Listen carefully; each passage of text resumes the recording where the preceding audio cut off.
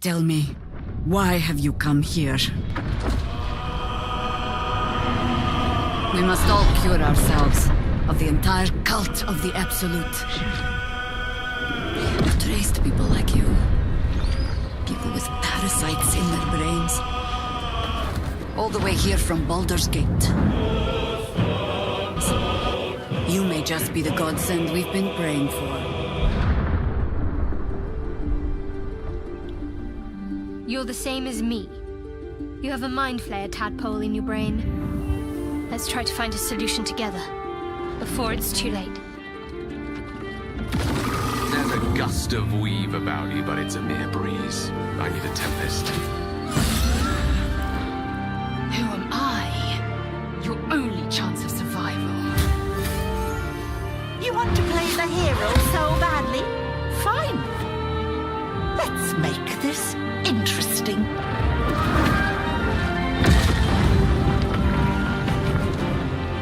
We fight, we die, and we just hope that when our time comes, there is someone else to take our place.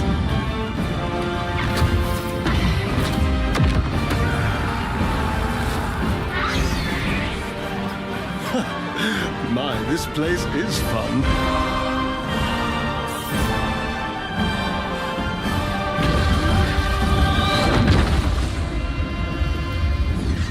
There's someone I want you to meet. A friend who sees the world in simple terms. Not just a friend. A legend.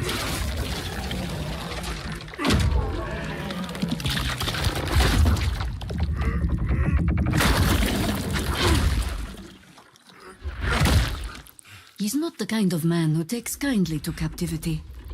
The cult captured him. I almost feel sorry for them.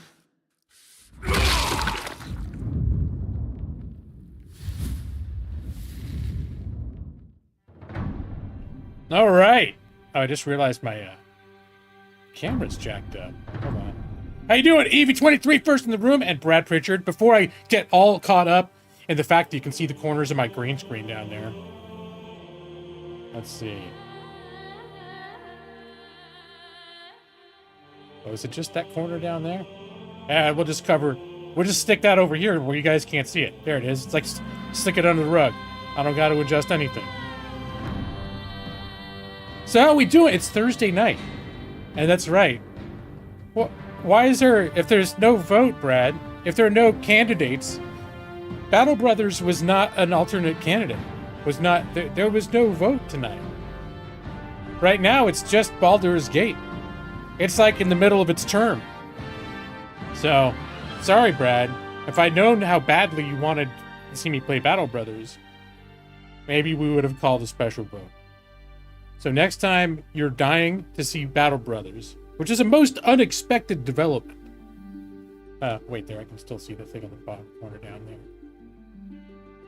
All right, now I'm gonna take care of this. There we go. All's well. Okay, now. I probably have to change things on my game screen too, but okay. Oh, Brad, that's not my recollection of things. And in particular, I thought I remembered you in particular disliking Battle Brothers. But I don't remember anyone liking it. And the only things I ever heard about it were negative. At least from my audience. As I've said, the game has a cult following and is very well loved among its fans. No, I did not see that you posted an unboxing and review on your phone. No, I didn't. When was that, Evie? I will say that this week I did actually look into the flip phone because I kept asking, like, I have no idea. I was like, oh, it's the bottoms or physical buttons? What's the point? And I actually did look at a review to see what it actually was. And I have to admit, it actually seems pretty cool. Like, I was like, oh, it's all screen. And then, like, but it still flips. It's like, and then it's the outside. It's got screens all over the place. It's like, holy crap. That's kind of, yeah, I can see. It's different. It's not like yeah, it's kind of cool. On Sunday. Well, you put it on your YouTube channel? Yeah, I didn't notice anything. I got no notification of anything. At least that I can remember. I get a lot of junk sent to my phone, so sometimes stuff gets in there and I just don't even notice. So maybe I have to look back, but I don't remember seeing, like, on my main, like, notifications that I get on my phone. I don't think I saw anything.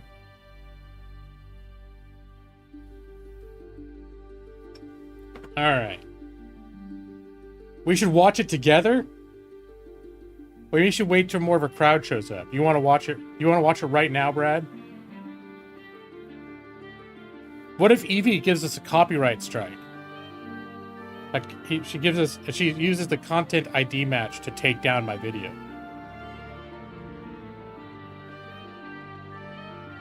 Oh, okay, Brad, you can wait. Okay.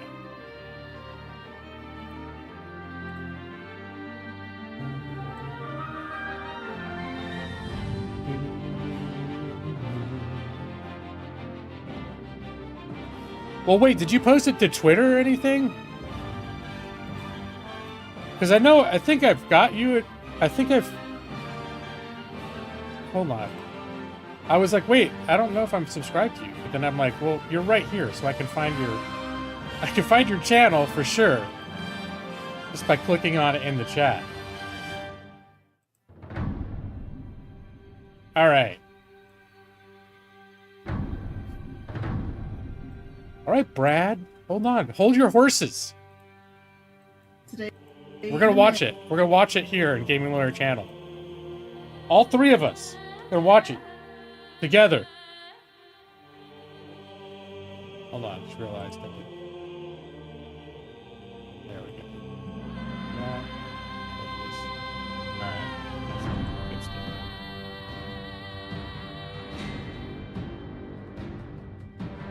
All right, buckle up. This is the 7 minutes of our lives. Let me see. Here we go. Are you ready for this, EV23, for a live viewing of your unboxing video right here and live in a Game Lawyer stream? Or is this going to make you cringe with embarrassment and crawl under a bed and never be seen by public again? Because I could watch it on my own time, but Brad wanted to watch it here and now together. But I won't do it if it's going to wig you out to be like, your video being seen in this star-studded venue of internet celebrities. You doubt it's going to be better than gameplay?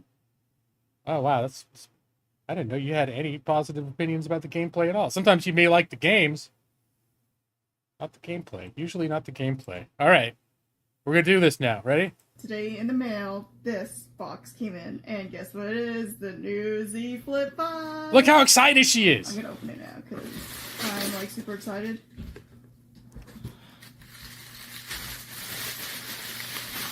Love to have the green. Oh my goodness. Aha, there it is. And I got the yellow one. Oh no, I'm gonna have to open it up. Like with this thing. Oh, she's really unboxing this. I thought it was a fake, like you'd already actually opened it, but then you put it back in so you could make the video. But I know that's an unboxing supposed to be when you open it for the first time. Take more risks, damn it. Yeah, that's true. Yeah, I get it. Dang it. She's like, oh shit. It's one of those moments where you're recording and you're on cam, you're like, oh man, this is not going as quickly as I think it's going to. I thought it was going to go much more smoothly than this. I can see that look when Evie looked up into the camera when it wasn't opening, and she's like, in her head, you could just see like the oh shit. Go on. No, I don't want to do that. We've been there.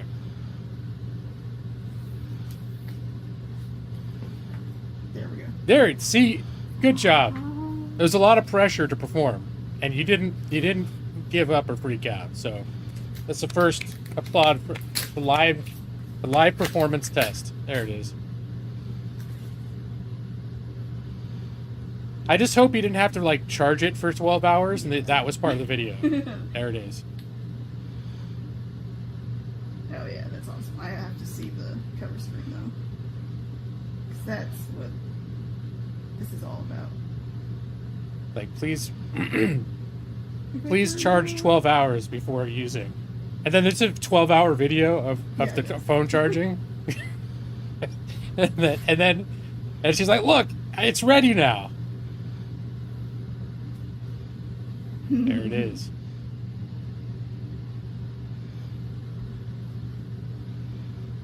So bright and shiny. Welcome.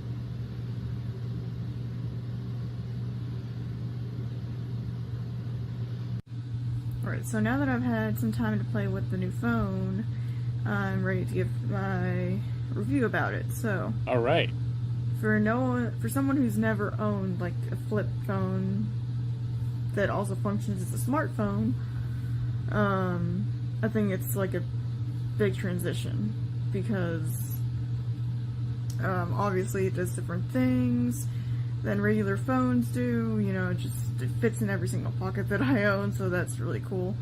And it also can do a flex mode, like I was showing in the unboxing video, or unboxing part. So it can do flex mode. It has a really big cover screen now, like, maybe not that big, but it's bigger than the 1.9 inch display that it had last year. And I realized that you can text off the cover screen, which is really cool. I have to show that off. It can also kind of be set like a tripod almost with the flex mode, because, you know, just like, it's a foldable phone, so that's really cool about it. Alright, so I'm gonna show off the cover screen right now, and this is like my lock screen on the cover screen. You can change the photos on it, and then these are the notifications off of the cover screen. Pretty cool. You can see the calendar, weather. You can even read a book on there if you want to from Kindle. Let me show you. Yeah, you can read off the cover screen if that's your thing, which is kind of cool to do that, honestly. But not very practical, I don't think. Yeah, 5 words per page is not the optimal reading experience. Something else. YouTube, yeah. If I can click it. Give me a second. Okay. I'm just showing you that you can play like videos off the cover screen too, which is pretty cool.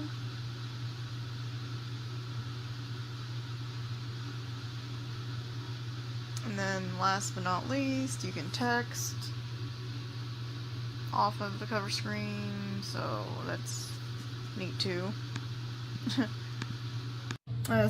So if you've never owned the Samsung Galaxy Z Flip 5 or any of those flip phones that are also smartphones, I do recommend it highly. I think they're kind of pricey right now, but if you could do a trade-in for one, that would definitely work. Because I did my trade-in for my old one, the Z Flip 4, I mean. And I'm only paying like $62 for this phone, which is like a $999 phone. And I got a free storage upgrade from the 256GB to the 512GB. So that was pretty cool. Yeah. And then the agent gave me like $50 off when I talked to her online and was like, can I get this phone? Evie worked them. She worked them so hard. Good job. But it's a really neat phone. It's really innovative. I feel like they're kind of become the future of phones, just like my husband's, which is the Fold. That one is pretty cool too. That one folds top-wise instead of... Flips out like unfolds like a tablet, I mean. Yeah, I think I saw that in the video I watched too. But this one is better for me just because I like putting it in my pocket and not having to worry about my phone falling out of my pocket, which often would happen with other phones. But yeah, this phone is just so cool. And I'm getting a case for it tomorrow, so that'll be even better, so it's protected. But yeah, this phone is just so cool, so... Good. If you want to buy it, but if you don't, you know, maybe this review helped you decide, I mean, yeah. Well, alright, see you guys later. Alright, thank you. There she's gone. Like, poof. Alright, thank you for sharing that, Evie. Alright, everyone, you can resume chatting in the chat. You know, you'll no longer be disrupting the video. Evie's video. Well done. And yeah, I'm not making a move on a new phone anytime soon, but I do officially think that looks pretty cool, though. I will say that. All right, so Nick, how you doing, man? How's your Baldur's Gating been? I think you're the first person in the room who has also been playing Baldur's Gate. And hey, James Baker, how you doing, man? Happy Thursday. It's Thursday night. How'd the visit to the bank go for everybody? I noticed Brad showed up right away, didn't say anything about the bank, so I only assumed it was traumatic experience. I hope. I always feel bad when you take it to the bank and terrible things happen to you. Let's see. So, I've continued to play Baldur's Gate. It's the only game that I've played this week. I didn't play it yesterday. I was tired. So it's been a couple days. So I probably need to reacclimate to where I am. But I've been having fun with it. I had a couple combats that were so frustrating that I put the game down, but I would come back like a half hour later after I calmed down and try again. Up to level 9. Oh my gosh, okay. How are you? Before, when it was in early access, had you played through all of the Act 1 content like that was available? Or were you just playing with builds and stuff like that?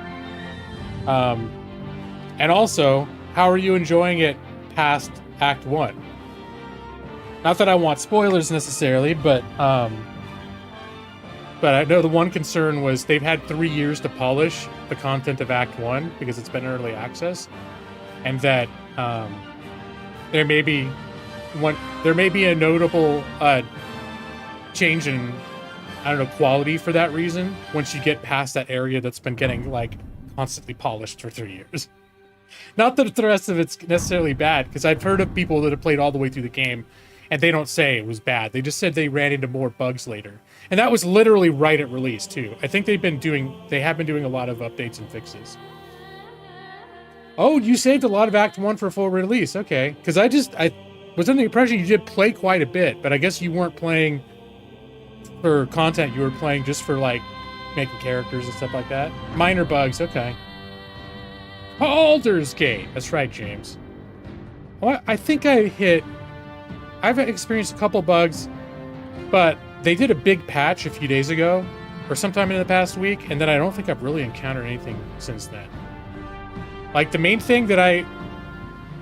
noticeable thing I was seeing is sometimes in combat, between turns, it would just hang for a long time. And one time, it was like the enemy's turn, and I literally waited 5 minutes and nothing happened, so I actually restarted the game. And I think I did have one during those first few days, before some of the bigger patches came along. I did have one crash to desktop on the first day that I owned the game, like on the first day that I played it. I didn't play it the first day that I owned it because we were having our anniversary. We were out of town. So no, I didn't. Actually, I haven't done any more. The companion romance stories have not progressed at all. The Githraki lady that she looks kind of like a half-orc lady who's very brusque. She came on to be hard. Like, at some point, she was just like, my opinions have changed about you. And I know what I want. She's like, I want to taste you. And I'm like, oh, shit. She's like, I will come to you. I will come to you while you're sleeping. And I'm like, no, I don't want... I basically told her, like, no, thanks. And she says, you'll be looking back at this moment of opportunity in the future with regret at what you lost. And I'm like, well, guess I will. You will not be sexing anyone. So they can get a little frisky without a whole lot of provocation. Like, you won't realize that what you're doing is somehow triggering them to be like, ooh, putting them in the mood, maybe? Oh, you're playing it. It's a Githyanki. It's one of those races I never heard of or recall until this game, seeing any of. So far, it's just Shadow. Is it Shadowheart? Is that her name? Shadow, whatever. And nothing new has happened with her. I check in with her whenever we camp to see if she got any more sexy things to say to me, but no, she doesn't. Everything you've read indicates that you're not going to enjoy the romance aspects. Yeah, I don't know too much about... I don't know.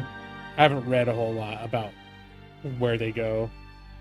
Except I did read that you can trigger them real easily. Like, if they just basically, if their opinion, if they like you, they'll just at some point start saying things that will...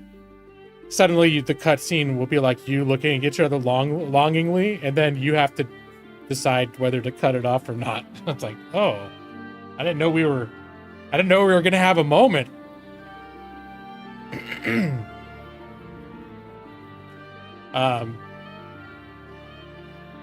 But yeah, so far, like, the wizard dude kind of came on to me a little bit, but he was cool when I was like, all right, thanks for showing me your magic trick. I think I'm gonna go over here and go to sleep now. See you in the morning, pal.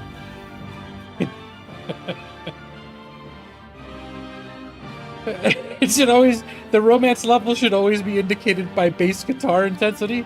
Yeah, that's a good design decision. Well, that's literally what that dude sort of what it was. He was like, here, let me show you something. And he shows you how to, like, can do magic. But he's sort of using you. He's sort of channeling it through him so you can experience what it feels like. And then suddenly it's being, like, pitched to you as being this really intimate experience. And you're, like, looking at each other. And I'm like, oh, okay. And then there's this moment, like, when it's over, when it kind of is fading and we're staring at each other. And it's like you have that option to be like, let's bone. Well, I don't know if it was... I don't think it was going to be, like, straight to the boning. But it was definitely... It's definitely opening the door to that path. You like the bass from Seinfeld? Not everyone wants to bang all the time. So far, you haven't much. Yeah, I haven't really had that. Like, I was bringing up the fiery lady, and she hasn't specifically said, like, let's plow. But she's, I have a feeling the whole thing about her being too hot to be touched is definitely leading in that direction. The vampire rogue dude, he came on to me. And, well, because I let him bite me. Because he said he was starving. And then it got weird, It got weird when I let him bite me. It's like, let's keep it professional, my friend.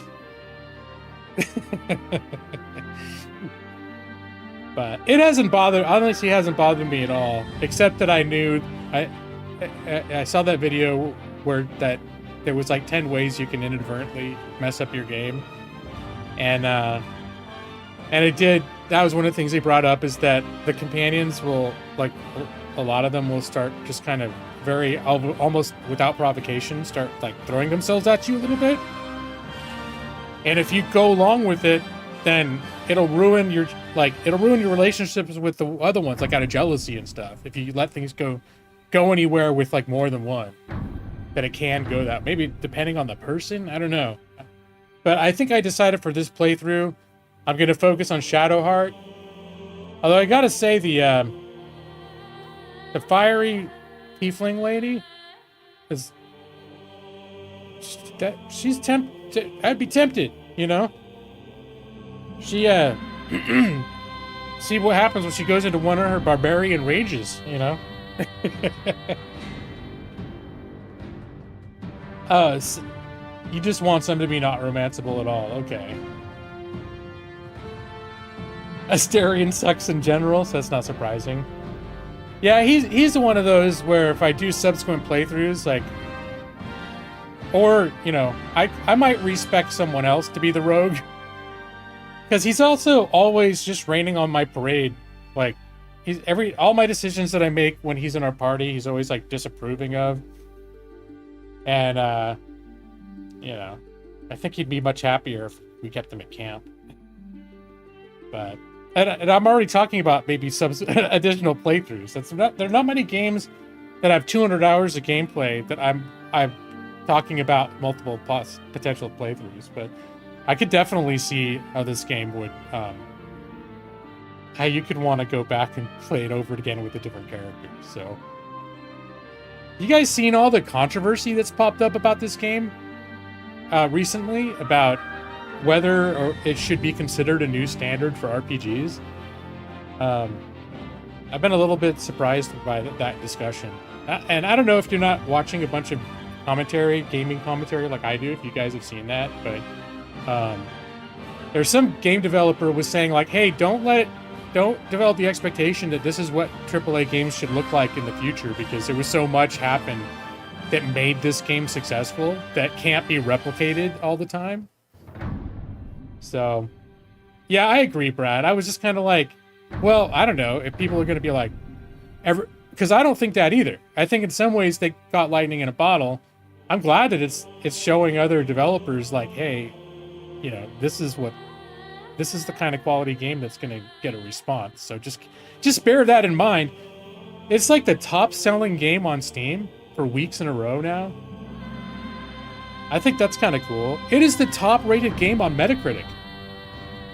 Like, hands down, all platforms. I think all platforms, at least on PC. Top rated game of all time on Metacritic right now. Birdemic should be considered a standard of action movies.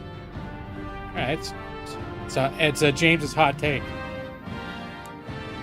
Cooking food is hard. Please just continue to buy our shitty food instead of expecting us to make good food, like this other place. You respect Lizelle. Yeah, I remember you told me that. I was thinking about that too. Like other people that you could respect. And she's probably the best candidate for that. Because everyone else, you could do it, but it seems like, it just doesn't seem like their characters and their story would fit with being a rogue, right? Like, the wizard is very much his story's about being a wizard. The barbarian lady, her story's very much about being a barbarian with, like, the rage thing that takes over her. Everyone's, like, personal story is very much wrapped into the class that they are. Whereas I could see Lizelle being a little bit more like, yeah, she's just like a brutal fuck you up person, and that can be a rogue too. Maybe. Big companies are mad that they now have to put in more extra work into games instead of just riding the easy road of mediocrity. Well, the thing is I understood the guy's point. This is a game like person from another, you know, game dev studio, and I do understand the guy's point that like not every game studio can do this the way that they did it. So, because they've been developing the original Sin game engine, which this was built on, for like a decade. That shit was all crowdfunded, which most people can't do. So this development studio has always been in this position to kind of like, yeah, we're going to work on it till it's done, till it's good. And so maybe the people who are funding, that could be a lesson to them. Like, hey, if you just let these studios like work on it till it's ready and let them do their shit, do it their way. Because that's what the comparison that gets brought up was BioWare, where it seemed like as BioWare was really good in the beginning, like when they were doing Baldur's Gate and Neverwinter Nights. Or no, they didn't. Were they Baldur's Gate? I can't remember. I get confused about who owns what. And the early Mass Effect games. But then it seemed like EA got more and more like, all right, do the EA thing. It's like, let's crank out the money, make the money. And then all of a sudden the stuff they started doing was kind of like not good anymore. But they were like regarded as this great studio in the past. And then also this company, you know, they did go 3 years in early access on a game engine that they'd been polishing for almost a decade. already. So, yeah, I could understand where they're saying there are some aspects of how they made this game that just can't be replicated during a normal development cycle.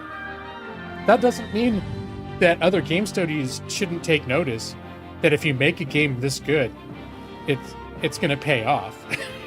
Like, I think that's the lesson that should be learned by the big studios.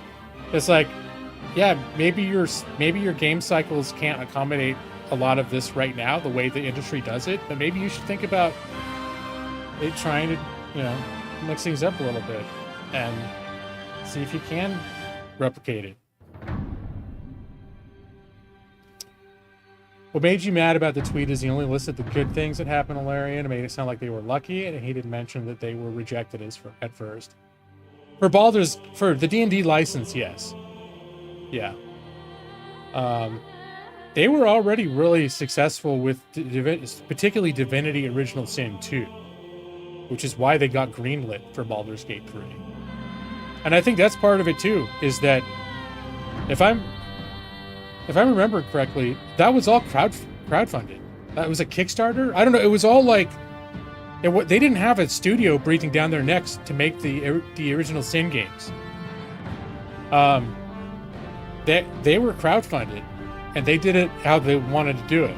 And they, especially by the time they hit the polish with Divinity Original Sin 2, they had got something like they'd gotten their formula down pretty well.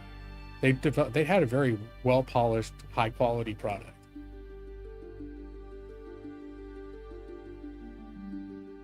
Then they had trouble because of the pandemic. And yeah, no, that's true. Everyone had to deal with that. And that also, the pandemic is probably a big reason why it was 3 years in early access. Probably contributed to that as well. But the shareholders, I'm not really big on the controversy side of it, the argument side of it. I thought the guy had, I think he made interesting points, but I don't think it's something that it's all worth anyone being up in arms about. I think that other game studios should take notice of how well this game is doing, and the things that they've done that are a lot like the rest of the industry. So they should definitely take notice. Now, should we expect other studios to always be able to do this? Now, I don't even know. There's certain things about this game that are a little lightning in a bottle. Like, I think that there are aspects of this game where, like, sometimes you have your favorite author, and he'll write, or she will write, an incredible book, and it's your favorite book of all time. And that author still writes more books after that, but they can't always write. The next book might be a stinker. It's the same author, working under the same conditions, using their same techniques, but there's certain, like with this, it's just the storytelling and with the creative decisions about how those fit together, how like the characters and the story and everything fits together. Those all have to work too, and that's harder to make it like a systematic thing. A successful story character formula, like how that stuff fits together. You can't always force that by throwing more money in it, Oh, your hours are going back to normal at work. Oh, I'm glad to hear that. Because they were cutting back, right? That was the thing. So that's good. It's pretty easy to get gamers upset. Yeah, to get people all up in arms. I enjoyed components of the discussion, but mostly for me, I'm just stoked that this game is done so well. And that it's a turn-based Dungeons and Dragons RPG.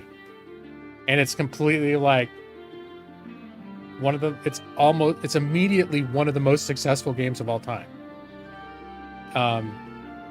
That makes me happy, because this is like, I would like to see more games like this, honestly. And not always, I mean, there are RPGs and stuff, and there's like Pathfinder, and that's good too. But this is like really, I don't know. It's really showing like how much is possible, I think.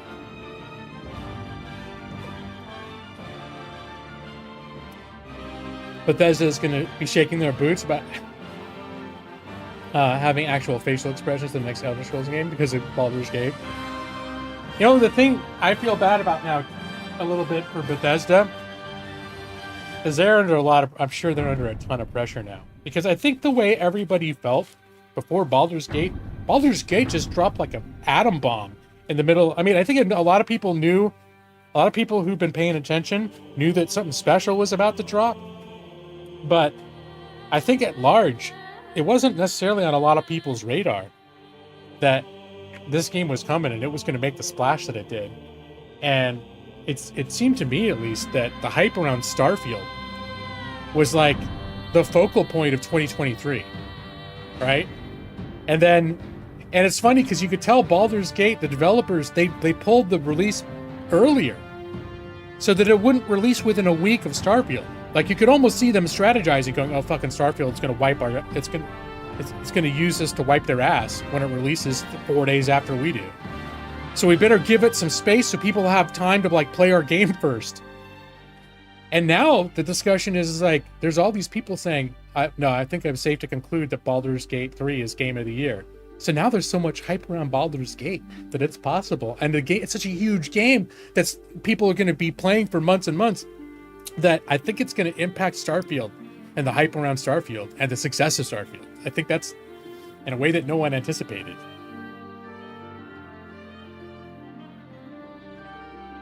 George R.R. Martin is the standard of under pressure? I don't know about that. Dude takes 15 years to write a damn book. Seems to be able to withstand the pressure just fine. He's like, just not gonna do it. Just, whatever, I'll get around to it. The whole HBO series couldn't even get him to finish his next damn book.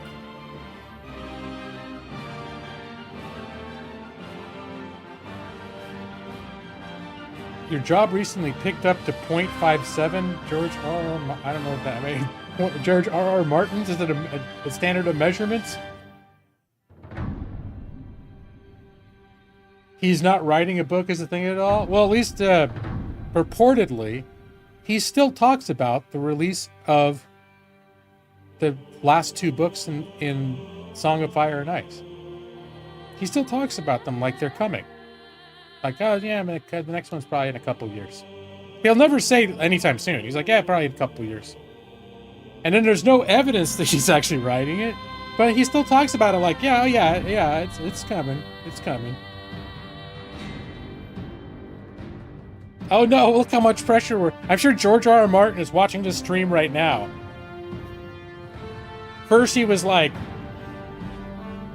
he got shown his place because Evie said she was going to make a video about her flip phone, and then bam, like a week later she delivered. And George R.R. Martin's like, shit, I've been talking about writing this book for 15 years. I just haven't done it yet. And then this EV23 makes this flip phone video, like just like that. And then we all are talking about him. You brought it up, James. It's your fault. We're gonna tell George R.R. Martin that it was your fault.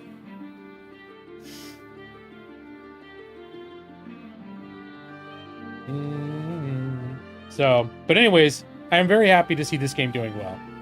And I guess I'll leave that. I'll leave that there. He might be a loyal fan. Do you think George R.R. Martin is secretly one of the lurkers that comes to my stream? There's always room for based on the numbers that I get, for there to be 1 or 2 people that just could come in every single stream and just not chat. Ever. I don't know if that's happening, but it could be George R.R. Martin.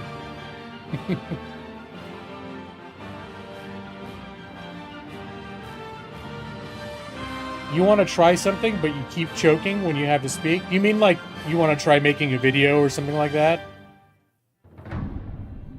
I'm trying to remember, did you make a video like 8 years ago or something? That was you or somebody. But it was like taking a picture. It was like using your phone to take a picture of a Game Boy or a Switch or something like that. Was that you? I just remember very vaguely from a long time ago, but I couldn't remember if that was you or not. And you say, yup. I don't know if that specific one was you, but yeah. He's currently scratching out the chapter about Jon Snow playing baseball. Oh, okay, there was something else then. I'm trying to remember who. Because it was someone from back in the day did that, and I only did it like once or something. But now I don't remember that. You still have that on your channel? I'm like, damn, I don't remember. It's been a while. All right. I think I'm gonna launch the game. How do we feel about that? Is there any other big news you guys should know about in G-Law Land this week? I don't think so. I've been watching Star Trek Discovery. That's my new binge. Star Trek's my new binge. I finished I finished Picard, and I've been watching Discovery for the last couple weeks. I've been like the first third of season 2. Having a good time with that. That I was right about you trying to make a video. Okay. Yeah, I think I remember you doing something, but the one I'm actually thinking of, I'm confusing with somebody else. And the other person who it is like on the tip of my tongue. I want to say it was someone like Zeokim or someone else that used to come in here like back in 2016. I felt like Picard took some time to find his footing. And in some ways, I liked when it was, because what happened I thought with Picard is it tried really hard to begin with to be like, we're not just being like Next Generation. We're having it's going to be our own special thing. And then it seemed like the last 2 seasons, they're like, let's just make this like full-on classic Star Trek on a starship and everything else and have classic adventures. And there were elements of the writing that I thought were corny or cheesy, but that's always been the case with Star Trek. And I'll be honest, I really liked it. I liked it a lot. And I thought the last couple seasons were really good, too. You didn't need Picard crying about his mommy? That didn't particularly bother me? Is that like you liked the show, and then that happened, you're like, fuck that show? But then like the next season happens, and it's almost like that didn't even matter, that final season. And then the final season, I just really enjoyed the fact that basically it was just an excuse to get the entire cast back from Next Generation and just have this big, like, the whole season was like this big TNG reunion. And I enjoyed it. I liked it. Started off strong before turning to shit. I never felt that anything turned into shit. But...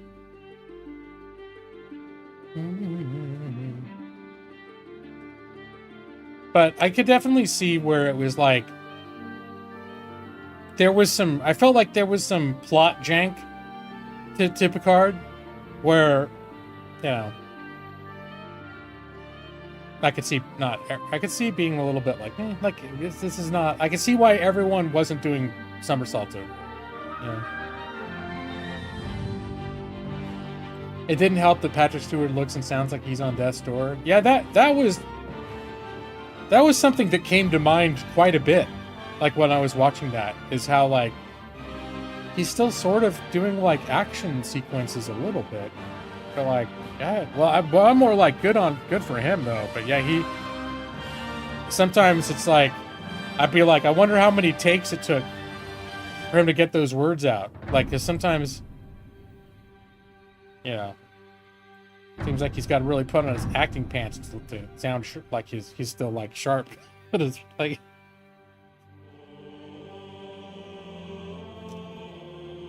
I'm really looking forward to Strange New Worlds. And now I know I've heard you don't have to watch Discovery first, but it definitely ties into the Discovery universe. So, and I never finished Discovery, and I liked Discovery. What I did, I only ever watched the first season years ago, and I liked it. And then we didn't have Paramount Plus, and I never got back to watching it after that. But I decided, I want to watch Discovery first, and then Strange New Worlds is next on my list.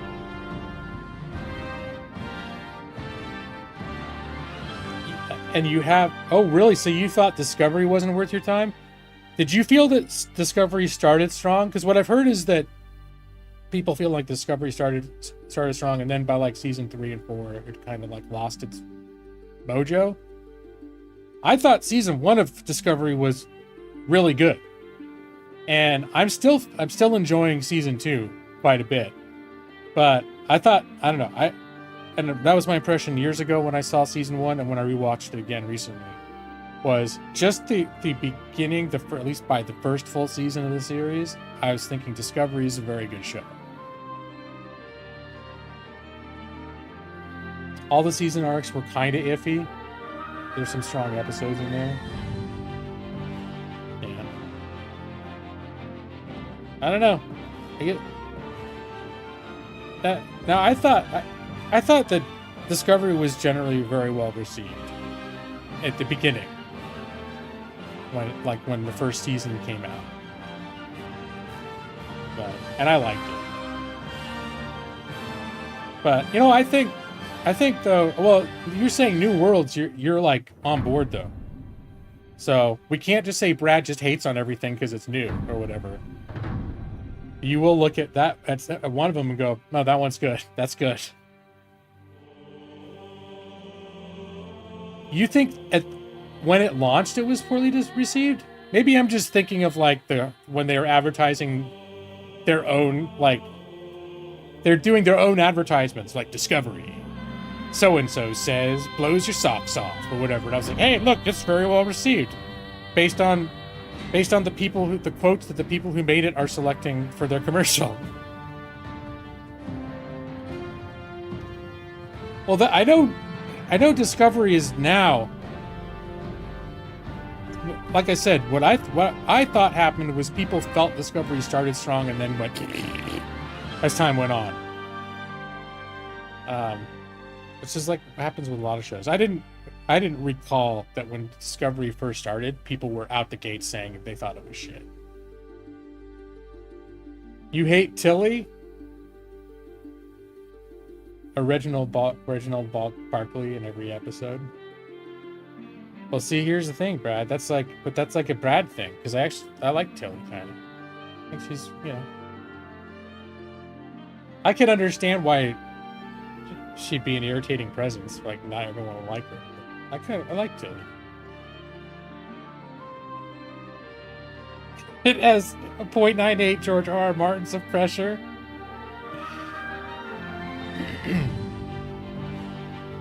There should have been more Michelle Yeoh. Yeah, she's good. Now, she's still in season 2. I'm not sure. Don't ruin anything for me. I'm not sure.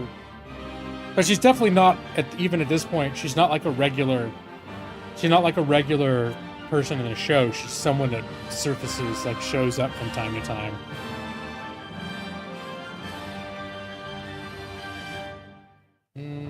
All right. I said I was going to start playing the game, and then I started talking about Star Trek. And someday, I don't know if it's going to be after I finish Strange New World. Someday I need to go back and watch, like, Deep Space Nine. I started trying to watch Deep Space Nine again, I think last year. And I got a few episodes. I got more, further than I ever got into it before. I think I got about 6 or 7 episodes in. And it still just didn't. I was just having such a hard time. But yeah, I mean, that's what I've heard from anyone that's watched it as a series, gotten past, because I mean, all of the series, Next Generation, I thought I had a hard time. I had a rough start. It didn't get good until a couple seasons in. And I think Next Generation got really good. And when Next Generation came out, I was so hyped for it. And then I watched the pilot and I was like, this is dumb. And I was a Star Trek nerd kid. I was so like, more Star Trek. I was starving for more Star Trek. And then the Next Generation launched and I was like, immediately off-put. So, and then if you look up, like, ranked, best Star Trek seasons ranked, or best Star Trek series ranked, and you'll see Deep Space Nine gets put at the top over and over again as best Star Trek series of all time. TNG is overrated. The last season was pretty bad. And the thing is with TNG is I never watched it in a regular way. And I know I haven't seen all the episodes. It was just, it was in syndication. It was on every evening at 5 and 6 o'clock for like 15 years. So it was just something that I would randomly just watch some, like once every week or two, I'd watch this episode of Star Trek and be like, yeah, all right, it's a nifty little adventure, a little bit engaging. Usually I wasn't blown away by anything. Once in a while, yeah. You watched the whole thing a couple times in the last decade, so you feel okay. Yeah, I've never watched TNG like all the way through. Like, oh, I'm gonna, because I don't think most people, that's not really how they watched TV in the late 80s and early 90s. And most television shows weren't made assuming that you're watching all the episodes. It's just, unless it was like a two-parter or something like that. Now, I could see there were some through lines in TNG of like character development, like Data and things like that. Definitely, there was sort of a universe of lore that was building up over time. But it wasn't the way that TV shows are like today. Because the way the TV shows are like today are like, it's like a movie that's just split up into 80 parts. It's like, oh, this entire season is just one continuous, story.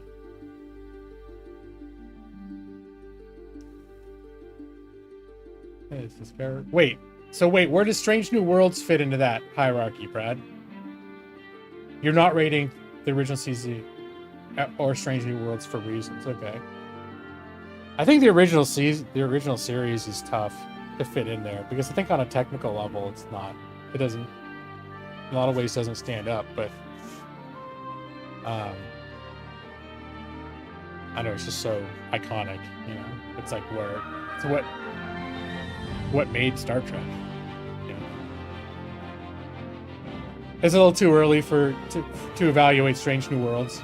That's fair. So, all right. So you're putting it up pretty high. Wait, hold on a minute. You put Enterprise up pretty high on the list there, Brad. And you put Voyager all the way at the bottom?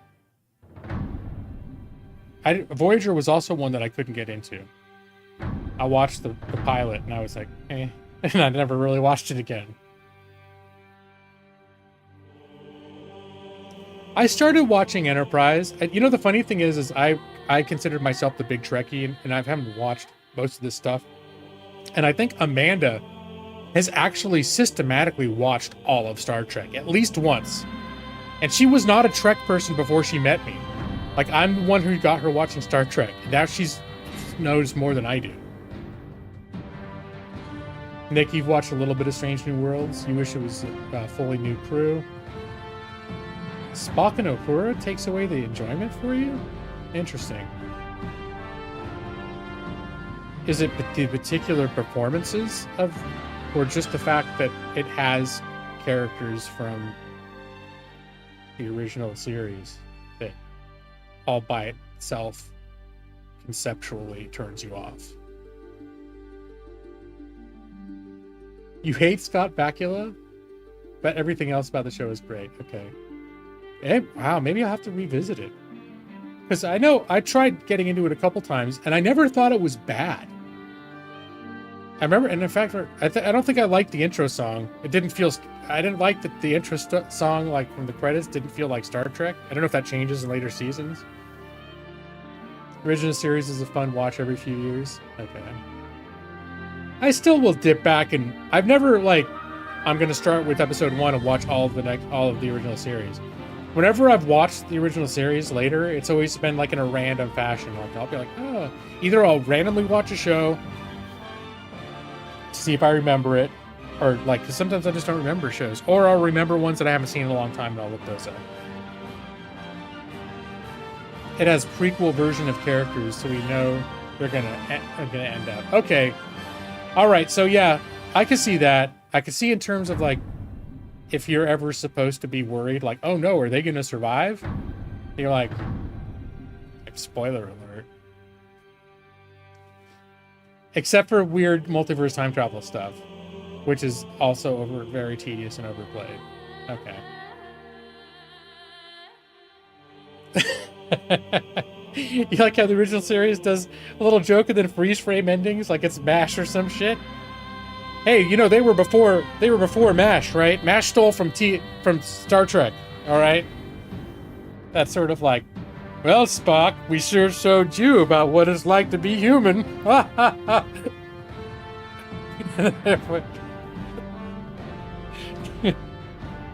And Spock gets up.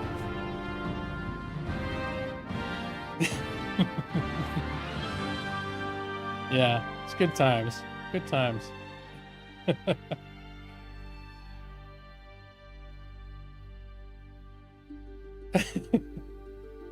And that was basically only a joke, D-Lot. Yeah, it was always like somehow Spock being shown how he's not that smart after all because he doesn't understand. He doesn't know like the human like ha ha ha. You just don't get it, do you, Spock? Ha ha. All right. 45 seconds of gameplay. I'm gonna launch the game. Damn it! My cam is. Oh right, that's right. I didn't adjust the screen. There we go.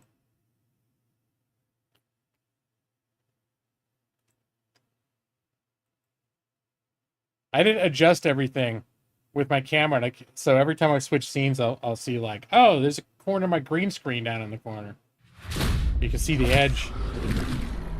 You guys all need to be thoroughly invested in the idea that I'm actually in this game right now. I'm looking around, I'm like, holy shit. Wow. Look at that. It's a beautiful river. Look at the mountain at the top. I'm really here, guys. When you see the corner of the green screen over there, that's not. Some people may become skeptical.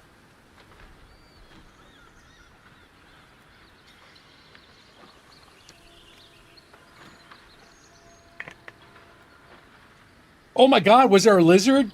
Ali, was there a lizard? I think you better go send your sister out to investigate and then report back any findings. Or if you don't have a sister, send out Nick's sister. And if Nick doesn't have a sister, someone's got a sister. Send her out to look for the lizard. Make a character a Dragonborn and name her Sister's Lizard. There you go. So, actually, and how is your Baldur's Gate journey going, Adelie? Have you still been playing? I went really far, I think, past where I was supposed to go. I'm in this goblin camp area, and then I fell down a rabbit hole that I think led me to like the whole next part of the game that I don't think I was supposed to go to yet. So I did a bunch of stuff that was probably I wasn't supposed to do yet, and then I'm like, okay, I need to rewind a little bit. So I came back to the Goblin Ruins. Hell, Mega EV7, I have heard rumors of the bear situation. So last thing I did before I quit playing is I'm in the upper level of these ruins that the goblins took over. And I've already been inside and like killed one of the bosses that I came here for, but we're supposed to find like a druid and help Volo escape. And this is where I end up going down a rabbit hole, end up a whole different part of the game. So I don't need to come back. Okay, hold on. I noticed this after the fact last time, that the game, why is it not fitting? This is really bizarre.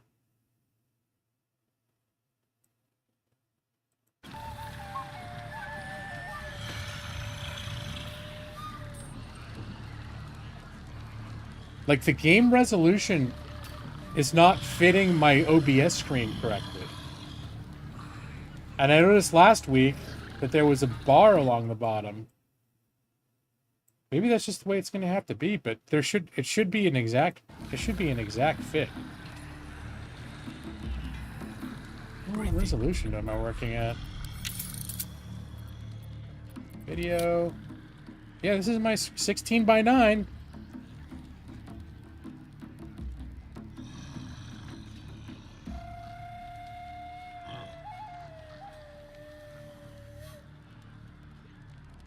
Yeah, I don't know. I have no idea why it's Capture. Properties. Cook rate.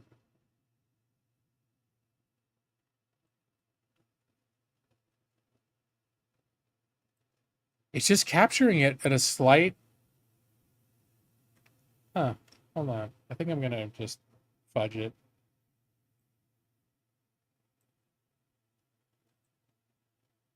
No.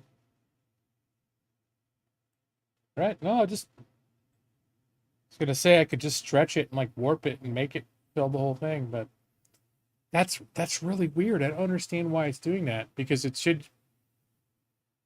be exactly the dimension that I'm streaming. Unless I'm streaming it, could I be streaming it a weird, like for some reason?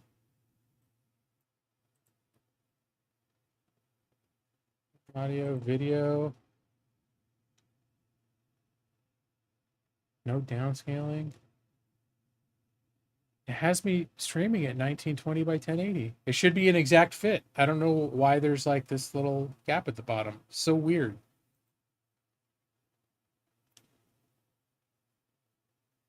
Who would win in a fight? The champion of WWE or a black bear? I don't know. That'd be a tough call, because there's tricks to beating a bear. You know? And good night. Bye, Mega Evie. Already. Just came in to drop a question that will get everybody talking for the rest of the night, and it takes off.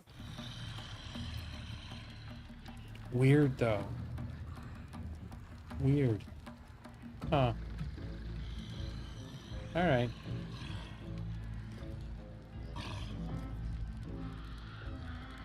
And I missed a very important comment about MASH. Okay, hold on. Let me go back.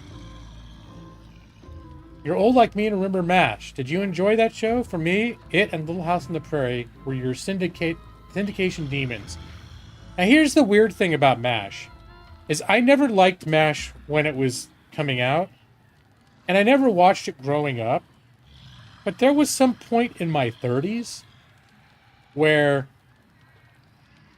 I'm trying to remember if it was on a streaming service or if it just was like at the last time that I had... There was the last time I had cable, and it might have been coming on regularly. But I ended up watching it and enjoying it, and I was into it. But it wasn't until I was in my 30s. Like, when I was younger, I just was like, I never liked it. I never was into it. Little House on the Prairie, when I was a kid, I kind of liked it. I liked it because there were kids in the Little House on the Prairie. But I never was like, never watched it religiously. It was never, I would never say it was one of my favorite shows. So there you go. That's my response to your comment about MASH and Little House on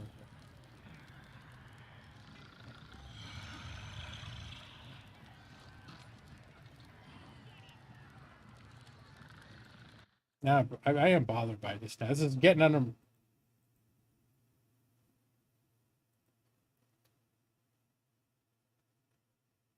Because I think it might be crunched a little bit. Let's see if I can transform it. Force it to fit. Stretch the screen. All right. Yeah, I think that for some reason it's there. I don't know why it was not fitting to screen before, but we made it happen. So there we go. You like? Thank you, Brad. Or you're welcome, Brad. I'm glad, and thank you for appreciating my opinions. That's funny you say that I'm old like you, but I'm like 10 years older than you.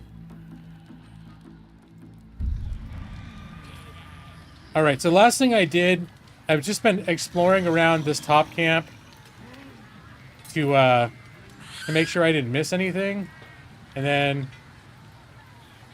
Let me see. I think someone pointed out some sort of hatch that led down to where the cells where they're probably keeping the druid.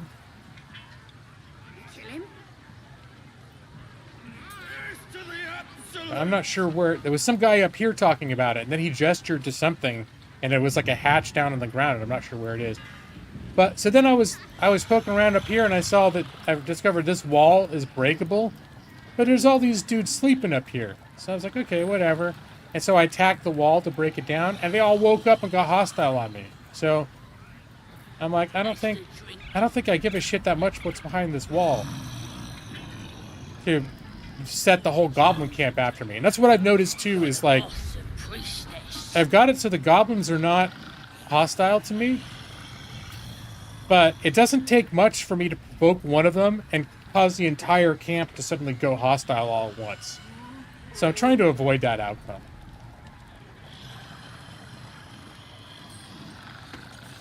No more than 6 years older? For some reason I thought you just turned 40, and I'm turning 50 this year.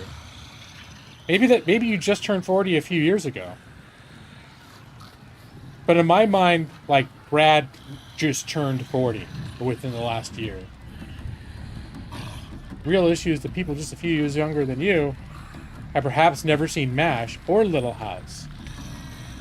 Well, MASH, Little House, yeah, I don't remember Little House being in syndication. MASH was into syndication well into the 2000s. I mean, I guess maybe it was on, like, Nick at Night, or I'm trying to remember where I watched it. Maybe it's one of those networks where they only show stuff that old people watch. As a ratio, it's barely older at all. That's true. Sometimes I get a little freaked out when I think about how much older I am than a lot of the people that watch YouTube. Like, there's people showing out here that are, like, around 20. I'm like, shit. When they're my age, say it's 30 years, I'm gonna be pushing 80 if I'm even around anymore. That's why I gotta keep drinking lots of fuel and working out. Holy shit! What the hell are you guys doing? Nick, I thought you were in your early 30s. See, I'm perpetually trapped at the ages you were when I met you guys. Nick! What the hell, Nick? How could you be turning 40? Young Nick! Alright. You're probably asking yourself the same question. I remember that was, to me, that was like a little bit like... I wasn't like, oh no, I'm turning 40. But there was a big part of me that was still like, how the fuck am I turning 40? And now it's like, I'm going to be turning 50 this year. I'm even more like, what the fuck? How the fuck am I turning 50?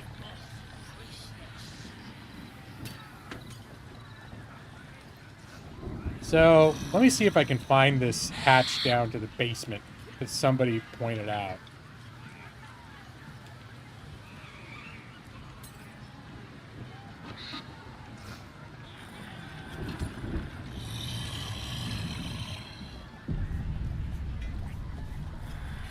Soon we'll be saying caw because our backs hurt. Yeah. Oh!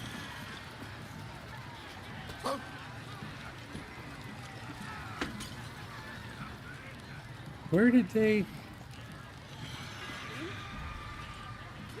This is the guy that mentioned the cell before. Could have killed him. Easy. But I didn't want to. I figured I'd give him to the draft.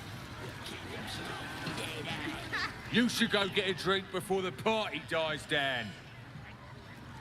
Alright, and he's done telling me useful shit. Magic again.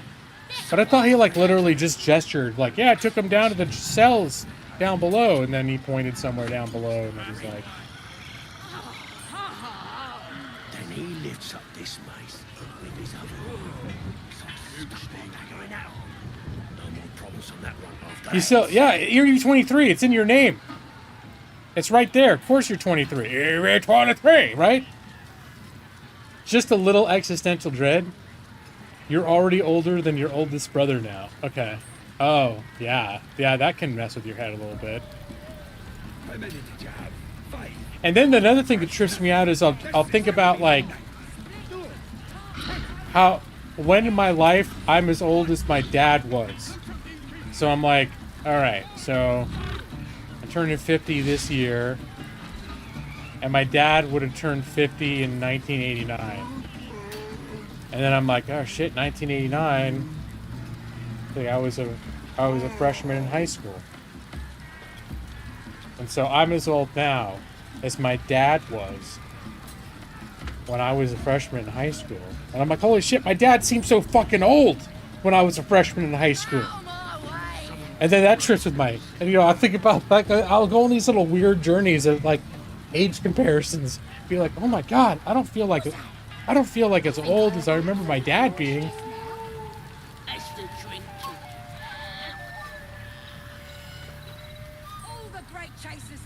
Sorry if answered late. I making cookies. That's fine. Alali, make your cookies. Supply! New batch from Wakeen's Rest.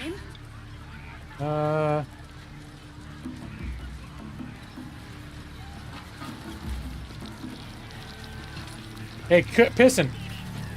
I realized too that one witch's wand. I think I sold it. I need to figure out who I sold it to.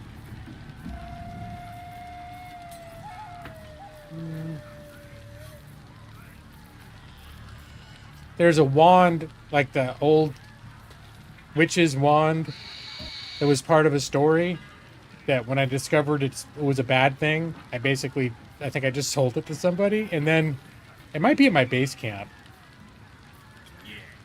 But then I tried to go back to the lady because then the quest keeps showing is active, is unresolved. And it was like, bring the wand to the woman. I was like, oh shit, I can see where I put that wand. Alright. Alright. Hey, I can sell this guy some shit. Here.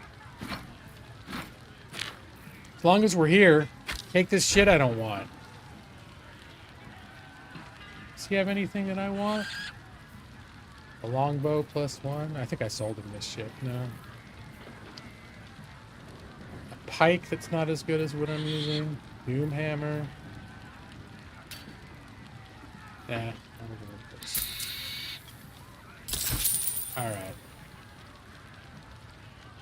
Get moving. I've got other customers. That's right. Keep drinking. You not spend more. Alright. So where was that? So I start creeping left. 'Cause I ain't wasting Where was the thing? Not me. And I run up to the guy. So I could have sworn that guy was like, oh, they took him down below, and then the cutscene zoomed down to some like hatch on the ground. Maybe it was this thing. That's not a hatch.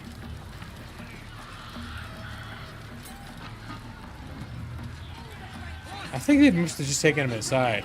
I'm probably gonna end up fighting a whole bunch of people in here. I don't think there's anything else outside here. There was definitely more inside.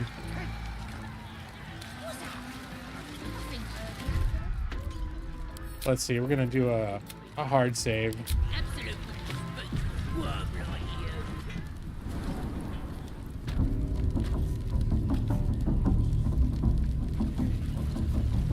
And these guys I've already convinced to let me go by, so... If there's anything...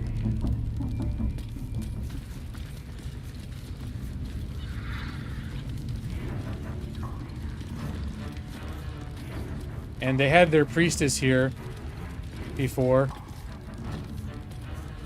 I was actually trying to play along because they said maybe she could help get the worms out. But I must, if there was anything she could have done, I didn't play my dialogue cards right because it ended up turning into a bloodbath. She's gone now.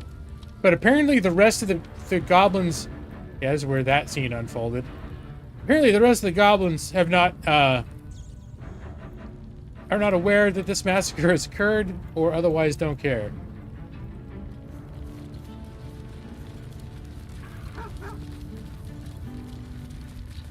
Alright, yes, a little bit of a mess happened up here earlier. Oh, and this... Okay, this area I've been to, I think. Yeah? Yeah, that area I've been to. What is this thing?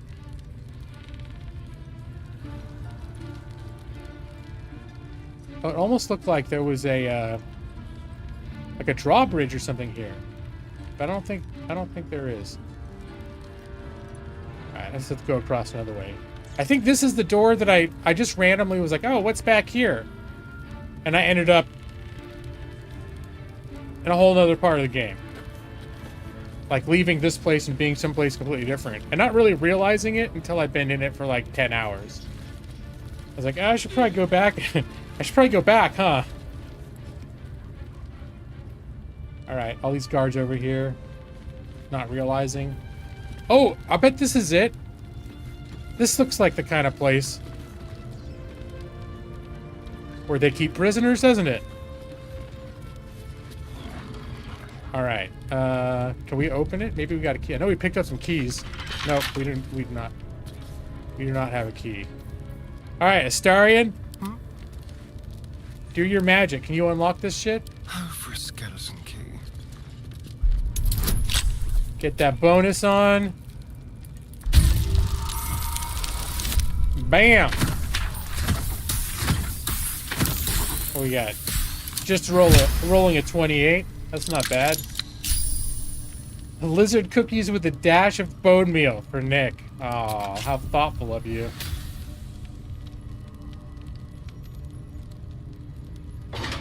Alright, so this is probably gonna piss everybody off. Alright, let's unlink ourselves here. Hold on. Everybody be a little bit sneaky. Step careful. And let's see what the hell's down here before we go. Oh! What the? The spider seems poised to attack, but she hesitates, tapping her claws as if trying to communicate. Oh no, the dude. other spider echoes her. I should have sent my main guy. Can I bring my main guy down here? Here, let me talk. Should mind my step. He cannot participate in the conversation. Great. Here, everyone else just come down here, though. Because this, I think it's about to go fucking sideways. Except for you, bro. At the ready. The wizard should not be standing out front like a Nimrod. Alright. I wish there's no way for me to make someone else be in this conversation because my main has active speak with animals. My main could actually talk with these spiders right now. But because he was sneaking around and he's the guy that they saw first, I haven't found any bone meal. No. Alright.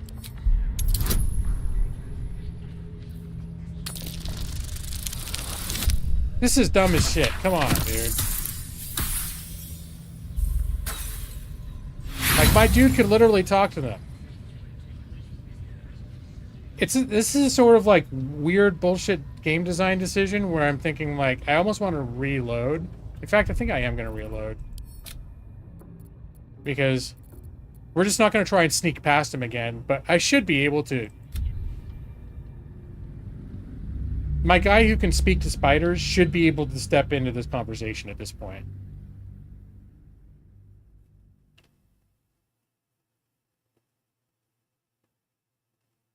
Nothing wrong with reloading. Well, you know what? I've been trying, unless it's like a catastrophic, like a wipe or something, I've been trying not to reload all the time. But if there's certainly things where I'm like, oh, I didn't know that's what my guy was going to do, or, you know, like, I'll reload in those situations. Oh yeah, he still needs to unlock the door. Close. Let's crack it open.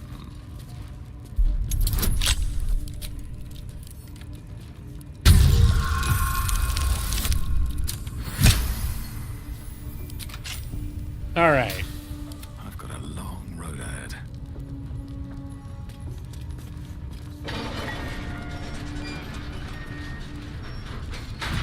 Bad rolls are part of D&D. Yeah, but sometimes you literally don't know based on the mechanics of the game. Like in this instance, it wasn't a bad roll.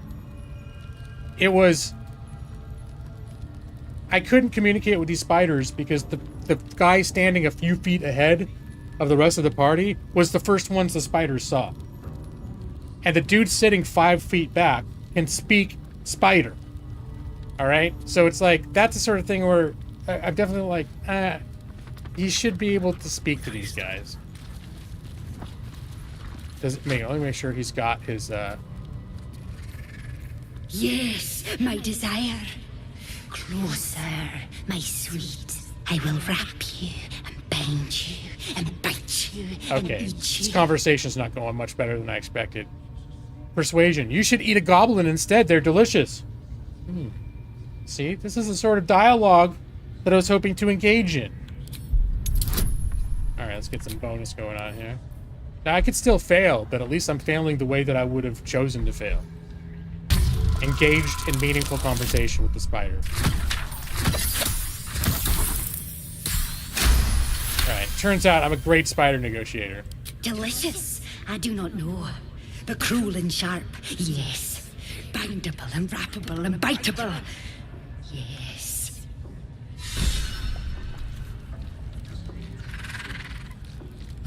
Alright. Someone let the crawlies out! Oh, frick! Oh, whoops. Oh, no. Alright.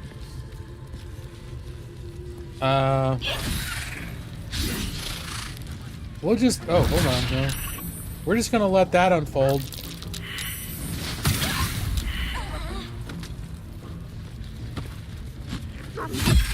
I'm kind of curious to see how this unfolds.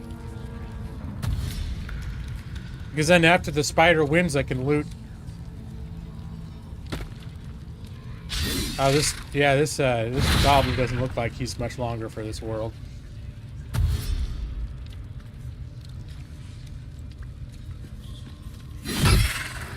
We're just watching, like eating popcorn and stuff.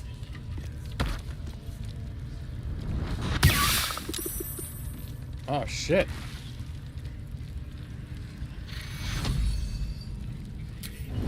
Alright, I don't even know where those goblins came from.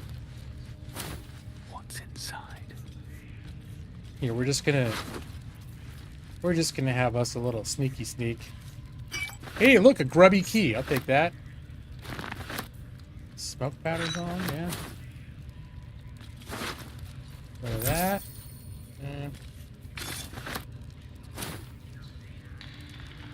Should mind my step.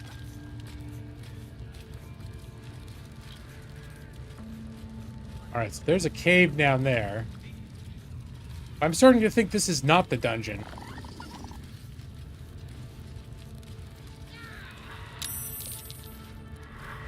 What was that? Who's rolling what? Oh, they're trying to hide. Okay. And webbed? Okay, that's fine.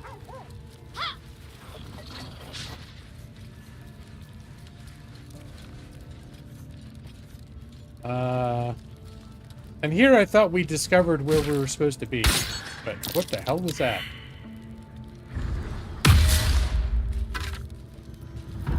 I'm past the looting bones portion of the gameplay. Is somebody getting hurt?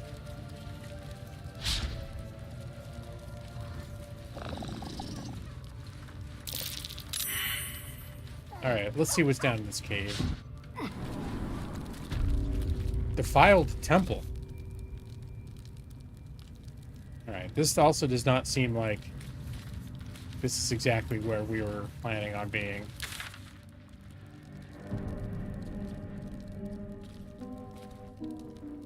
Oh, I think I've been. Okay, I have been. I'll explore this whole area.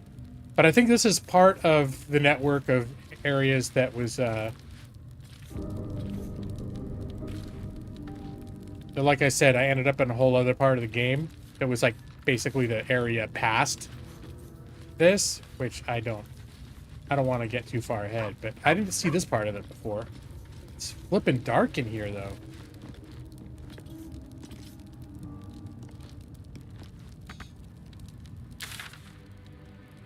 Oh, that's it, huh?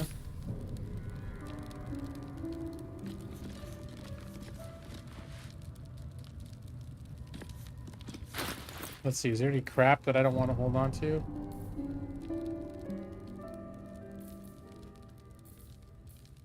Here, this hand axe. Throw it. And there's a reason for this. I cast light on it so I can see something. Here we go. If I pick it up, am I gonna glow? I just don't want to make myself glow, because that's a pain in the ass. I just want to be able to see a little bit. can't... This is the area that I've been before. There's another way to get up there, and I know how to get up there. Okay, so I'm not that concerned about this. But now I'm curious to see if I pick this up, if it's still going to be glowing. If I glow. But can I throw it at any time? And make it light up the room? But it's kind of cool. Okay, I'm going to hold on to that. This is going to be like my, like, I'm just going to carry this around and throw it at shit if I need to see better. What path lies before me? So I have a light spell, like, unlimited light spell cantrip available, so. Alright, so this whole little area here is like, I don't need it. Is there anything here that's lootable? Doesn't seem that way. Alright, well. You like the creepy Irish spider?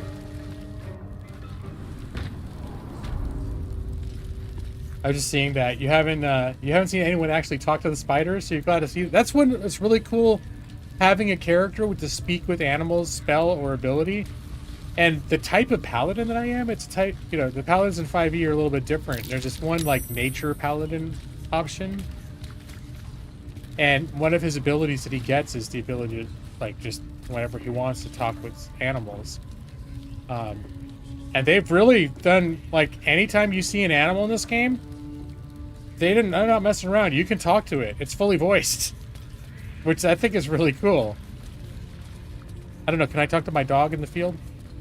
I don't think in camp I can talk to my dog. If everyone else minds their business, I'll be fine. All right. So there's definitely some shit going on up here. What path lies Oh, before wait. Is this the jail cells? Oh, my hand slipped. On the rack. All right. Well, I'm just going to stand up. I don't know if these guys consider me, like, an intruder here. Rescue Volo just got updated. He's in a cage. There must be a way to get him out. Okay. You look like you could kick the ass of half the scrubs in here. Bunch of drunken layabouts. No me, though. I'm hard as they come. And I'm itching for another fight. Speaking of fight, what's the next raid gonna... Okay. Drow studying the war map. Trying to figure it out. You should talk to her. Get the killing started quicker. Alright. Yeah, I should save the game, I just realized.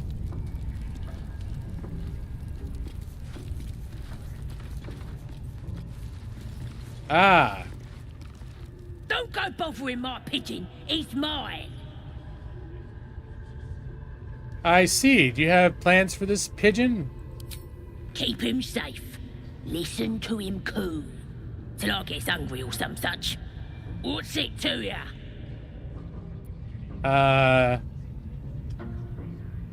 Your pet is actually a rather famous writer? I don't think they give a shit about that. I was admiring him. I'd like one of my own. I hate such a lovely creature in a cage. You know what? I wonder what happened if I tell her he's famous. No, then she'd think maybe she'd think he had values. I just tell her I want one of my own. Then catch one on your own. Maybe we can make an agreement. As the symbol glows, Oh, no. power courses through you. Authority. I'm trying to avoid using the, because I got that worm in my head, these guys all have these special brands that make them controllable by people like me that have the worms in our head. I think it's only once per long rest, but you can use this illithid thing in your head to command these people to do what you want them to do. So I prefer to do it the old-fashioned way. How do you detect thoughts? The thing is with detect thoughts is if it fails, they can tell you're trying to fuck with their head. Oh, and I don't get a bonus on this? Oh, and I can't take it back. Fuck, dude. Okay. There's probably gonna be a fight now. I wish I could have taken it back. All right, no, I'm not using a damn inspiration. Should I use it? Yeah, fuck it, I'll use an inspiration.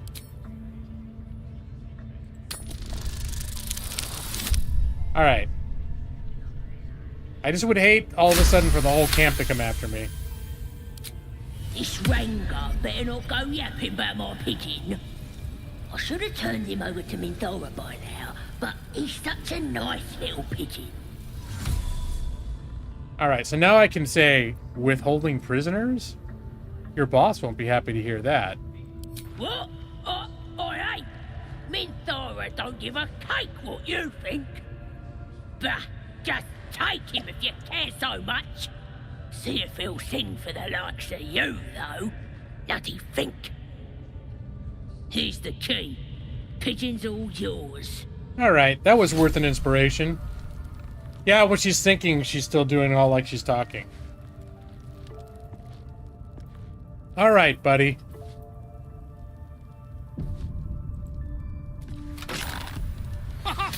Look at this. I'm quite saved. You're an idiot, dude. A joy to see a familiar face in such a precarious setting. I guarantee the story of your daring rescue of my person will live on for eons. He came here on purpose, being like acting like an idiot, asking them a bunch of like trying to interview them and shit. That's why he got in trouble. Get yourself to safety and quick. I intend to do just that. A trusty invisibility potion goes a long way in a place like this. We mustn't tarry, but I'd hate for our friendship to end here. Please, won't you meet me once we've both slipped the goblin yoke? Yeah, last time I ran into him in this game, he was trying to interview a bear, like an actual bear.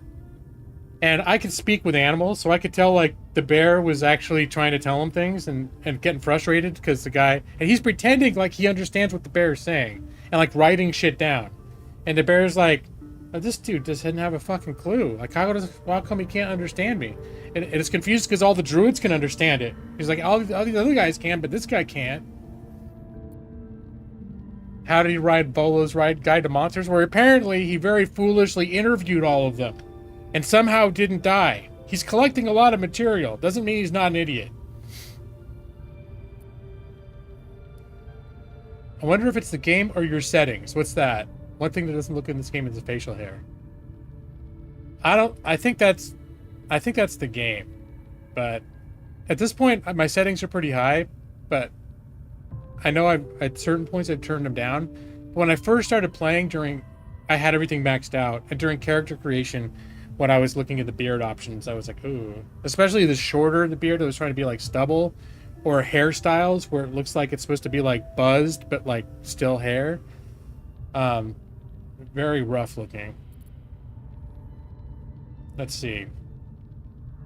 Please, won't you meet me once we both slip free of the goblin yoke? Find Messy Land yourself in. How'd you get caught? Why, by design, my friend. By design. How better to learn the ways of a people than to live among them? I dare say the experiment has proven most fruitful, too. I'll be happy to share my findings once we've found somewhere safe to parley. And that's a good point that Nick pointed out. That for people who are familiar with the history of D&D, Volo is a super famous character. There's like D&D supplements that are like Volo's Guide. I think in 5e, isn't it? Volo's Guide is one of the supplements. But going all the way back to old editions, Volo's Guide to Monsters or Volo's Guides to Fiends, that's been a D&D thing for like 30 years. So this is the Volo. Yeah.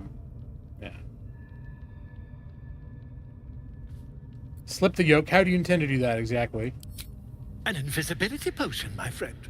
A bit less refined than your mendacious methods, but by God, it'll do the trick. All right.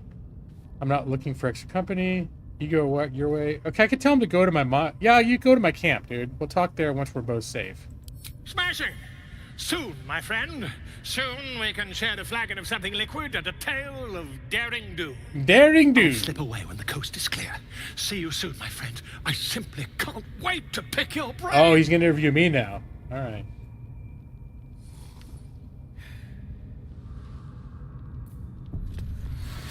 All right, good deal, Volo. Let me see. This will add stuff to my camp provisions. Red apples to camp supplies. I realize I think my camp supplies are pretty well stocked right now. I've got over 1,000 units of camp supplies. A long rest needs 40 supplies. So, yeah, I've got almost a month, like a month's worth, 3 weeks worth of supplies or more. 4 weeks. Because before I was a little worried, so I kept buying supplies, but then I realized, like, I find more supplies just by rooting around. Alright, sweet potato. Right on the ground there. Here is Elminster. Ooh, what's this? Is this a letter? Oh, a very wordy letter from Volo. And there's Elminster, which is like, it's like the super historian of the world. I must be brief, as I am under some duress, having become the esteemed guest of a rambunctious host of goblins. I would, of course, rather be under duress than under a feathered duvet, for danger and adversity are the very ink in my well. So this is good news indeed. All right, this character. As you well know, there is no wit quicker and no tongue more civil than that of your humble friend and scribe, and that by regaling my would-be foes with tales of goblin heroics, I have become an indispensable member of their tribe, namely their chronicler and bard. And that's where we came. He was tied up like at the stake. Looked like maybe they were going to burn him, and forcing him to continue like making poetry about them until he lost, like he couldn't think of anything anymore, and then they got mad at him and took him to the dungeon. In this guise, I shall live amongst them, so that I may observe their peculiar habits and rituals as closely as possible. All of this, of course, will be documented in my next magnum opus, My Life Among the Conquering Host, to be available at all good booksellers forthwith. An exciting extract is enclosed with this missive.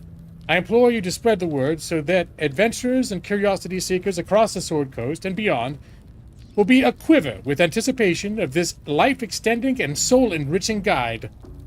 With that, I must depart. I am summoned to sing a ballad of my own composition, and the lady, yes, I call her a lady, who delivered the summons is rather impatient, not to mention well-armed. Truth be told, I believe she has some, dare I say, deep affection for me. She calls me her pigeon, and rarely strays from my side. Perhaps there should be a chapter in my book regarding goblin marriage rituals. I balk at nothing in my quest for knowledge. Until we meet again, inform the world entire of the diligent research I am undertaking, and ensure word of my upcoming masterwork is on the lips of every innkeep and sellsword from Waterdeep to Baldur. Volo. Okay. As you don't get into reading that shit, like lengthy letters, but that was a fun one. I know I am curious what I have my game settings at right now. I think I've got I got things cranked up pretty good.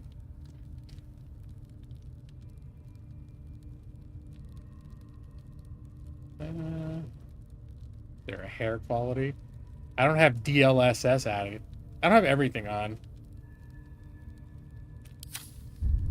But I did have everything on at one point. I don't think it made that version of the hair look any better. Alright, we still need to find that druid. The whole reason we came here was to rescue this druid. Alright, let's save the game.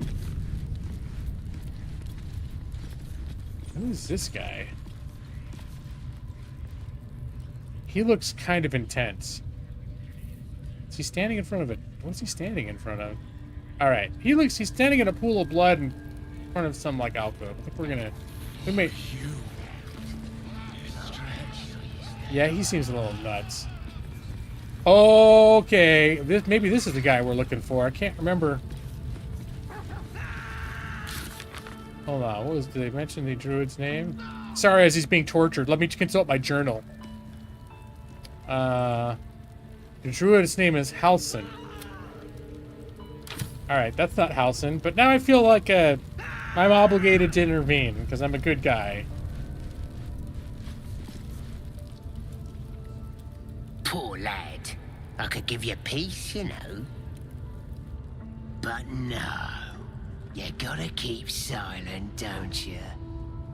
Where do they flee to, you stubborn rat? Please, stop! Oh, this is part of the refugee camp, I think. Here to see your friend, have ya? Come and join him if you like. Say will take over. His work is sloppy. He'll kill the prisoner too quickly. As the symbol glows, power courses through you. Authority. Yeah, I'm gonna do her idea. I'm taking over. Your sloppy handiwork is gonna kill the prisoner too quickly. Oh, this is kind of a tough check too. Oh shit. I'm gonna use an inspiration to roll again.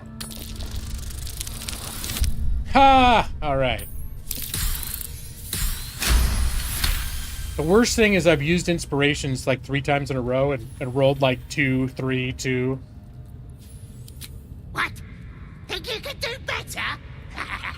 Go on then, have at it. I don't put on shows for amateurs. Leave. What? You shy or something? Fine. Muck it up, and the drow will have your head. Come on, Crush. There might still be a slurp of ale to be had. I want to watch that weird priest next door. Sounded like he was beating something up. Alright, we may have to visit the weird priest. What? The prisoner? Oh, forget about it. Alright. Alright, buddy. Please. Let me out. There's no reason for this. Yeah, let's,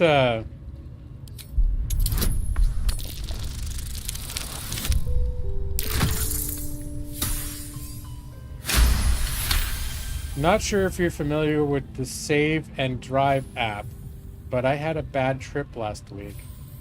So the point of the app is to drive well, and you had a lot of hard braking spots. I've done better. Now, though. Alright, no, I'm not familiar with that app. But I'm glad whatever those you had a bad trip. I know this can get pretty crazy. Glad there's an app to help you do it. Alright. The lock clicks and opens.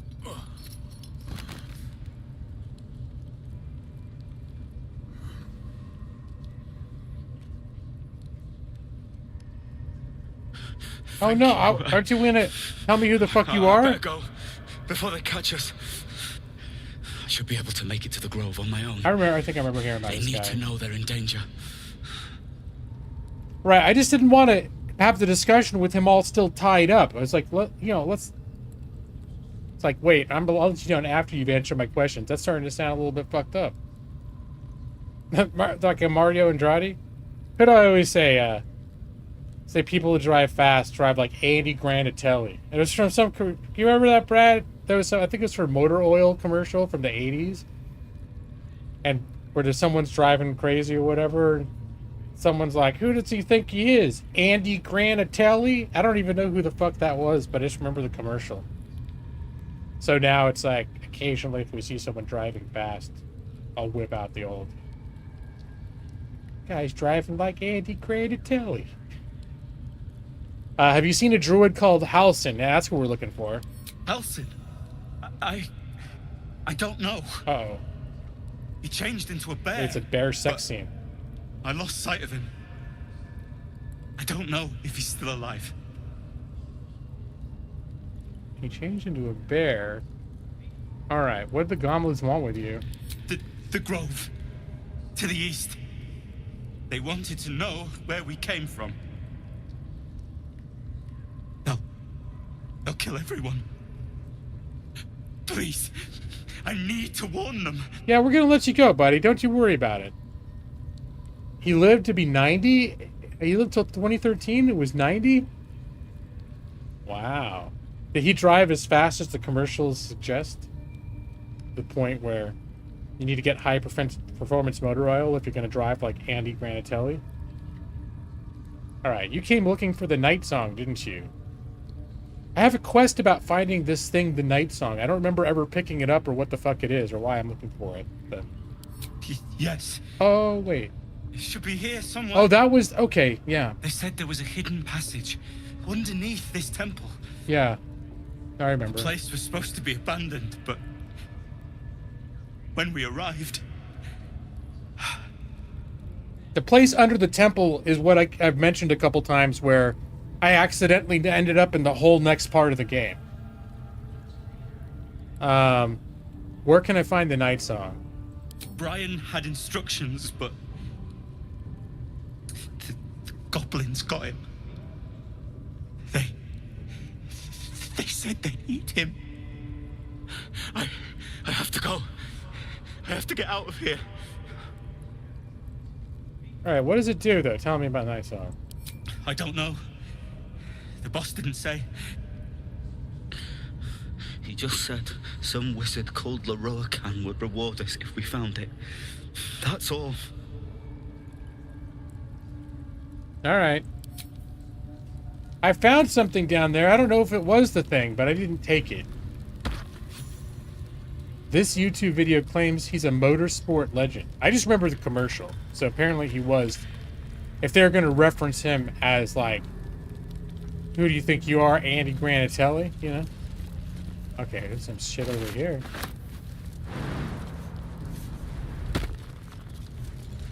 I don't know if the rest of my party can jump this far. Okay, apparently they can. I'm gonna wait for somebody to...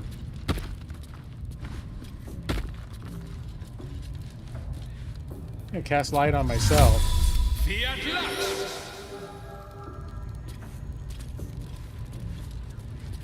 Then, if I ever need to turn it off, I could throw that axe back down the ground and cast it on that again.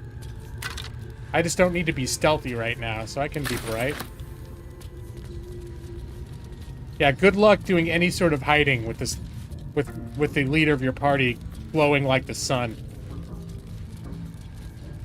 But some of these areas are flipping dark.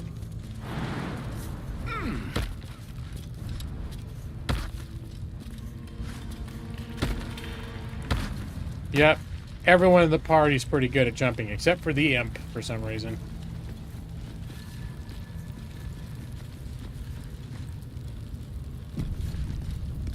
What's he doing? Okay, what is this guy doing? I'll ask the rats. Hands off! This one's ours. What does that mean? This one's ours. The rat's nose twitches impatiently. Her teeth bite air as though it is flesh, but it doesn't sate her hunger.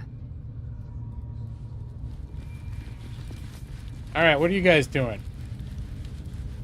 I'm watching you. Spite promised that any meat that falls off is mine. Alright, I don't know what the hell's going on over here. Bet you couldn't make him sing either, could ya? I'd swear he was mute if I hadn't heard him scream so much. Alright, so they're still talking about the prisoner. You could do better than that. Alright, now I'm just curious. I don't know what the hell this guy is.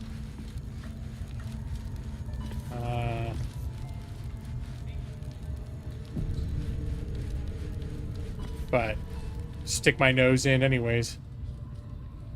Maybe, nah, it's like, oh, it was the druid. Oh shit, no, it wasn't. It's a fucked up druid if it is. Greetings, child.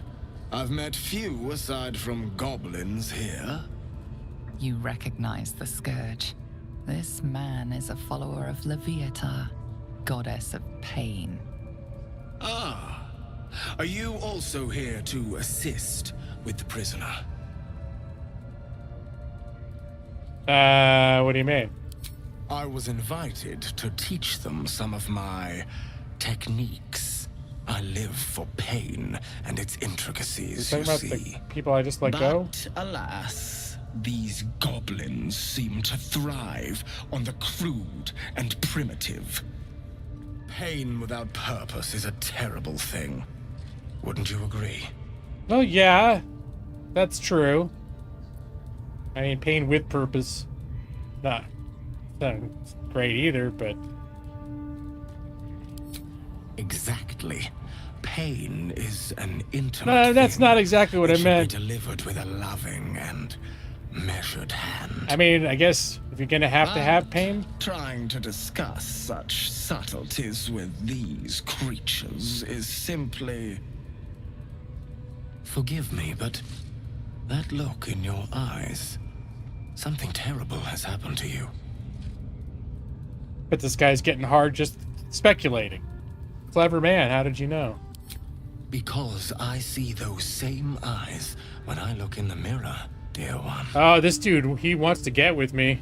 He wants to be S&M all over me. Suffered in these dark times. It is little wonder you bear scars of pain and anguish. Please, let me alleviate this pain. No, it's okay. And, oh yeah, I just ask, how would you do that? As the Maiden of Pain, the goddess Loviatar teaches us through penance, administered by my skilled hand. My work can grant peace and serenity, the likes of which few experience. It will be worth it. I promise. Sounds Your hide, your choice. Not quite my cup of tea, though. Yeah, okay. No. Is that a promise? Touch me and you'll lose your hand. A pity, though.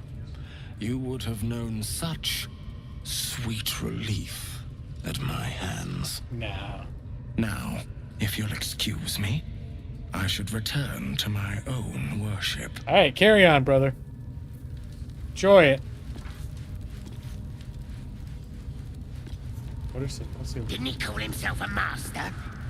Yeah. Would have thought he'd be more creative. Receiving her. Okay, I get the idea. It's an S&M god he worships. All right, and he just invited me to do S&M with it. All right. Anyone, you got anything to say about that, Shadowheart? Well, my day just improved. Did you want something? Oh, this is her being flirtatious at me. No, she's got nothing new to say. I would like to report a weirdo. All right. Hey, gotta talk to everybody. Gribbo. What's up, buddy? Shove off! All right. It's a brief conversation, but, you know. Where do these stairs... Where's this ladder go? Yeah, but I think it would have been considered... I think it was red, which meant it would have been considered stealing if I took it, didn't it? And, I got a lot of potions of healing, so... Again, I don't want to just trigger the whole everyone suddenly wanting to kill me over nothing. If they all just somehow ended up dying, I wouldn't care so much, but...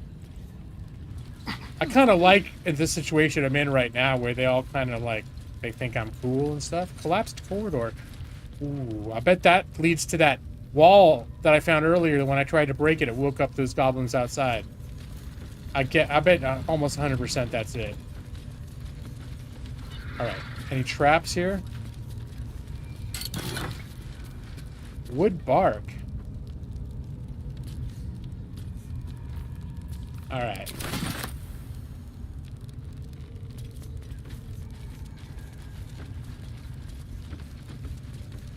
I'm just gonna confirm it, but I'm almost sure. Something's blocking it. Okay, so that was that area that I saw. Gotta run across this thing? Yeah.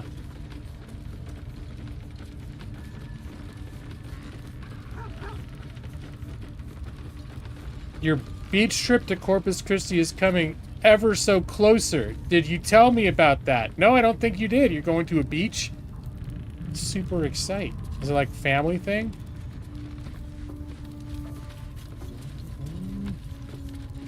Alright.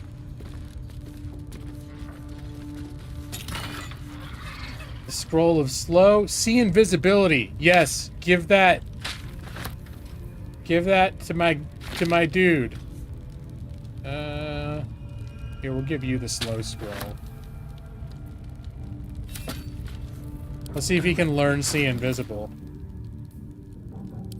Yeah. That would have been a really nice spell to know in one combat. Hey, we've had a couple times already where enemies have turned invisible, and it's kind of made things hard for us. Still breathing, despite everything. She totally told me? I don't know. Not today. But, Brad, do you remember her telling me, like, in weeks past? And I just was like, what does this button do? Just playing a game, not paying any attention, as if I'm not streaming. It's with your hubby, roommates, and a friend. It's going to be August 26th to 31st. Wow, a few days. Cool. No, are you going to, like, wait, where are you stay? I was going to say, are you camping? Or are you, like, staying at, where are you guys staying? Oops, the 29th. Okay, so it sounds like maybe it is more regular weekend. That's still cool, though. Alright.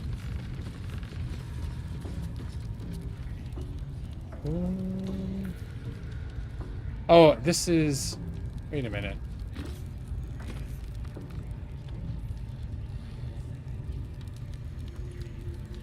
I'm getting rather confused. Can I jump over here?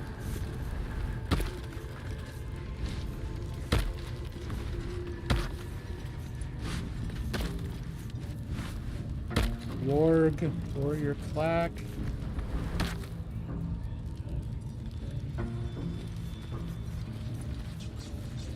Just like a lot of random, like, secret shit to explore over here.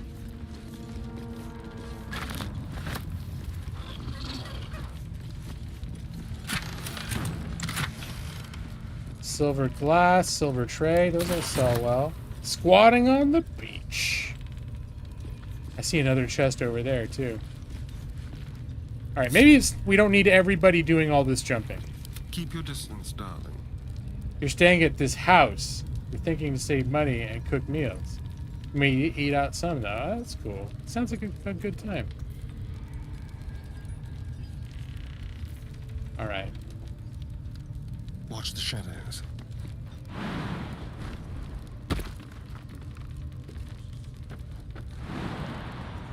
Uh-oh. Can you not get up there?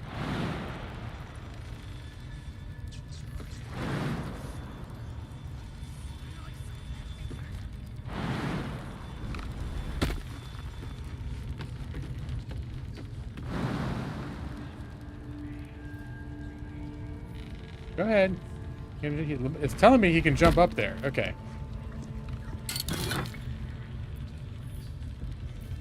Nothing mind-blowing there.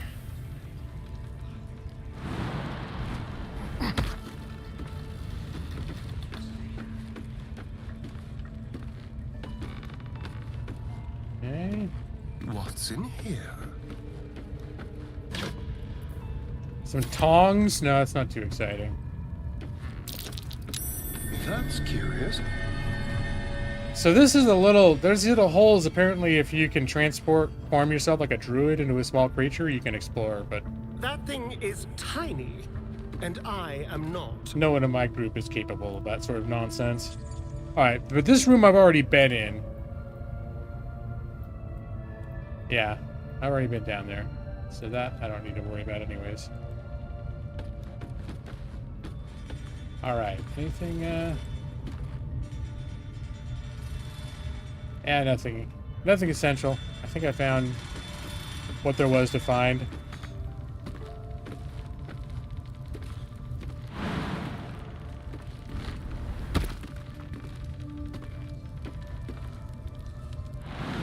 Too high? But don't tell me that shit. Did I get myself into a fine little pickle? I did. I can't jump back up. Okay.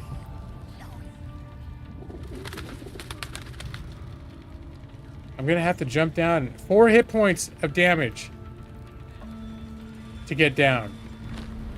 Is there some other thing I can jump onto? Like, oops. Maybe I can jump down onto that. Nope, apparently not.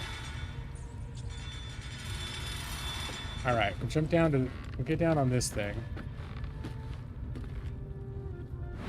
1 hit point lost if I jump there. Oh, I could jump onto that box.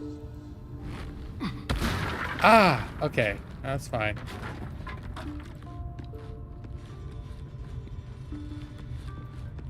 Alright. Is that blood? Now, before I go dragging his ass all the way back up here, is there a reason we need him to come back up here? Oops, hold on.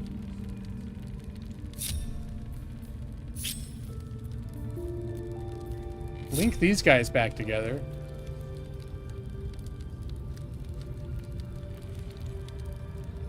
These boots have seen everything.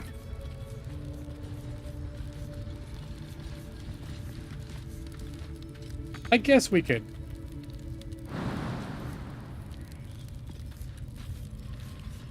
Guess we could have him come back up here.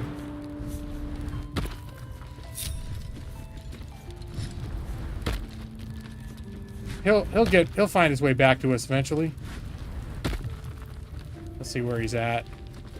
How delicious. Looking ahead. Well, hello. Nope, he seems like he's just like, doesn't know what he's doing. Alright, dude. Quick step. I think he's a little bit too far away to get back on his own.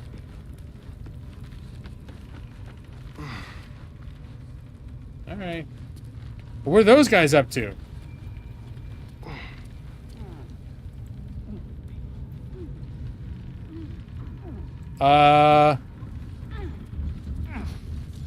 We definitely don't want him out by himself. I think some people are about to come try to kick our asses. Oh no, wait, that's the rest of my party, isn't it? Oh, I got so paranoid.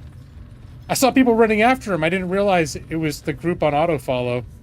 I got so scared of me. He's running away from my own party. Best part is you're off until that Thursday. So even though you get back that Tuesday, you have Wednesday to chill around the house. I like having I like it when I go on a vacation, having a day to recover from it before I go back to work. I agree. It's like, well that ends. It's nice to have a quiet day. As bad as it could have. Light on my feet.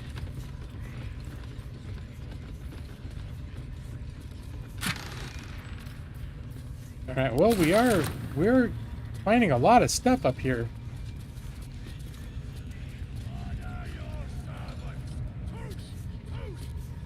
Getting a little bit of a sneak peek of what all is over here.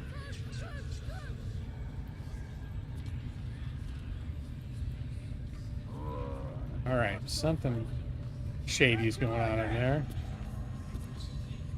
there. Here, let's separate everyone out again. Even the dog. No time to rest. Because my main dude has extra jumping abilities that the others don't.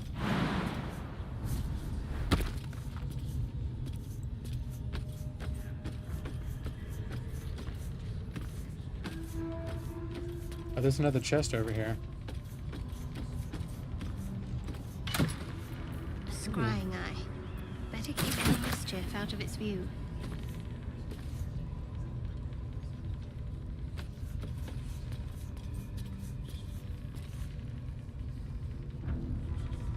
Alright. So what? Oh, this is the drow we keep hearing about.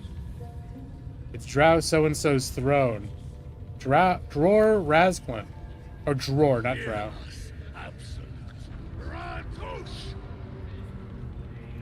So he's one of the bosses.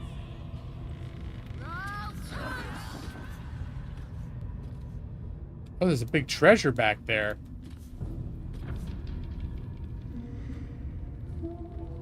I don't even know. This is like a whole almost secret area. Run around the rooftops up here.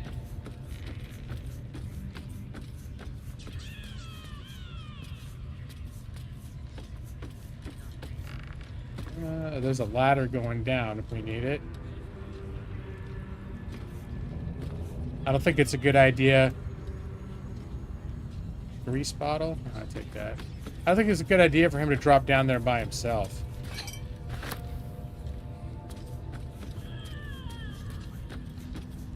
You never know which group of baddies is going to be the one that's suddenly going to go hostile on you. You don't want someone being alone when that happens. There's a really cute swimming suit, too. It's from Sailor Moon. It's a black one with cat ears. It has a crescent moon on the swimsuit, too. Just like the cat from the anime. Awesome. Awesome. Sounds very excited. Very excited for you.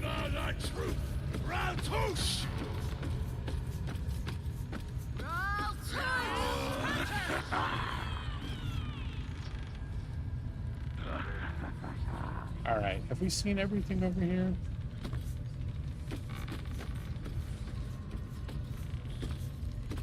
I think when we make our real entrance here, I'm just gonna...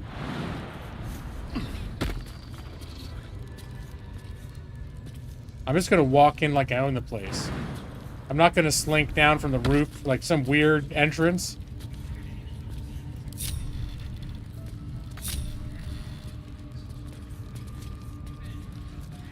We're just gonna go back.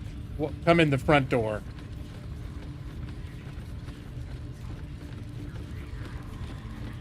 I think I see another chest over here. I can't remember if we opened it already.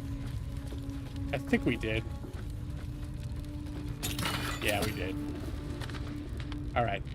Let's get back to those steps. Go back down.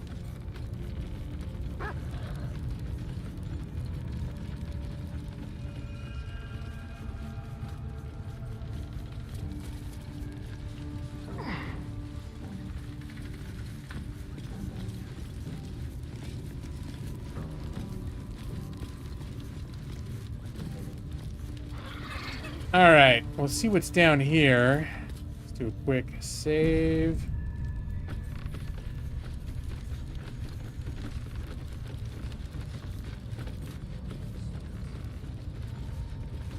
All right, is this one of those areas I was just looking at? Do you think the dwarf is ready yet? I'm hungry. Oh, jeez. Orders were to stand by here. No booze, no sneaking off. Duh, you're all boring. All right, you're cooking a dwarf or something?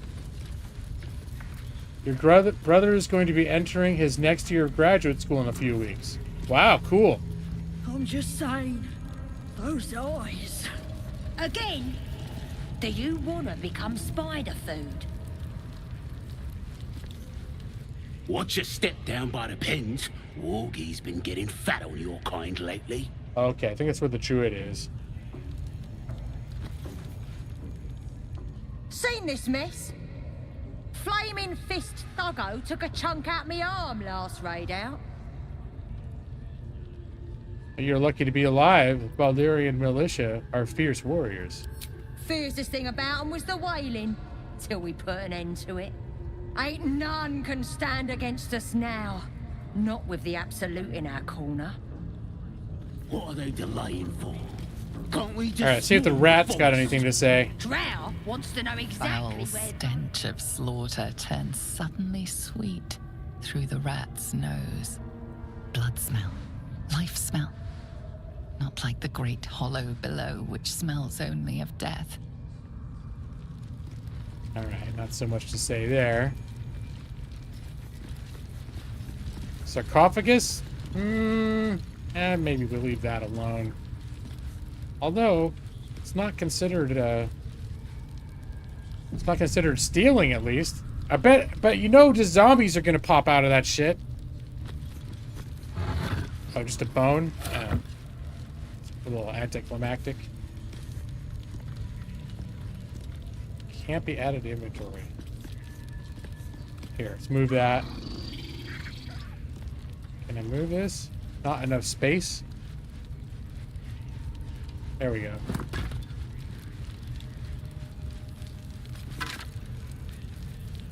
Ring of Rain. Okay. Onyx ring, I'll take that. Skull and the Bone, maybe not so much. So, yeah, I actually can summon the dog with the familiar, but it's sort of weird for story. The story lore behind the dog was this is actually a dog that I found in the wilderness next to his dead master, which he didn't understand was dead yet.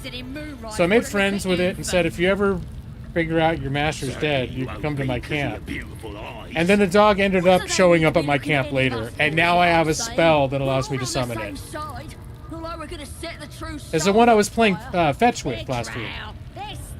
Oh, these guys really having such a little conversation now, aren't they? Be happy they didn't throw you to the spiders yet.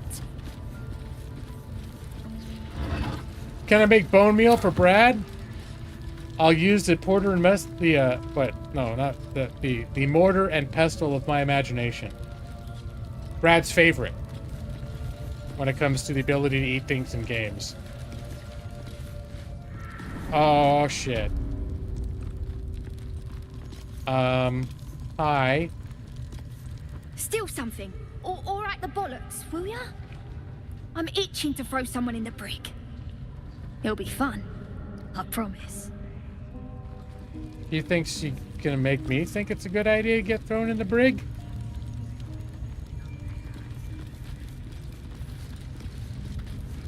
I can talk to any animals, yeah. Any animals or insects. Alright, there's a potion of healing. Asterion. Someone there?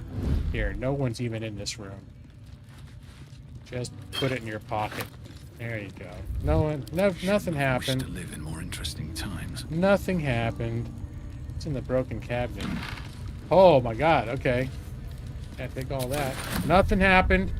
Nothing to see here. A wooden barrel. Oh, just some moldy bread. I'll try regular bread, but I'm not going to risk the zone going hostile over a loaf of bread. What's this room? Yeah, I'll take that. Just as long as nobody walks in. I'm a paladin, but you know, when you're stealing from people like this, I think it's just like, you know, it's not exactly immoral. So it's part of my character class abilities. So my guy is he's a paladin is his character class, but when you're a paladin, you get to choose one of 3 different oaths, which sort of defines the kind of paladin and tenets that you live by. And I thought it seemed cool because he's like an elf, that he would take the oath. There's an oath called Oath of the Ancients. And the Oath of the Ancients is you fight on the side of light in a cosmic struggle against darkness to preserve the sanctity of life and the beauty of nature.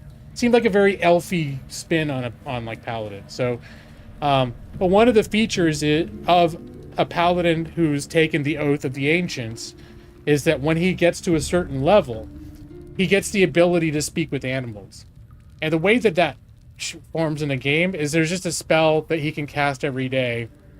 It's always prepared. Doesn't cost any spell slots or energy to use. And once he casts it, he's just has the speak with animal buff.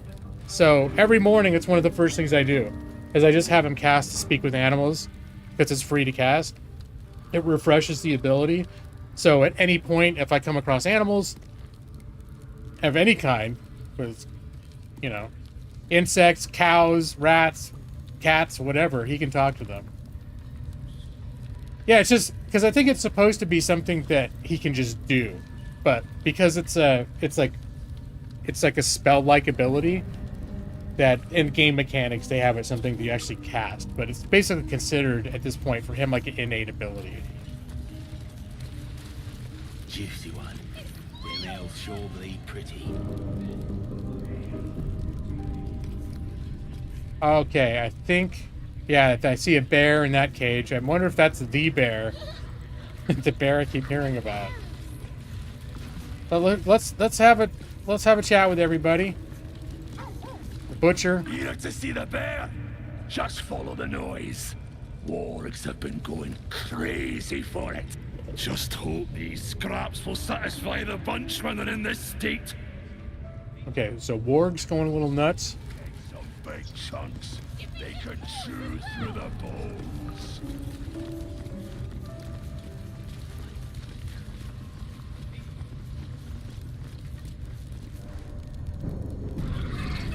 All right, some all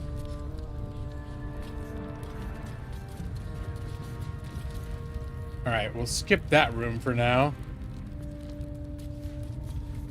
No compelling reason to break into a room that doesn't have any obvious objective. So how many different classes were there to choose from in the beginning? It make you want to play this game now. It's basically like Dungeons and Dragons. So, let me see. I mean, it is very faithfully exactly Dungeons and Dragons. So let's see, Baldur's Gate. Gate 3. I know I can just pull up a list real quick.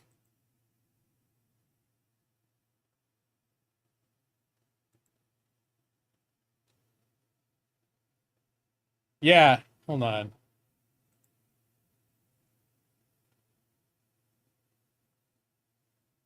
So there's, yeah, the main classes are Barbarian, Bard, which is like, they're a little bit like Roguey, but they have the ability to sing and cast spells. Their songs cause the buff the group. Clerics, which are like, standard healers. Monks, unarmed fighters, like Kung Fu dudes. Then there's fighters, which is sort of your basic, well, they're warriors, but they're generally considered like professional warriors, like people that are highly trained combat specialists. Druids, paladins, rangers, which is sort of like almost a cross between a fighter and a druid. The same way that a paladin is a cross between is sort of like a cross between a fighter and a cleric. And then rogue, which is like flat out thief. And then sorcerer. So yeah, this is, what was it, 12? I think that's right. Sorcerer, which is like a wizard, but their spells are innate. Which is just sort of the lore reason, like how they access magic. Wizards learn magic by study and memorizing, and it's a very academic thing. Sorcerers have the magic somehow in their blood, like they may be descended from dragons or something else that causes them to have the natural ability to tap into magic. And then warlock is kind of like someone that gets their powers because they made a pact with a demon or some sort of a powerful entity that gives them their power. And hey, Ethan. And then each of these has different subclasses. So like if you're going to be like the paladin, there's the Oath of Devotion, Oath of the Ancients, Oath of Vengeance, and then there's actually Oath Breaker. If whatever your oath is, if you take actions that break your vows as what you stand for as a paladin, you'll lose your oath abilities and you'll become an oath breaker, which is like a bad thing. Or I guess depending on who you are, it could be a good thing. You get like other special like evil abilities. I was actually trying to play along. I reloaded this one, but I was trying to play along with the cult, like acting like I was sort of on board with them. And at a certain point, I had a choice between like killing the cult members or killing these other people that were also kind of evil. And so I was just like, well, I'll kill the evil people so the cult will think I still like them. And when I put them down, apparently that was considered bad because like some spirit showed up and it's like, oh, hail, Oathbreaker. I will see you tonight when you sleep or something. I was like, oh, damn. Okay, reload. And then races. Yeah, there's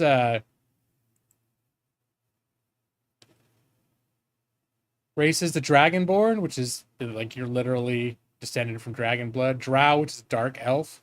It's like from the subterranean. Dwarf.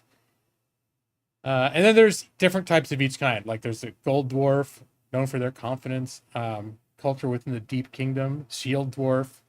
Durgar, which is like dark dwarves. There's elves. And there's high elves and wood elves. The Githyanki. Gnomes, which are little folks. Half elves, which are half elf, half human. Half orcs, which are half orc, half human.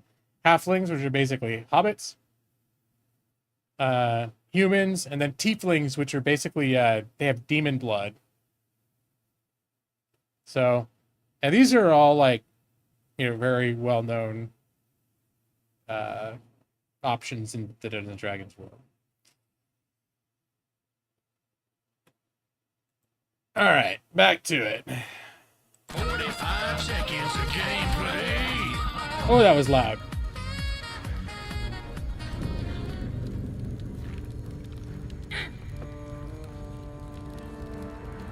But yeah, this game is like huge right now. I mean, I think it appeals to a wide audience. Hit it again! Keep your hands steady, 3. Stop them. Free me. Again! Again! Make it squeal again. What the hells are you doing? Yeah, I'm gonna act like this is outrageous. We're juicing it up. The beast came in here with those robbers, killed Dink and Mince too. Boss is thinking of serving it to the wargs. And it makes funny noises! We made it squeal.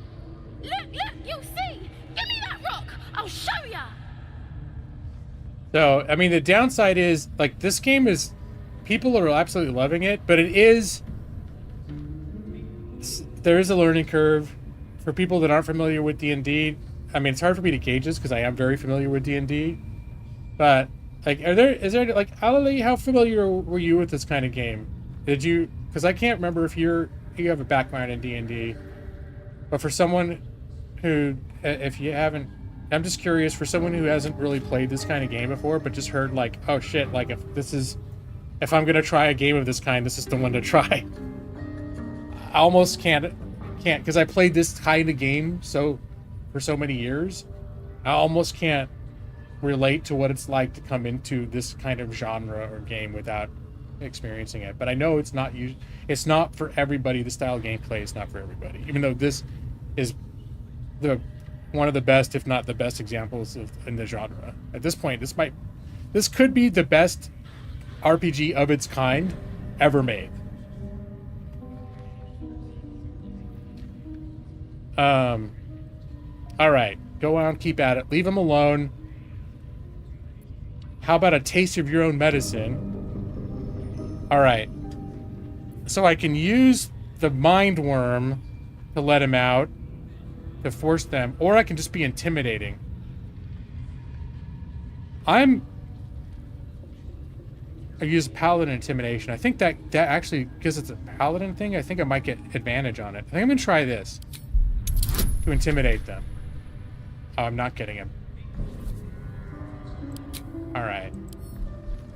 I'd rather use my raw abilities than use the mind worm thing. I feel like using the mind worm power to affect these guys is like, I'm afraid to use it too much. I'm afraid it's gonna have some consequence down the road if I start using the worm in my head as like using its power. Oh, fucking it. All right, that was a fail. I'm gonna use an inspiration. I'm gonna use an inspiration to roll again. You earn inspirations by making good role-playing decisions that like fit with what your character would do.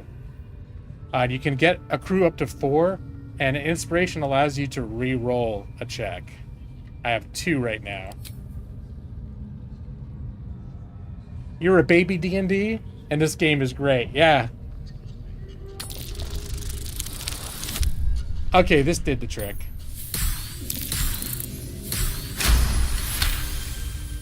Alright. Alright. So you're gonna throw a tantrum about it? Never seen someone so worked up over a stupid animal. But I want to hear it squeal. We'll be the ones squealing if we piss off the bear hugger. Hope you can control the furry bastard. The goblins are kind of detestable, but I also sometimes think they're kind of cute. Good. Now they die. Wait, we reached an accord. Wait, charge the bear. Leave the bear to the goblin's mercy? I was hoping we could just leave. Like, the bear just, hey, dude, I just talked them into letting you out. Let's just leave. But if there's gonna be a fight, I'm siding with the fucking bear. Even though, dude, I really wish that you could have just chill. We could have rode out on you, like, anyways. Alright, yeah, I'll attack the goblins. Damn it. Time for blood.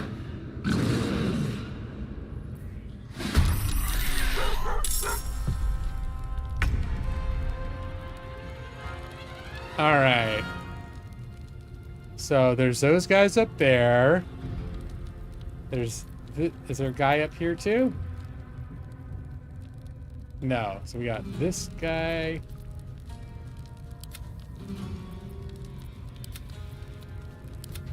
Oh, the warg. I think the wargs are locked up. Those two guys. Another. I wonder if the wargs can get out.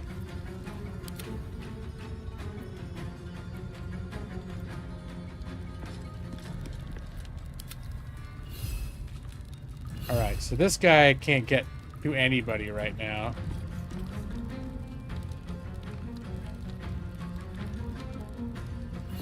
The dance macabre. With finesse. Let's see if we can get him standing next to somebody. Not enough movement. Oh, son of a bitch.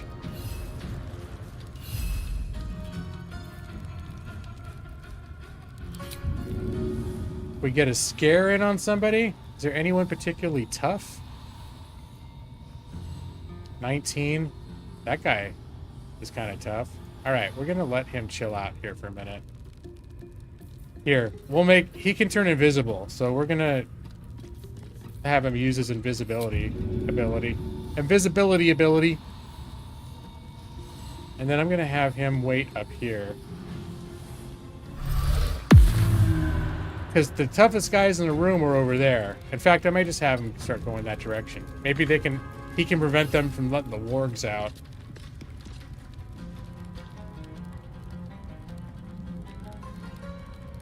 I hate to be the bearer of bad news. Just bear with the decision for violence. You guys, I see what you're doing. Yeah, I gotcha. I've missed this. All right. Can we hide? Now they see me.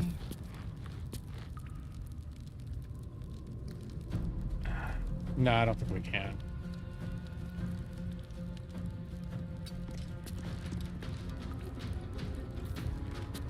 Into the shadows. Okay, well, I guess he's just gonna... He can't hide, so he's just gonna have to go for it.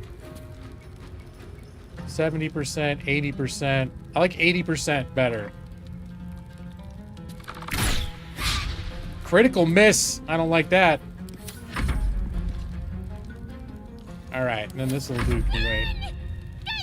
Don't get the others. Yes. Polearm master opportunity attack.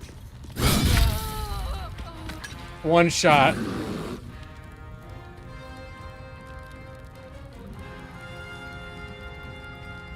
Alright, the dog... Actually, the dog is... Dog does decent damage. Well, a little bit. I think he can go up against goblins. I usually keep the dog out of the fray because the dog can help in other ways. Oh, not enough movement. Alright. Alright, we'll keep him out for a second. Oh, shit! I didn't realize he was within that... If I couldn't attack him, why could he attack me? That's bullshit. Anyways. You just need to bear the battle, G-Law. Gotta grin and bear it. Did you hear that about the druid that couldn't wild shape? He was unbearable. Oh my god, you guys. Oh my god. Where's Brad right now? I bet Brad's rolling over in his, you know... Well, he's not dead yet, but if he were, he'd be rolling over in his grave. You could say we're having a bear of a time. Oh, you guys. You guys. This is too much. Alright, you stay in there, wargs.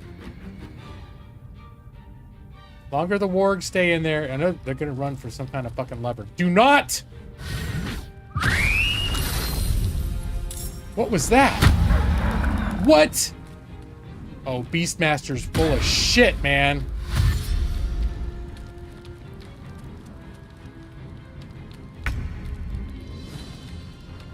Alright, well, I think right out the gates, let's get a bless spell. Let's fire off a bless spell.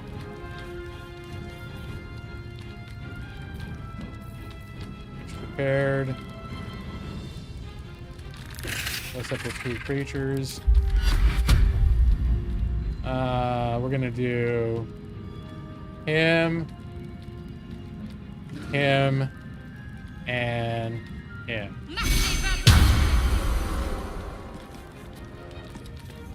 And I think that's all she's doing this turn.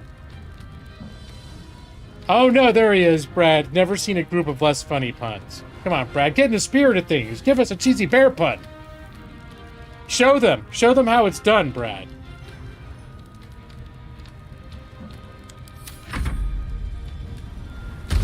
Oh, these bears getting fucking serious.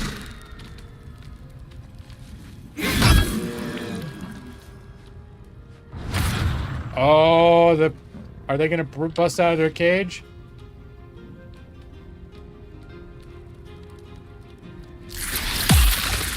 Oh! Oh, they just webbed us.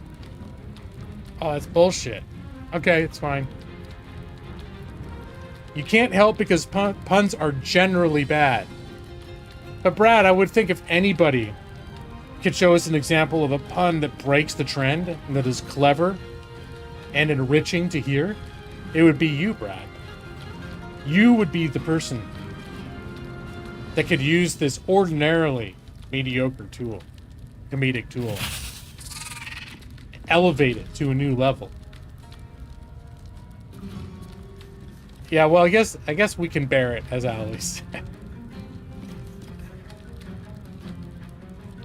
Your hubby's a pun master. All right.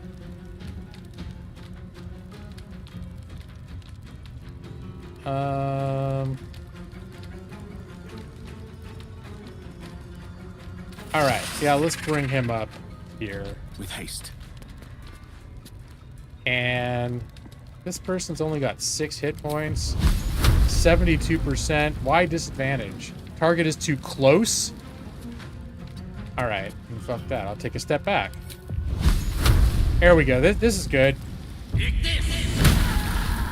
All right, that took care of that. One's not getting away. Oh no, Brad's not interested. All right, Brad. It's okay. You don't have to.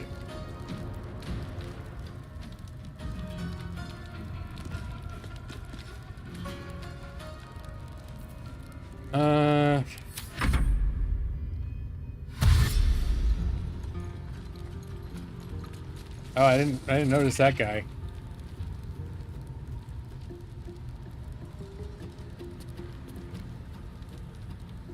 All right. It's one of those long pauses.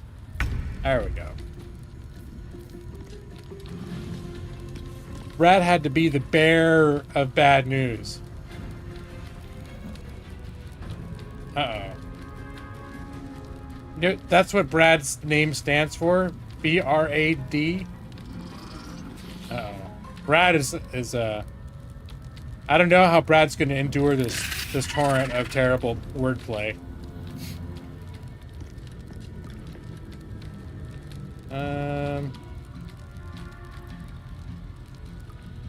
All right, let's get our branding. No, hold on, that's not what we want. Let's get our divine favor going. So we're going to be adding every hit we do is going to be adding. Does it help? Higher level doesn't grant any benefits. Okay. Bonus action.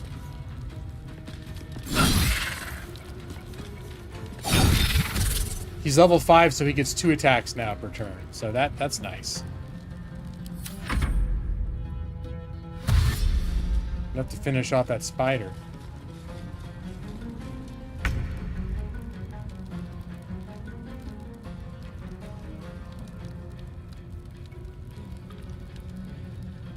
Can we get... Oh, no.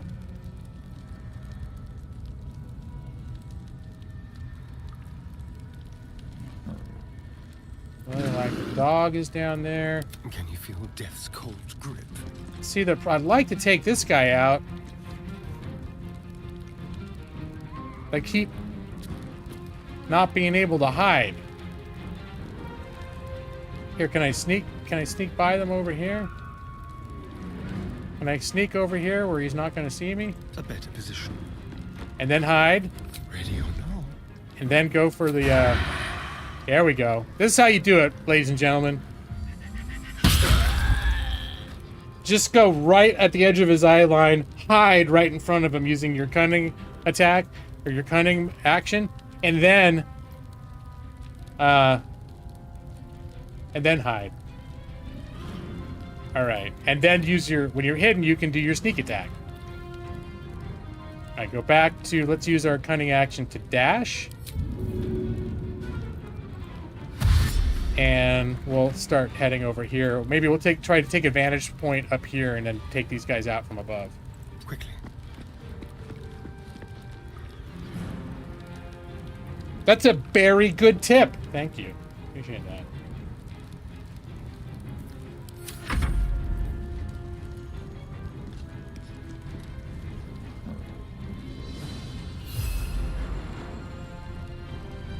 Alright, what about if I do the scare on him? No, it's 50%. Alright, surprise attack, bitch! It only did 5 points of damage, but, you know, whatever. It's still fun. Alright, let's bring him over here. He's probably gonna get destroyed. Alright, the dog gonna go for him too? Here, it's the attack of the pets.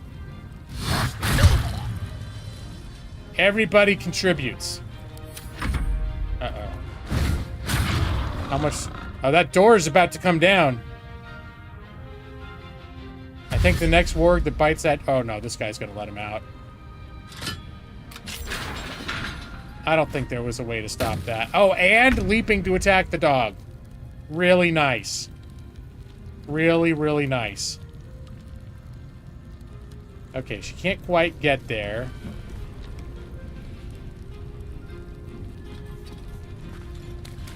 She's so cash about it, though. Oh, now she can get there. So now the question is, do I want to cast a spell? 14. Well, maybe we cast a little inflict wounds. Yeah? Oh, that's gonna hurt. Yeah, that took care of it. Alright, and that's, there we go. That's enough for her for now. The bear, no problem. Bear's just like... Alright, here come the wargs, though.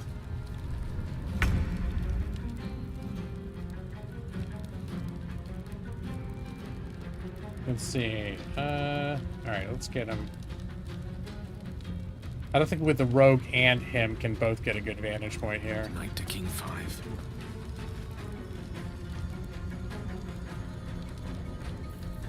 Let's see.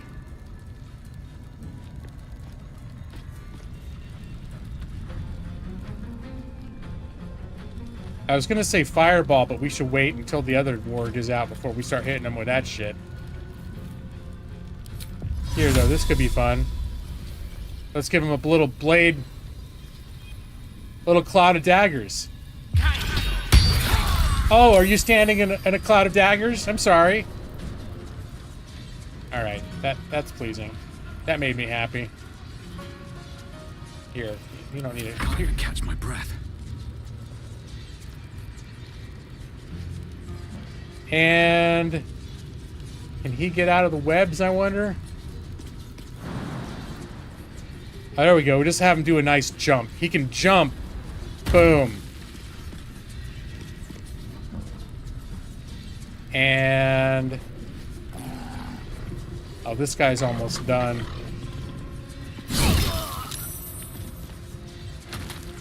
Can I attack this guy without stepping in the blades? I think because I have a pole arm, I can't. Alright, that's enough of that. Yeah, it's not bad. Now, the problem is I just got to make sure I don't step in it either. But I bet you that other warg is going to run right into this shit. Wargs aren't known for their tactical planning. Alright, let's see if we can, just get him hidden. No, he's visible, but I think we can get... yeah, it's gonna be good. Let's do... so a sneak attack can either be done when you're in hiding and unseen, or if an enemy... you have an enemy is adjacent. Do I not? Path is interrupted. Why do I not have advantage?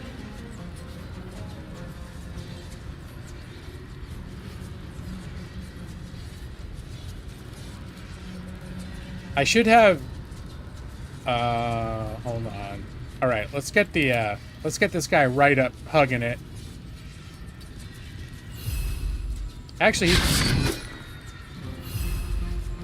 he almost finished it off. But, alright. Let's get back to him. Let's see if he has the advantage now. I wonder why he's not getting credit for having an adjacent enemy. Huh. Alright, then we'll just go for a straight attack. That's a little disappointing. That was enough anyways. After all that talk, that was enough. Alright, let's get the dog out of here. Or at least, you know. So the dog is not like the first target that the warg is going to go for.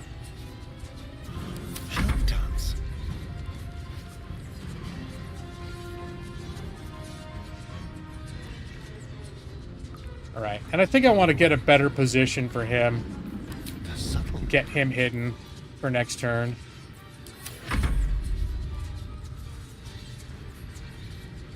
And again, I think we'll get the...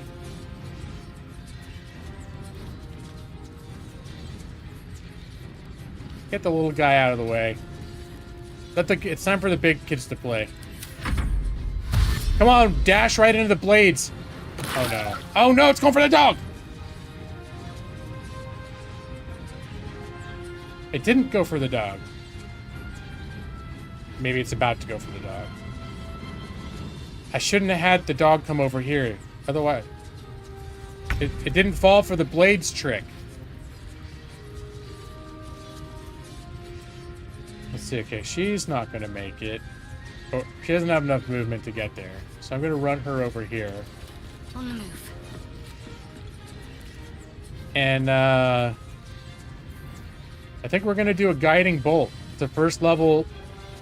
wait, hold on a sec. Sacred Flame now does pretty decent damage, though, if it's leveled up. So does Firebolt. Firebolt, these are cantrips. They don't cast spell slots, and as you level, they get more powerful. What's the hit chance? 55% on Firebolt. Sacred Flame, 65%. What about Guiding Bolt? 75%. I'll take that.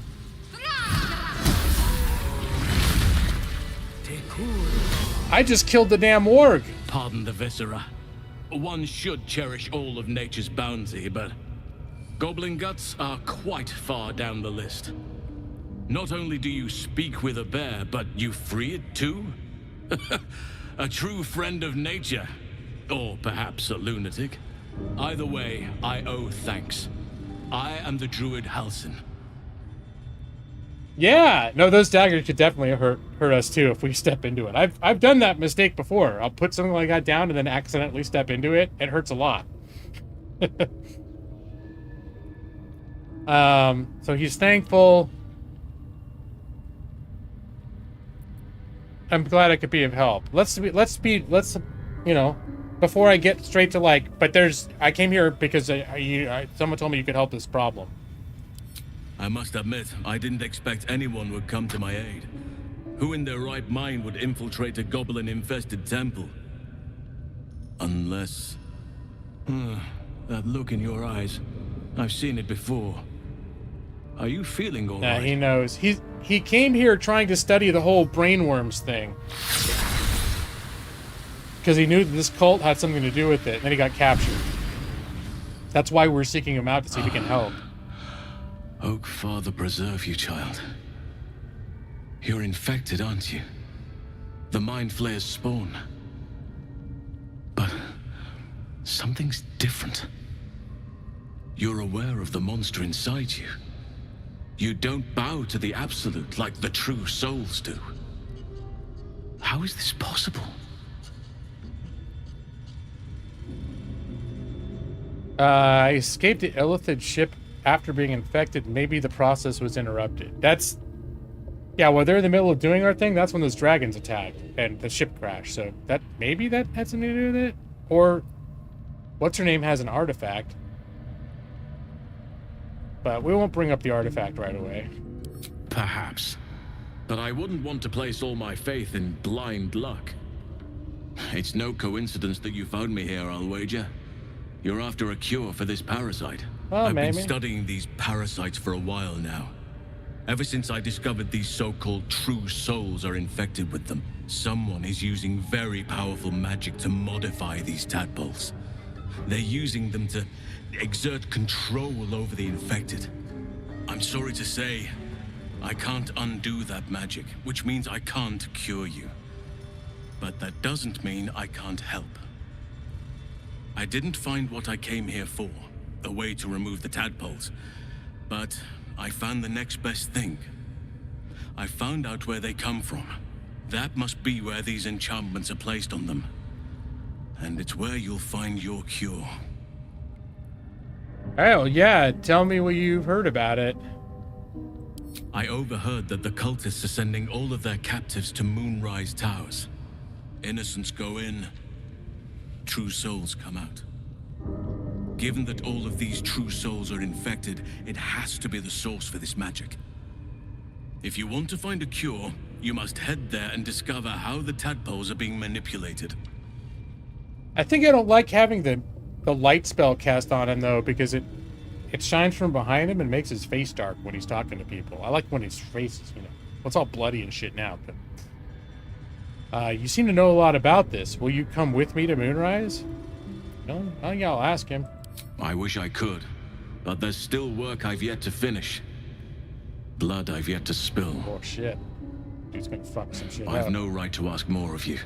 But if you could help me, I'd be free to join your journey to Moonrise. Means we probably join my I cannot allow these butchers to threaten my grove. The natural order must be protected. Alright. How do I help? My thanks. If you prevail, I'll owe you the debt of a lifetime. Rare is the beast that survives decapitation.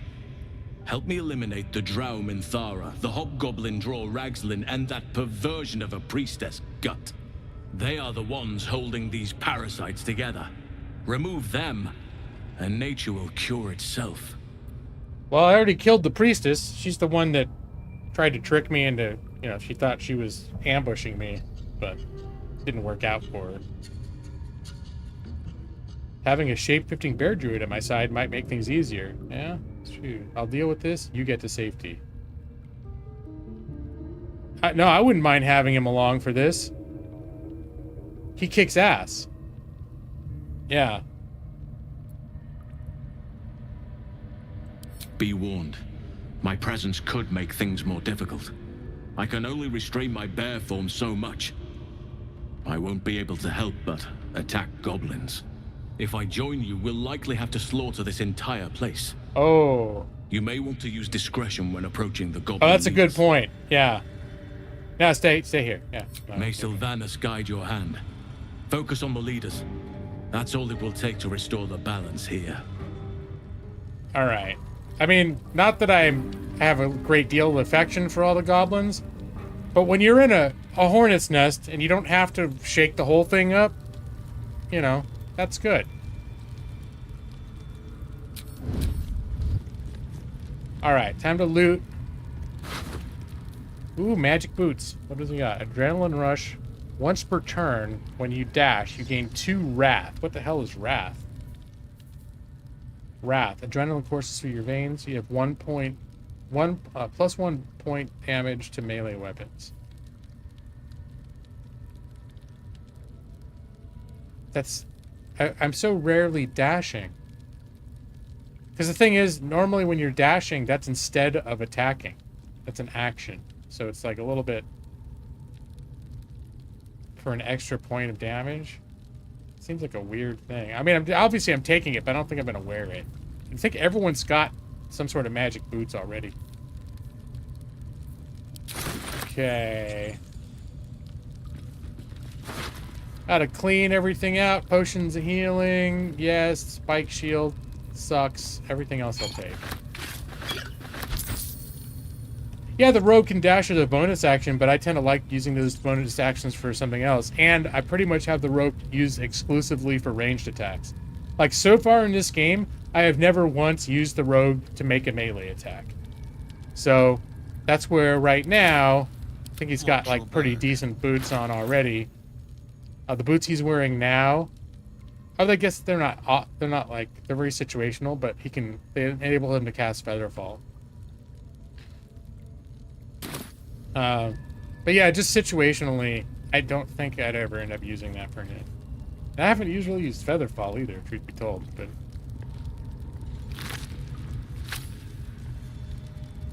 A quick rummage. I could have used it when I was trying to figure out how to get him to jump down earlier. Goblin Scimitar. Oh, I guess that's okay.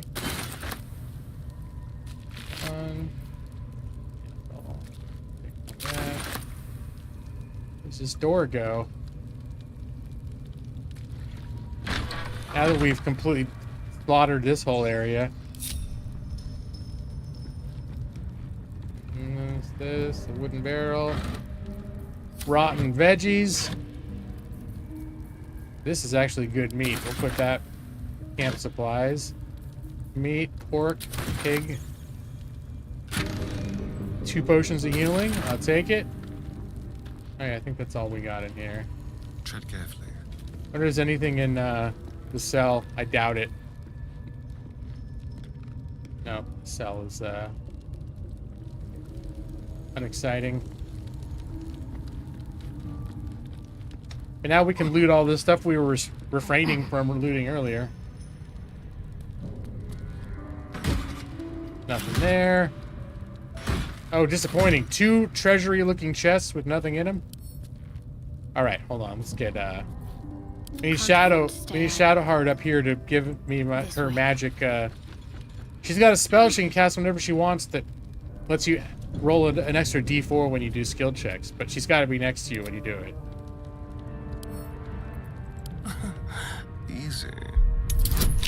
Add bonus. This is a Shadowheart spell. All right, and to get a 15, we could use all the bonuses we can get. 2. All the bonuses still got us up to 16 from a natural die roll of a 2. So that made the difference. Shall we? All right, heavy stone. Don't so much care about that. Skull, bones. Spider cocoon. If I hit this thing, I want there to be treasure in it. But I'm afraid there's going to be spiders in it. Now I'm going to find out. Oh. Relatively anticlimactic. I've rolled plenty of ones, Brad.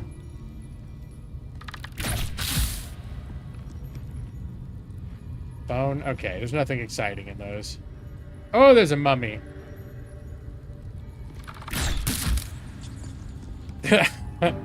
I keep thinking there's going to be like treasure in it or something, but apparently I'm just decimated. I'm just, you know, decimating corpses. A mysterious hole. Very well then.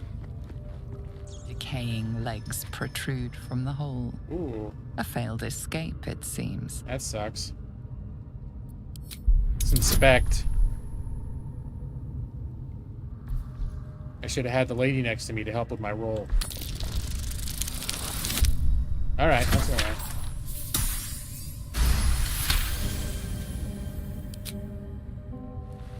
It seems the tunnel collapsed mid-dig and suffocated him. A crooked heart is embroidered on his left shoe. Hold the body free. The body comes loose, revealing a tunnel. Perhaps you can escape where he failed. Well, I got a door open back here. But first, let's see. Oh, it's considered stealing if I loot him? Alright. The debris didn't shift. Perhaps a little more oomph is required.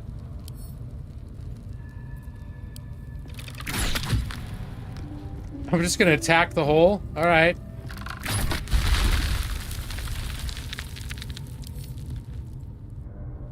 Oh shit, where's he going? Oh, it's this room over here. Alright, that's interesting. Alright, I don't need to go out this way right now, but if we do need a back way out, we found one over here.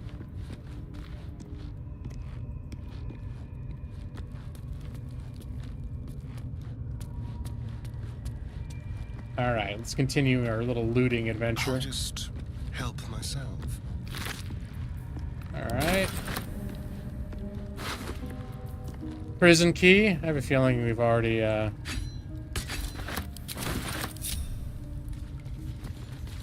think we probably already unlocked anything that key would have opened, but... Where should I go again? Beastmaster's Chain. Animal Friendship. What does Animal Friendship do? It lets you cast... I think it lets you cast a spell once a day. Convince a beast not to attack you.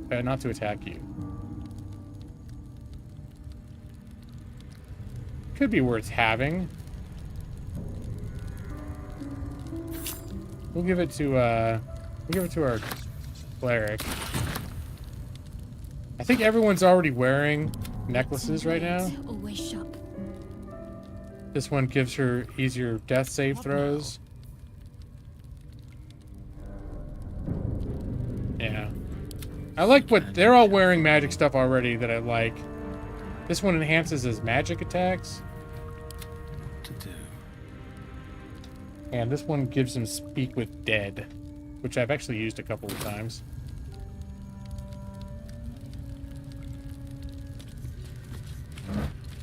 Bones. Alright, we'll take all that. Never wanted the easy path.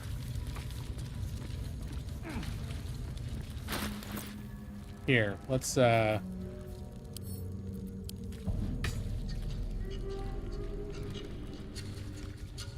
a minute, where did that go? I wanted to throw it. There it is, the cleaver, right there. So I can get this light spell off of me. Sol Invictus. Because I'm tired of the backlight around him. And it's not that dark where we are right now anyways. Oh, there's gold in these bones. Alright. Didn't expect to find much gold in here. Warg Fang? A magic dagger? Alright, alright. Don't touch me. Let's see what he's got right now. He's got a +1 short sword. 2 to 7. Goblins have disadvantage on attack rolls against the wielder. He never is holding his melee weapons out. He's always got his ranged out. Still, this could be... We'll put it in his hand. Maybe it'll make a difference. It'd be nice if we're in a swarm of goblin, then if, like, him having this equipped this way means that goblins get disadvantage. Disadvantage means, you know, you roll a d20 to hit. one of those 20-sided dice. Advantage is you roll twice and drop the lower one. So it's sort of like almost doubling your chance, really. Disadvantage is you roll twice and drop the higher one. So you roll a 20 and a 5. The 20 gets thrown out, and all you have left is the 5. And that means theoretically goblins are going to have to be facing that eventuality every time they try to attack that guy. So I like that. That's good. Can't slow down. All right. Well, you stay here, buddy. We're going to go kill the other leaders. Going to see if we can do it without having to fight the whole damn mess. Let's get on with it. How are we doing on terms of spell slots? I don't think we need to rest. Let's get going. Time to press ahead.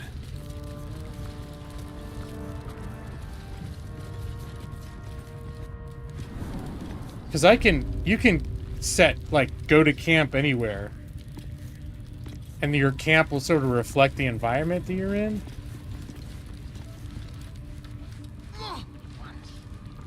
And now you dare to question me. I didn't mean nothing by it, your ladyship. Honest, I didn't. Your life, much like your words, is Minthara. meaningless, whelp. End the latter to save the former. Get your eye off my arse! Alright, we're gonna stay away from that eye, because then that'll... Well, I guess we'll fight it. So who are we killing here? Was that lady one of the people we're gonna kill? Underdark. The village to the east. It's abandoned. Looks that way. But scouts said they heard something moving around out there. Something. Saved the druid, we saved the bear. He asked us to kill the goblin leaders. How'd you like that?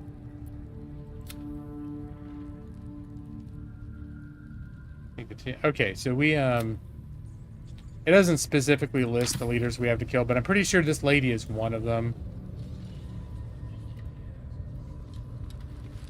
So let's do another hard save.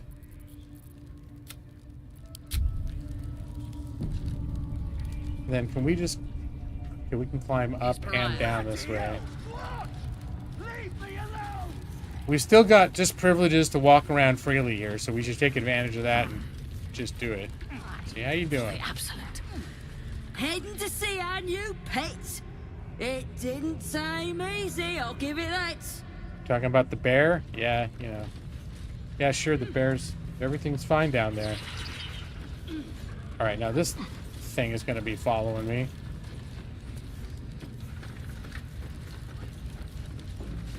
But if we're getting in a fight down here... What are we waiting for? Spears are sharp. The lads are all riled up and ready. You have already failed me once. And now you dare to question me. I didn't mean nothing by it, your ladyship. Honest, I didn't. Your life, much like your words, is meaningless, whelp. End the latter to save the former. Alright, do a little quick save. Your scouting party has not returned, and half of the intruders escaped your guards. Sorry, mistress. We mucked up. Until their sanctuary is found, I will take something precious from you every hour that passes. A trinket, a tongue, a limb. I ain't no use without my limbs. The lad'll make the prisoner squeal soon enough, I swear. Silence now, creature, or I will silence you forever. As she turns to you, her thoughts mingle with yours. A cold hand caressing your brain. She's got one of the chamber melts things away too. To reveal a dark, endless nowhere. In it you see a vision. The drow listens as a pale-eyed young woman whispers in her ear. One of those the voice spoke of. One of the chosen. The vision fades away. A true soul in such a grotesque form. The Absolute has a place in her heart even for Dathir. Her heart is more generous than mine. Join my hunt, fairy, and obey me. Oh no. Well, I will ask, just for my own whatever. Yeah, who's the target? Worshippers of a false god. Their existence is an insult to the Absolute's claim on this region. There is a weapon the Absolute seeks. I'm sure those wretches have it hidden away there. We will find it amongst the dead and the ashes. Her excitement is palpable. She lingers on thoughts of victory, of unbelievers' blood spilled, and of the weapon. She will seize it, in the Absolute's name. You feel Shadowheart's anxiety. The weapon the Absolute seeks is the artifact that she carries. The same one that protected you as you entered the Goblin camp. Her mind focuses. The cultists cannot discover that the weapon they seek is within their grasp. The thief, whimpering in our dungeon, tried to flee to their sanctuary. We will continue to remove parts of him until he tells us exactly where it is. He's been resilient, but he'll talk. She is seeking the grove you visited. Already you feel her mind closing around yours. All right, so they think that this weapon they're looking for is in the Druid Grove that we are trying to help. When in fact, the weapon our Dark Priest Cleric lady has this relic, and that's what it is. And apparently, it may be what's keeping these brain worms from turning us into Mind Flayer monsters. Let's see. Tieflings should be warned. Together you can outnumber her warband. Leading her to the Tieflings might doom them, but it would earn her your trust. Perhaps you can misdirect her or kill her. Well, we're certainly not going to lead them to the people that we want to protect. So we're either gonna try and fucking lie to misdirect her or kill her. Those are the two options. Speak, true soul. The hunt must begin soon. Oath of the Ancients. Your hunt would desecrate an ancient place of calm. I will not let it happen. Okay, well, I'll probably get an inspiration if I follow that path. Or we can lie. But we need to kill her anyways, right? So fuck it. Why don't we just kill her? I don't think there's going to be some way to, like, poison her or some shit. You would dare. Guards, to me! Alright, we probably didn't think this through too well. In terms of group positioning. Alright, you attack that thing.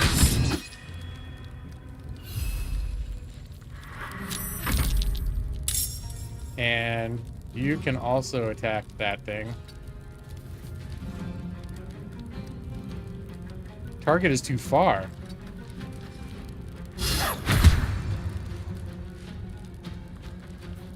Let's have some fun. Starion.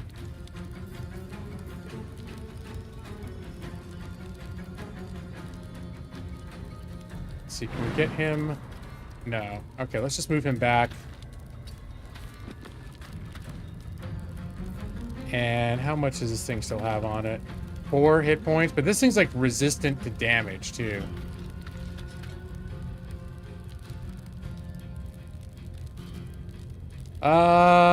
You know what I'm gonna do? This could be a little bit of a...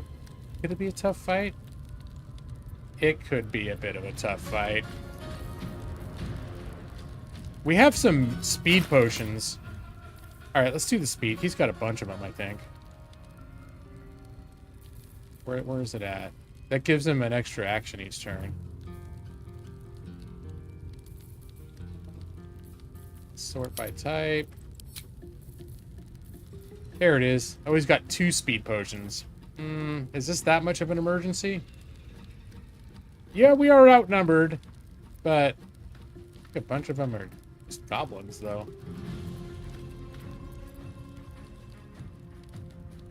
Come on. 21 hit points. 12 hit points. 31 hit points.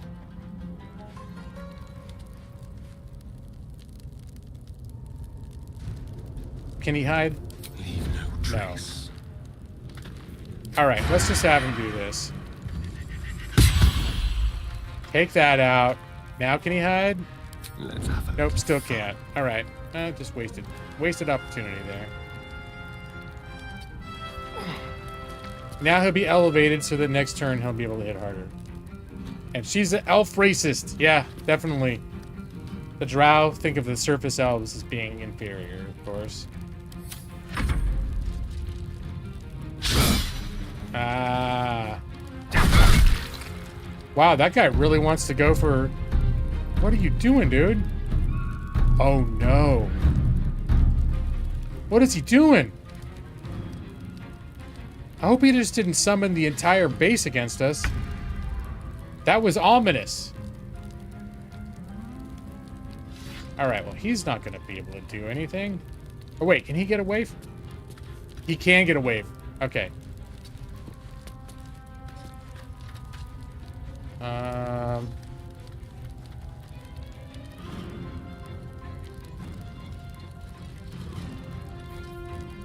Well, he can cast haste.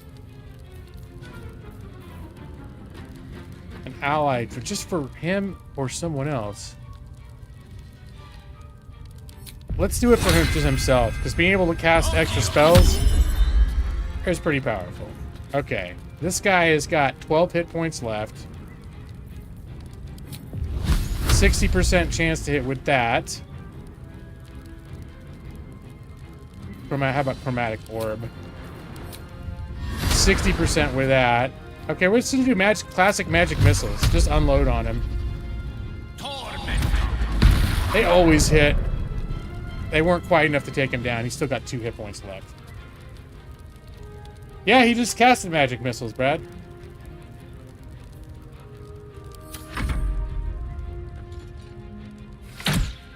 Youchies, but missed. Oh shit. You done held my thief. Oh no, now these guys are involved too, but they're in a whole other room. That's not fair.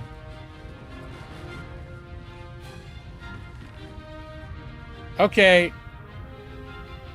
Yeah, I think we just got the whole damn mess on us. Those guys don't seem to be involved, but yeah, I have a feeling that guy banging the drums is a problem. Oh, there's still... It's stuck on the goblin boss? Oh, there we go. Alright. Alright, I think it's officially time to start quaffing potions of speed. Because this is getting a little bit out of hand now. Alright, let's do some bless. Yeah? We like... Oh, hold on. Know what we really like? Spirit Guardians, bitch. 3d8. We'll do... She would do necrotic damage, but I want to encourage her to be good, so we're going to use radiant damage.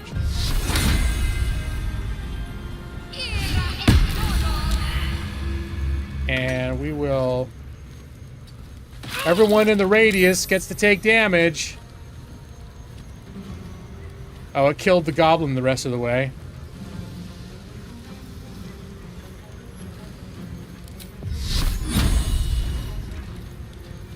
Guiding Bolt, disadvantage. Any other spells? Inflict wound, 60%? Yeah, let's go for that shit.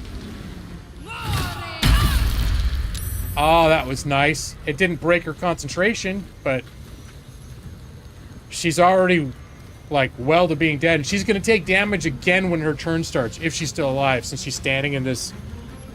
This spell that I just had her cast...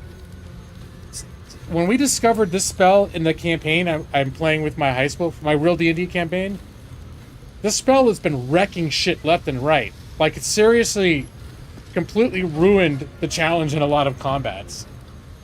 It's like 15 feet around. Anything that comes in there or you walk up to them and they become in that radius, they take damage. They take like 3d6 damage. 3 to 24 damage each time. And as long as she keeps her concentration up, because she's just got it.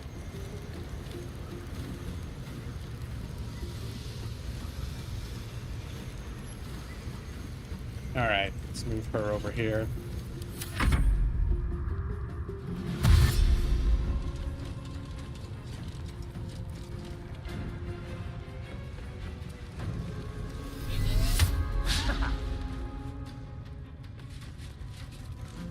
Alright, I'm starting to see possibly a fireball opportunity. Oh, he just lost his haste! Oh, that sucks. Alright, there's gonna... Oh my god, there's gonna be a fireball right over here. Next turn. And it's gonna be fucking glorious. Alright, he can hit that person. But I think... Does he have a potion of speed? I think it's time to break out the potions of speed.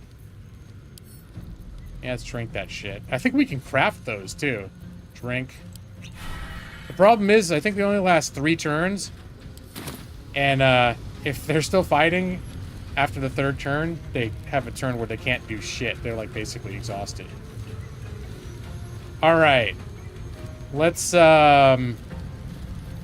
a Divine Smite on her ass.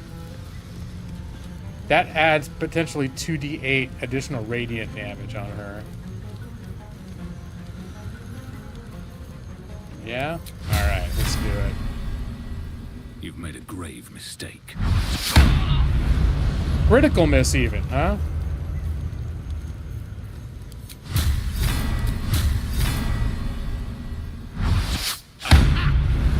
I think it only costs a slot if he hits.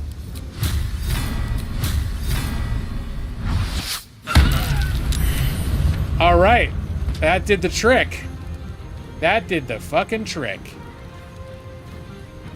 Alright, he still has another attack. Polearm damage. That is some nice shit.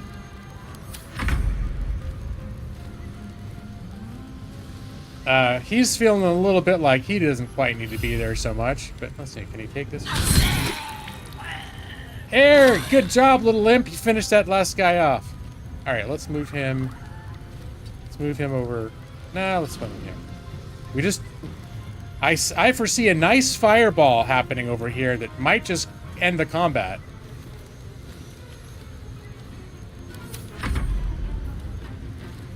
We'll keep the dog out of the way. You wish Baldur's Gate 1 and 2 were turn-based instead of real-time with pause? I agree, too, and that's one of the things that I really... That was one of the things I didn't like about the original Baldur's Gate, is I wanted them to be turn-based. And I think turn-based was initially considered a technological limitation, so that when they started being able to do real-time stuff, it was considered like, oh, this is where the technology's going. That's why turn-based sort of became, like, not a thing for a while. Like, Final Fantasy moved away from it. Everything started moving away from it. And I think that's why that's why the first games in this series and games like it were getting crowdfunded so easily. Is because there were people that were craving this kind of game turn-based. They wanted that classic experience. So, and that's one thing I'm really happy about, is I prefer the turn-based too. And the fact that they made this game, and this game is like the highest rated game of all time on Metacritic right now, that's like, hey, more turn-based games for us. All right, let's just get the dog out of the way. Just getting the dog out. Dog is not going to be participating right now. Spill some blood. But this guy, can he hide? Let's find some prey. No, he can't hide, but he does have, should have advantage on this asshole.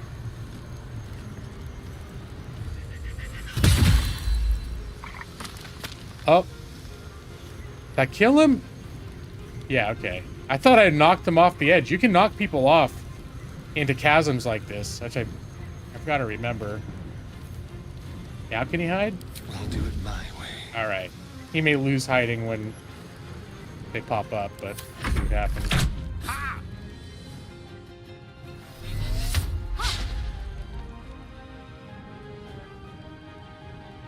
Alright, everybody, yeah, come on up.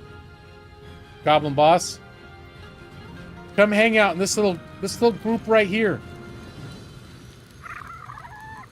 Wait a minute. How come all these guys didn't get to act?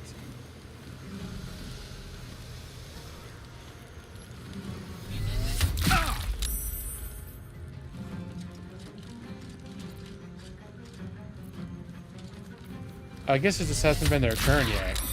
I just feel like I've been super excited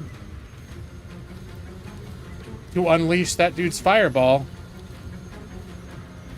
Alright, let's get her up here. On my way.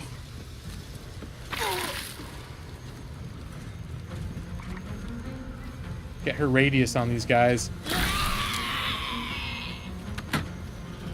Oh, this is good. We may not even need a fireball. God, that thing is so fucking overpowered, dude. That's crazy. Alright. Alright, so we start smacking on this guy. And she's hasted, so she gets 2 attacks. And she missed both. Of course she did. You feel like Pillars of Eternity and Pathfinder games did real-time with pause to mimic Baldur's Gate, but not because it made them better games. Pathfinder did a good job at this point. With the original Pathfinder Kingmaker, it came later through patching, but they've made a real, like, actual turn-based version that you can switch to that works. And Pathfinder Wrath of the Righteous 2 also works as a turn-based game. The real-time with pause, like, doesn't work. Like, there was a version in the old Baldur's Gates where it was supposed to mimic, like, pausing for each turn. It didn't work. It was not at all like it playing D&D and Dungeons & Dragons. The Pathfinder games actually do a reasonably good job of that. But this is, like, this game, and with Pathfinder, it was sort of made as, like, an afterthought.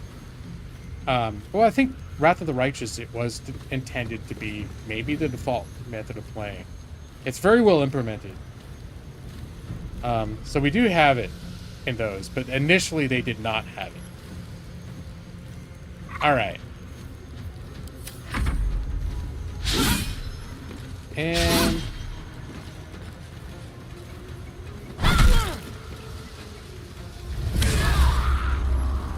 yeah, Spirit Guardian still got ya. Still got ya. Alright, he's about to tear ass here. Let's get this over with.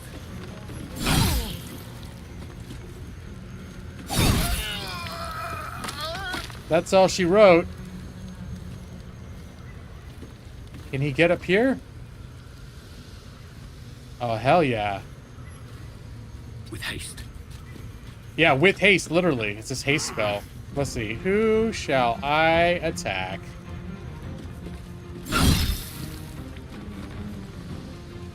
All these extra attacks are glorious. And he gets a bonus attack with the polearm because he's a polearm master. Alright, nice deal.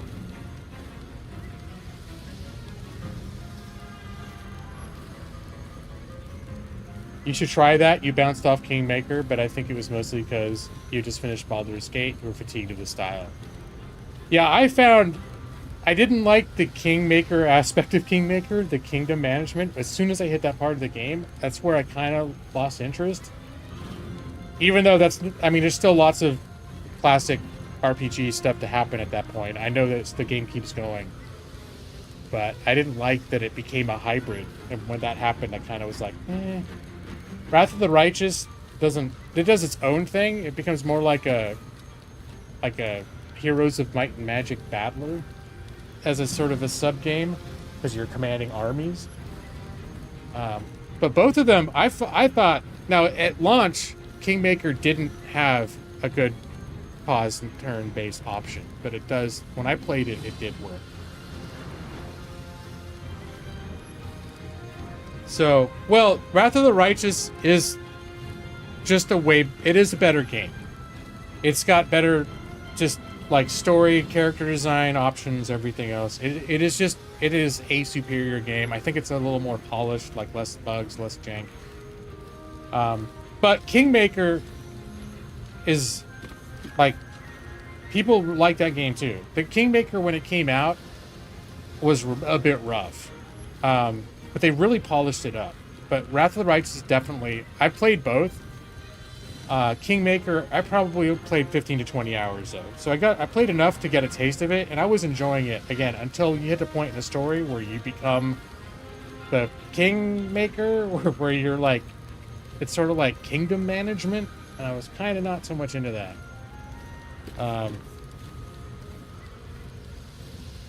But I think it was one of those things where if I just gave it a minute, I would have, because for me it was like I just didn't want to learn this whole other part of the game. Like I'm like, I don't want to do that.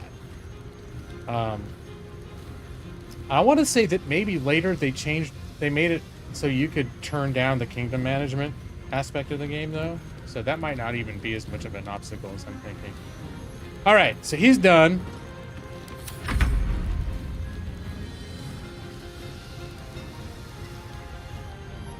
All right, I don't think, well, okay, we're just gonna, we can have him move up a little bit. We just want to make sure that anyone that's going to do melee on this guy has to step into this shit. I think they're all doing ranged at this point anyways. So you know what, let's move up. No one's going to walk into this thing.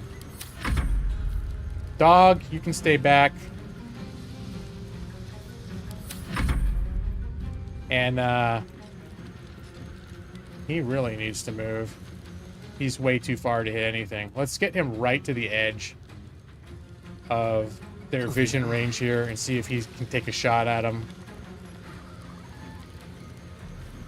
He can! All right. Yes, then we will do that.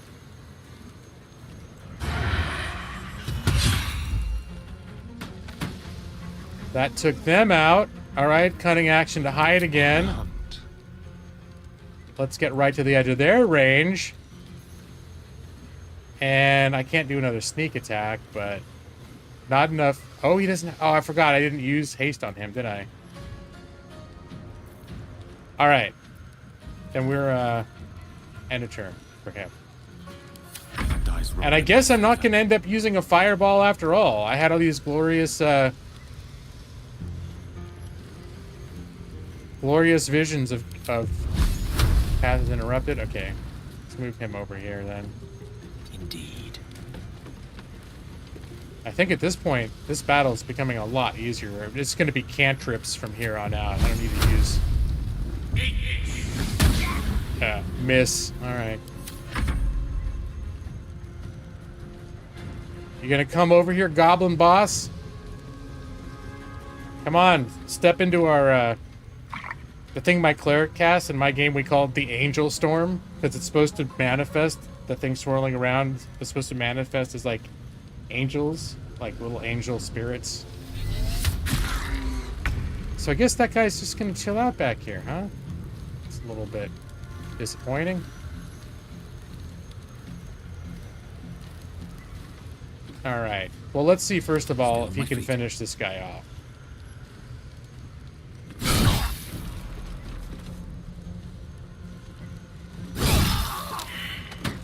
All right. And can we get over this guy?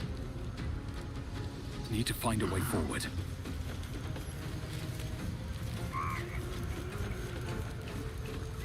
All right. Third attack time. And wait, another attack? Fourth attack?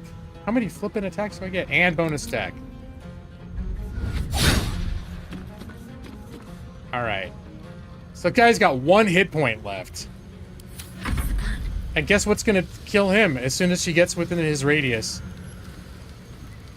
He's gonna be dead. Because of the angels. Yeah, there are little angels going around her. I just noticed that. Useful. There are little bird things flying around. Okay. Oh, they're all tired because they just came out of, You know what? Yeah, their speed potions wore off. Well, let me see if we have more, we can make more. What do we need for speed potions? Hyena ears. Oh, those are pretty specific. Craft the items. Ashes of hyena ears. Do we have any more ashes that we can make? not like we're seeing hyenas all over the place. No. Have to go farming hyenas. Chromatic orb. Yeah, well, I almost used a chromatic orb.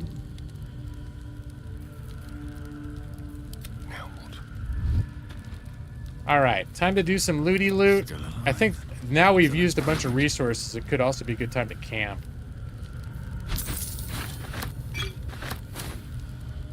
But first, we're gonna loot all these guys. Smoke powder bomb, bottle, the great axe. Yeah, it's a good cost to weight ratio. How's his carrying weight doing? Alright, so he's getting a little bit overburdened. I'll bet that Dark Elf's gonna have some good shit.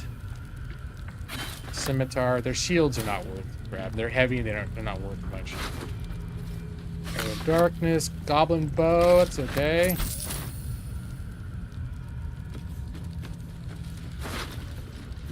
Goblin Scimitar. We're gonna have to probably redistribute some weight.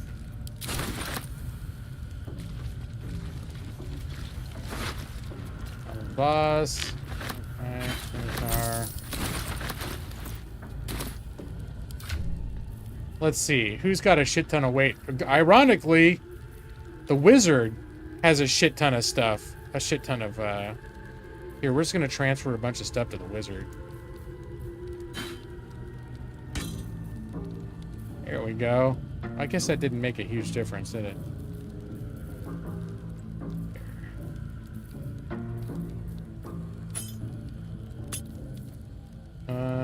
Scroll to detect mods.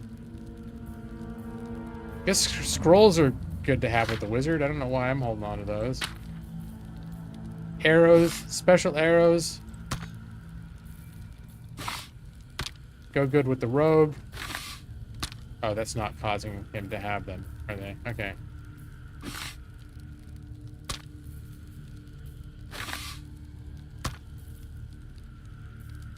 Other heavy shit. Yeah, we're good. Alright, let's see what that drow's got. An alchemy pouch, okay. Camp supply sack. Wow, she's like a real adventurer. Dagger actually have good cost to weight ratio, even non-magical ones. A mace. Eh. Cyanide? A magic mace? Cyanide's fire. Once per short rest, you can encase a target fairy fire for 2 turns if you miss an attack. We're gonna give this to our cleric. I think she may have something better already, but... Spider silk armor. Rare light armor. Stealthy. Gain a +1 bonus to stealth checks. Advantage on constitution saving check. Okay, let's give that to our thief. Boots of striding. While you were concentrating, you can't get knocked prone or be moved against your will. Ooh, that could be good for the wizard. Alright. Drow leather gloves. Okay, all their drow shit, hold on. All their drow shit is going to disintegrate if we take it to the surface world. Is there... There was someone in the Underdark that I met who will buy shit, so maybe we can sell it to him. I don't care about that. Supply pack. Tasteful boots? No, thank you. And take their mind flare specimen out of their brain. Trust no one. Alright. First...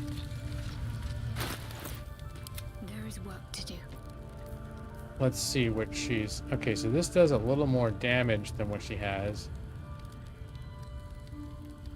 Hers grants a bless spell, which now that she has that demon, that angel storm, will she ever cast bless again? 49 damage, weapon enchantment +1.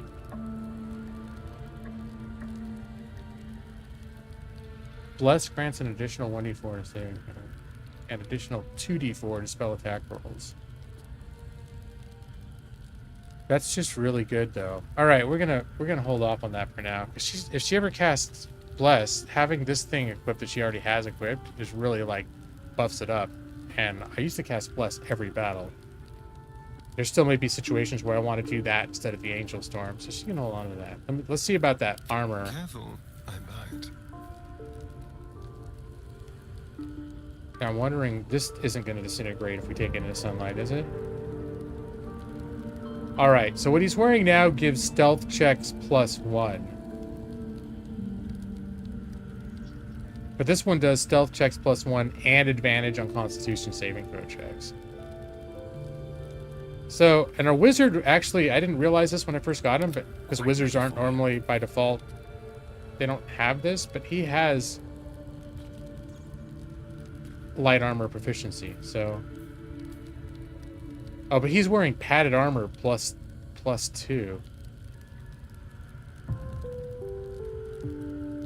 So that gives him an extra...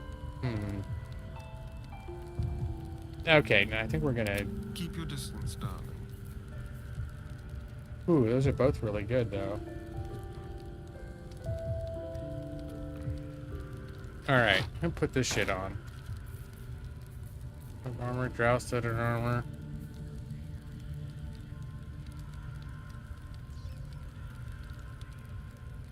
I don't think we're gonna... Maybe we're gonna sell this. Or put it in the camp stash. I don't know if anyone else is ever gonna use it. Alright. Decisions. You don't feel like games ever balance resting well with these games? There's almost never a reason not to rest after any fight where you get hurt a bit or use the resources. I think it's in the Pathfinder games, you literally just hit rest and they squat down for 5 seconds and regain everything. It's just like a temporary action. At least in this one, it actually does take you, like, you have to use camp resources. It takes you to a camp where you have to go through actions, and, like, sometimes shit actually happens when you can't. Like, you have dreams or time passes. And so I've had it thinking, like, oh, when I come back, it'll be just like the way I left it, like this place that I'm at, because it'll take you right back to where you were. But I have had it where I've gone to the camp, and then I've come back, and all, like, the people that were there that I was going to talk to, they're gone. So I was like, oh, shit. So there can be some consequences, but it is generally very easy and not resource exhaustive to camp in this game. And there doesn't seem to be a whole lot of scenarios that come up. There was somebody that it said if I rested, he was going to die. Like, the guy was trapped in an avalanche, and they were like, he's going to suffocate. So if you basically, it made me aware that I can't do a long rest before I rescue him, or he'll die.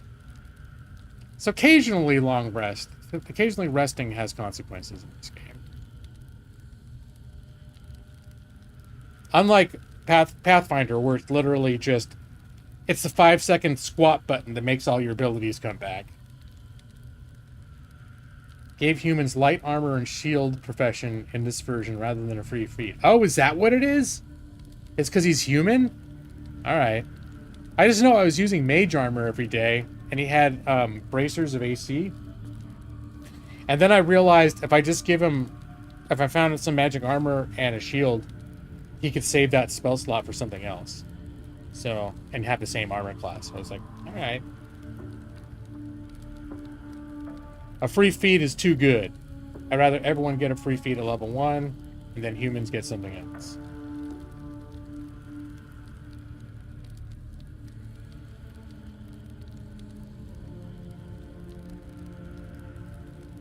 The feats are really powerful in this game, though. I mean, I can understand why they wouldn't be handing them out. It's hard to make a system that makes rest hard that is also fun. RPGs where date matters are obnoxious, like Daggerfall. Yeah, especially because, like, you can get blindsided by that shit. And actually, in the earlier Baldur's Gates, there were things going on a passive clock in the background that caught me off guard a couple times. Like, I think when Minsk wanted us to rescue Jaheira, she had been captured by like a hobgoblin camp or something, and you're like, yeah, we'll help you with that. But if you dicked around too long and didn't go there, I don't know if he actually, I think he just leave the group. I don't think he ever attacked you guys, but he would leave the fucking group, and there was a timer going in the background. I don't know how I feel about that. Like, in one sense, I thought that was kind of cool, knowing, like, I need to be aware that time is passing in this world. And if I say I'm going to do something, some people are going to hold me to it. To place some urgency on that. There's something I do appreciate about that. But I also, like, can appreciate the idea of not wanting to have to worry about that layer.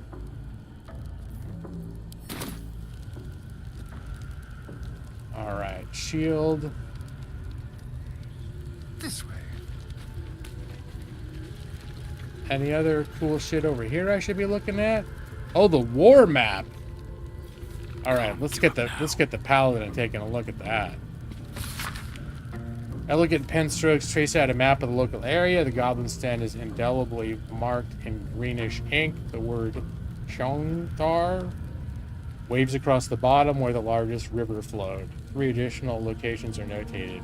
Caravan Goblins is scrawled in the northwest of the camp.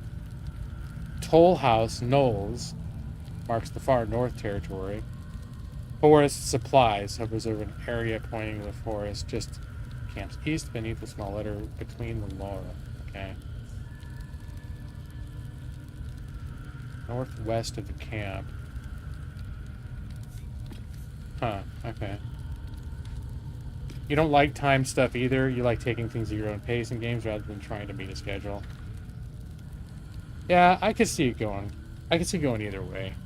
Okay, like, for different people. Not like, oh, well, you should be happy with whatever you get. I can see where some people go, oh shit, I don't want that in my game. That makes, like, I want to play it my way. I totally get that.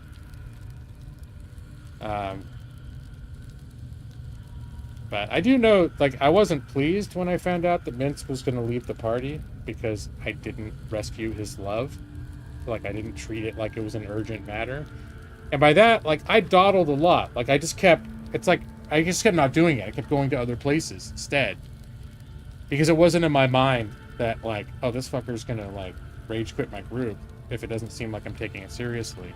And I think the reason that I like that is because it just added a layer of realism to that world, that time passage matters.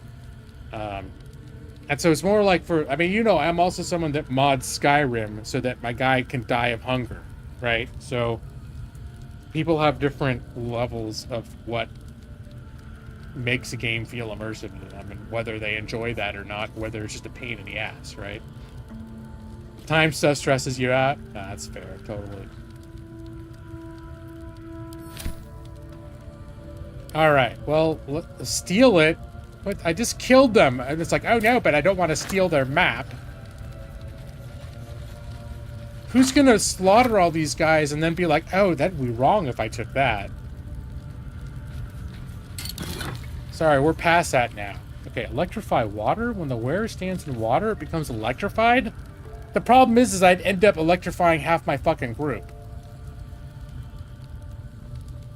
It's a cool concept, but I'm afraid I'd end up electrocuting half my group. Just casually wandering the environment. I would end up electrocuting my group every 5 seconds without realizing it. There's lots of puddles out there in the world.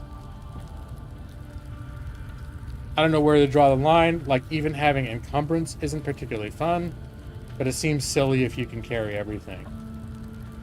Yeah, and like, I think it was Maxie that pointed out last week, like, encumbrance is pretty generous, and I'm wondering if that's something that you can turn off. Because some games just lets you be like, you don't want to worry about encumbrance? Then you don't have to worry about encumbrance. I think even Dungeons and Dragons, like the rule sets, make it like it's an optional rule that you don't have to keep track of. Like, I don't know if even encumbrance is by default considered a rule in 5th edition, at least. Gameplay.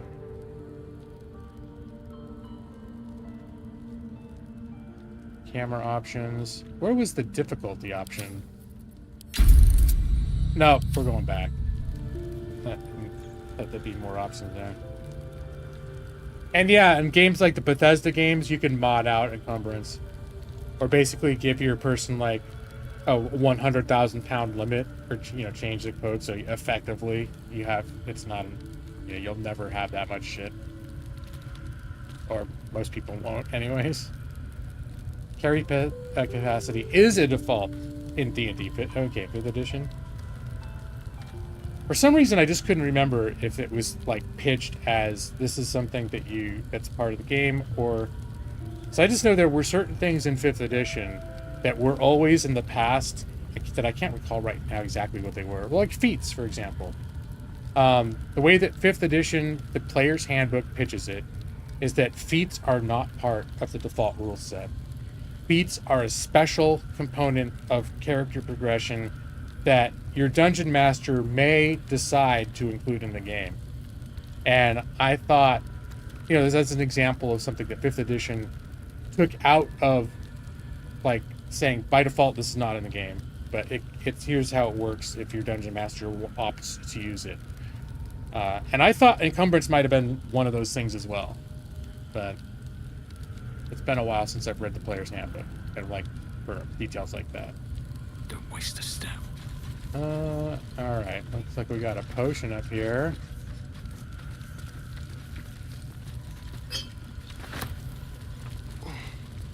I think I already looted all of these people here, but then also there's 2 guys up here. I don't think I looted them.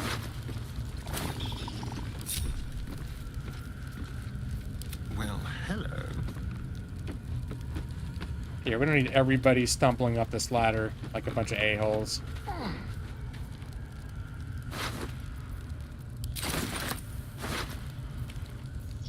Yeah, we'll take all that. And I don't think there's anything else in there we need. Anything we didn't loot because we were afraid. That was the door down to the druid. Don't linger. All right. Have a lot on my mind. Well, in it. We just do I'm gonna go to camp, but I'm always worried something's gonna happen in camp. So since I've got short rests available, I'm gonna take a short rest to get health back up. Patched up. And because we did burn through some spell slots there, it'd be nice to have those back. So going to camp here in the caves. Like how they make our camp here in the cave so cozy, Very well. Wait a minute. No one's stopped me yet. Are we at camp? Okay, we are.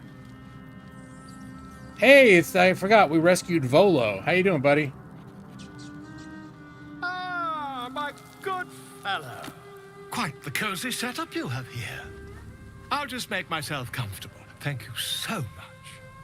I'm just covered in blood. I was just settling in and reviewing my latest findings. Mind flayers, cultists, and, of course, your esteemed company. What do you know about mind flayers? Why, I'm practically an expert.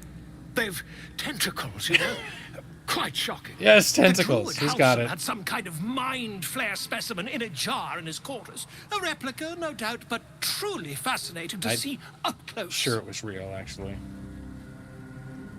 I fought one of them. I guess then he's going to interview me. He'll be super excited. Here, on the Sword Coast. Yeah. Impossible. Oh, you should know, Volo. You're the monster manual, dude. Not only have I encountered a mind flare, I've killed one. That can't be. Well, it was almost dead, to be fair, by the time I got to it. But I was captured by mind flares. I was lucky to be alive. I am. You're mad. But tell me, have you noticed any residual psionic malaise since the alleged encounter? Well, I've noticed some shit, not malaise. And hey, J Maxie, what's up, man? Did you hear me? I just mentioned your name. I forget in what context. It was something you brought up last stream about the game. Something is going to happen in camp. One of these freaks is going to try to get boning time started. That's why I woke up in the middle of the night and the vampire rogue was trying to suck my neck. That happened during the camp. And he does sound like Codsworth, I agree. Maybe, who knows, maybe the same act. Have you noticed any residual psionic malaise since it counted? I have, and the mind flare infected me with a parasite. I would say malaise is one word for it, more like psychic transference? Yeah. Curious. Illithids, their technical name, form a hive mind. One shouldn't be able to hear their dark whispers unless... Oh, he does know some shit. Well, he is Volo, after all. Unless you've been infected with one of their parasites. Finish his sentence for him. That's quite impossible. You'd have undergone ceramorphosis by now. Yeah, he knows his shit. Ceramorphosis? Tell me more. I can't attest to the specifics, but I do know that not long after insertion, the host, that's you, turns into a mind flayer. As there's not a tentacle on your head, I can only assume you haven't been infected. If only your disbelief could alter the facts. Yep. If what you say were true, you'd be a mind flayer by now. You? Infected by a mind flare? Huh, ridiculous. Isn't it? No shit, you were here, Maxie, and I ignored you? Now I gotta scroll up and see where the fuck you were. Was I in the middle of combat or something? I get really sucked into this game. And then also there's just the baseline of me not noticing comments.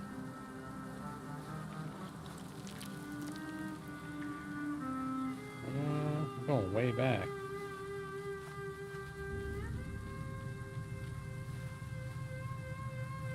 Okay,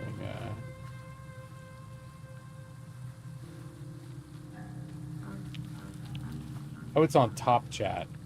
Maybe they filtered you out. Chat. Can I do a search function on here? Oh, yeah. No, wait.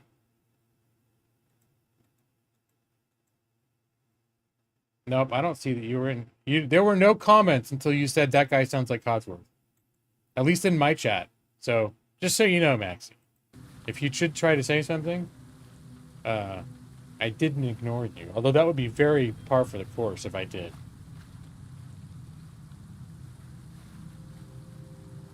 So, but I just didn't. There was literally not on my screen a chat from you. Okay, Vola. Okay, isn't it? Examine me. Find out for yourself. Perhaps that's for the best. I'd be irresponsible not to debunk such a strange claim. Let's hope there's no scalpels involved with this examination.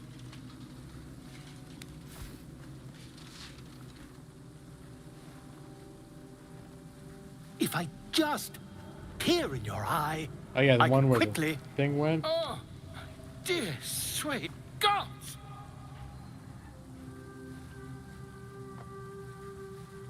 I want to get rid of these things by any means necessary. Not by any means necessary.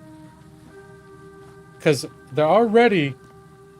A demon has come and has basically said... I think the suggestion was basically like the devil's bargain. Like, so you sell my soul or enter a devil's pact, and I'll get that thing out of you. And at that point, the answer was, okay, we'll not do just anything. Right? So it's like, quit the shouting. Can you help? I mean, yes. I suppose I can. I'll need to research the particulars, however. Give me a bit of time, and I'll have this little issue sorted. Reward, rescue Volo. Volo has decided to remain in our camp. Having such a learned scholar might be useful. That's cool. And I received light armor, a blazer of benevolence. Remedial rhymes. When you use inspire an ally using bardic inspiration, you gain 4 temporary hit points. So it's not the most amazing armor in the world, but if I had a bard in camp, it would help them with their bard songs, which I do not have a bard. But I will absolutely take that. All right. You have anything else to say, Bolo? Ah, my good fellow. Quite the cozy setup you have here. I'll just make myself comfortable. Thank you so much. Has your research turned anything up that might help with the parasite problem? I love, like, he literally 5 seconds ago was like, it's gonna take much time. I'm gonna have, and then I'm already like, would you find out yet? Not yet, I'm afraid. But my expectations are very, very high. This is like some of the people that call our helplines. They'll ask for something that's really complicated for us to untangle process-wise, and then they'll be calling back like a few hours later. Are you done yet? It's like, oh, dude, it's gonna take 2 to 3 weeks. All right, relax.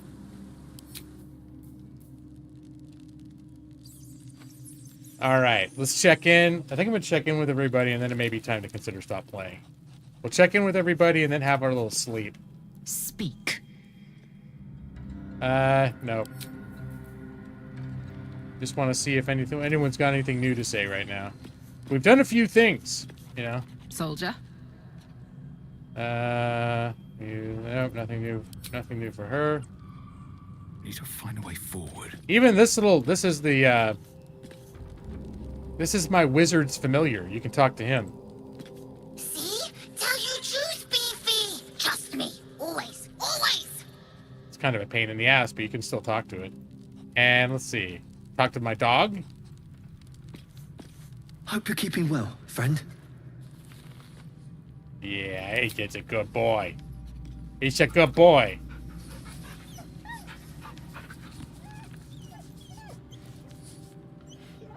It's having flashbacks to have you breathed fire today? It was from Midnight Suns, where the guy goes and pets his dog, and he always says something corny. He's got that demon dog. You have any more magic tricks to show me, Gale? No. I don't think anyone's got anything new to say. Here's a gnome that we rescued. I don't think he's got anything more to say right now. Thank you for agreeing to find Wulbren. It means a great deal to me. Indeed. He's got a friend that's been captured and taken to those moonstone towers or whatever. It's the same exact place that the druid said we need to go to find out how to remove the thing. So, you know, it's all coming together. Well, hello. What can I do for you? What do you think is waiting for us at Moonrise Towers? That's what it is. Who knows? Drow? Mind flayers? Death? Hopefully not ours. But maybe answers. If we can convince the right people to talk. Alright. Just don't try and bite anybody without my permission. Let's see, this guy... Well met. He got nothing to say. And she's playing with her little artifact. Well, my day just improved. Did you want something? She loves me. Alright. Let's see. Let's see if she has an updated assessment. Fine. Of our journeys. What's on your mind? How am I holding up in your estimation? Quite splendidly, to give credit where it's due. You and I have shared some good times together, and it seems we have plenty in common. Alright. I think she's said that before. Yeah, I've run into him a couple times now. So... and there were... The way that I ended up making friends with him was at the Underdark, the ruins in the Underdark, and I rescued him with Mir, the drow, that whole situation. And that situation, there was a bunch of different ways that situation could have played out. That's actually where I became an Oathbreaker because I made the wrong dialogue choice during that. So I reloaded that area quite a few times. So I think probably it's only the exact right combination of events and past history probably led to him being here. And I'm not sure if he'll ever join my party. He's not currently somebody that I can ask to join, like to come along with us. Oh, I have a magic touch. All right. Why is he on the? Is he on the? There. All right. There's that dude. I think I've talked to everybody, haven't I? Why is my dog glowing? My dog is glowing with him. Oh, okay, that's why. There's a thing in there. There's an item in here that we picked up that has an anti-magic field. So if I put it in this chest, but if anyone walks near the chest now, they lose their ability to have magic. So decided that was probably not a good thing to be carrying around with us on adventures. So eventually it may pay off. You didn't expect me to have done that already. Well, that's where what I was saying, Nick, is like, I found that whole area sort of not realizing that I was entering a whole new area. I thought I was just like, oh, this is a curious little nook. Oh, look, a secret door. Hey, there's a tunnel back here. Oh my gosh, there's like this whole little cavern area back. And then all of a sudden I realized like, oh fuck, I found the Underdark. There's a whole world down here.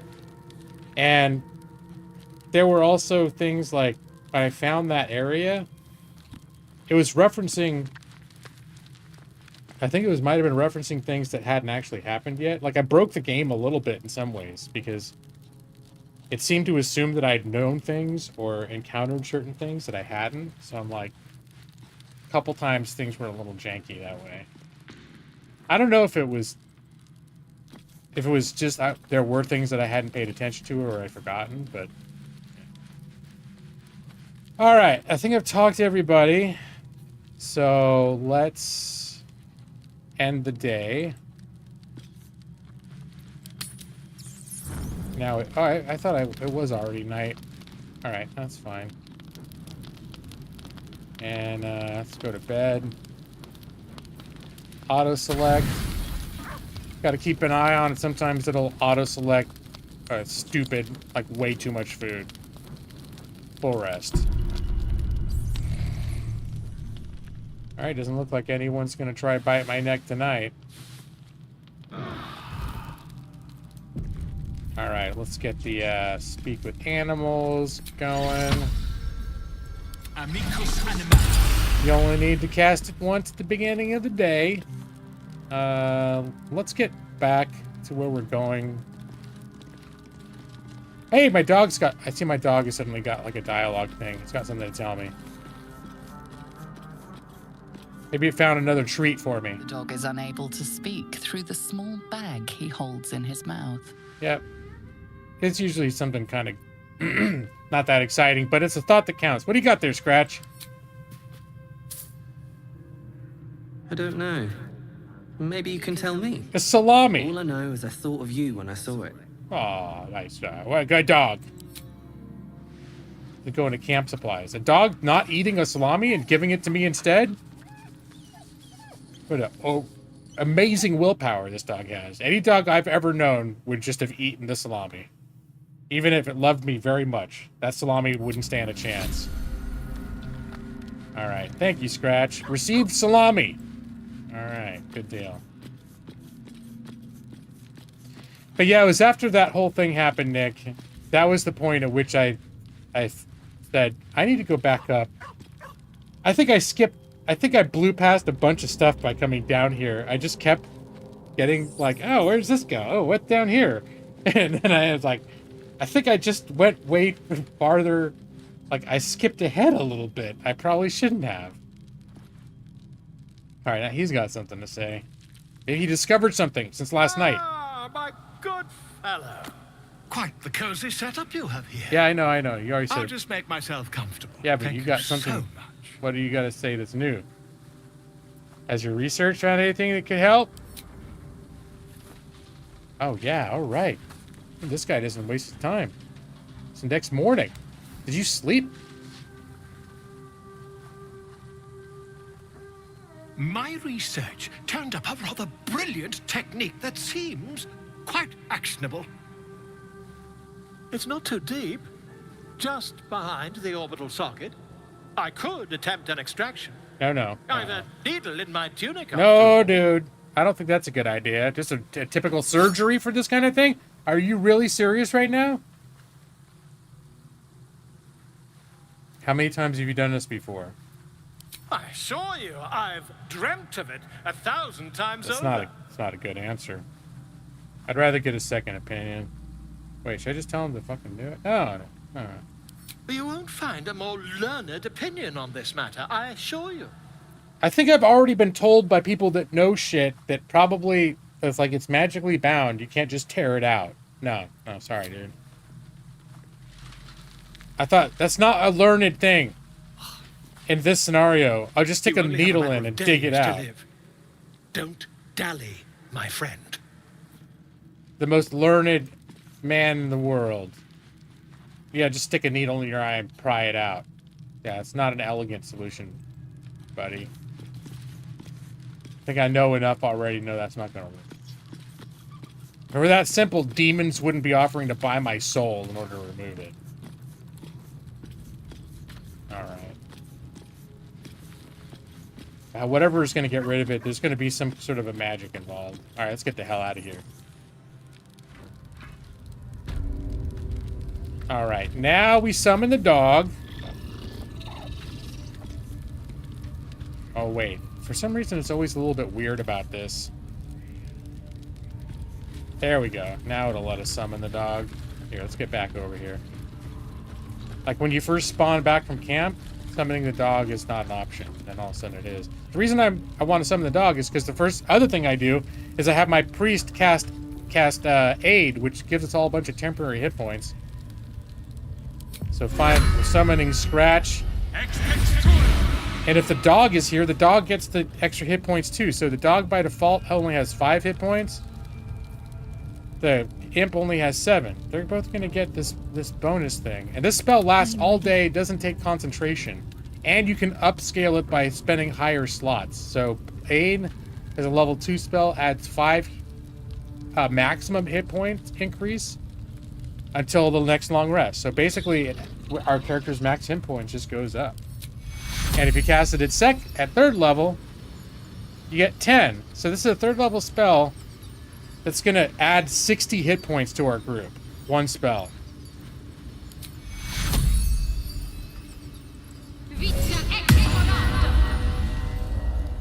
This OP. So now, Dog's got 15 hit points. Dog's tripled his hit points. Imp's got 17. Everyone else has got an extra 10. So I think that's a really good use of a 3rd level slot. Honestly, that's like a really good use.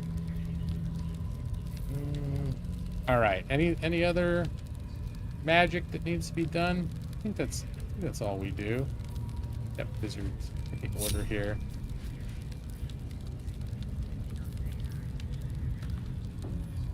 All right.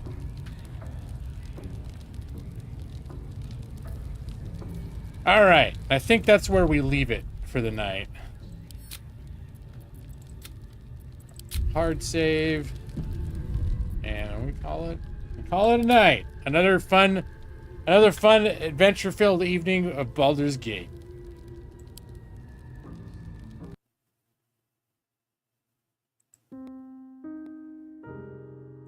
And not a moment too soon. It's almost midnight.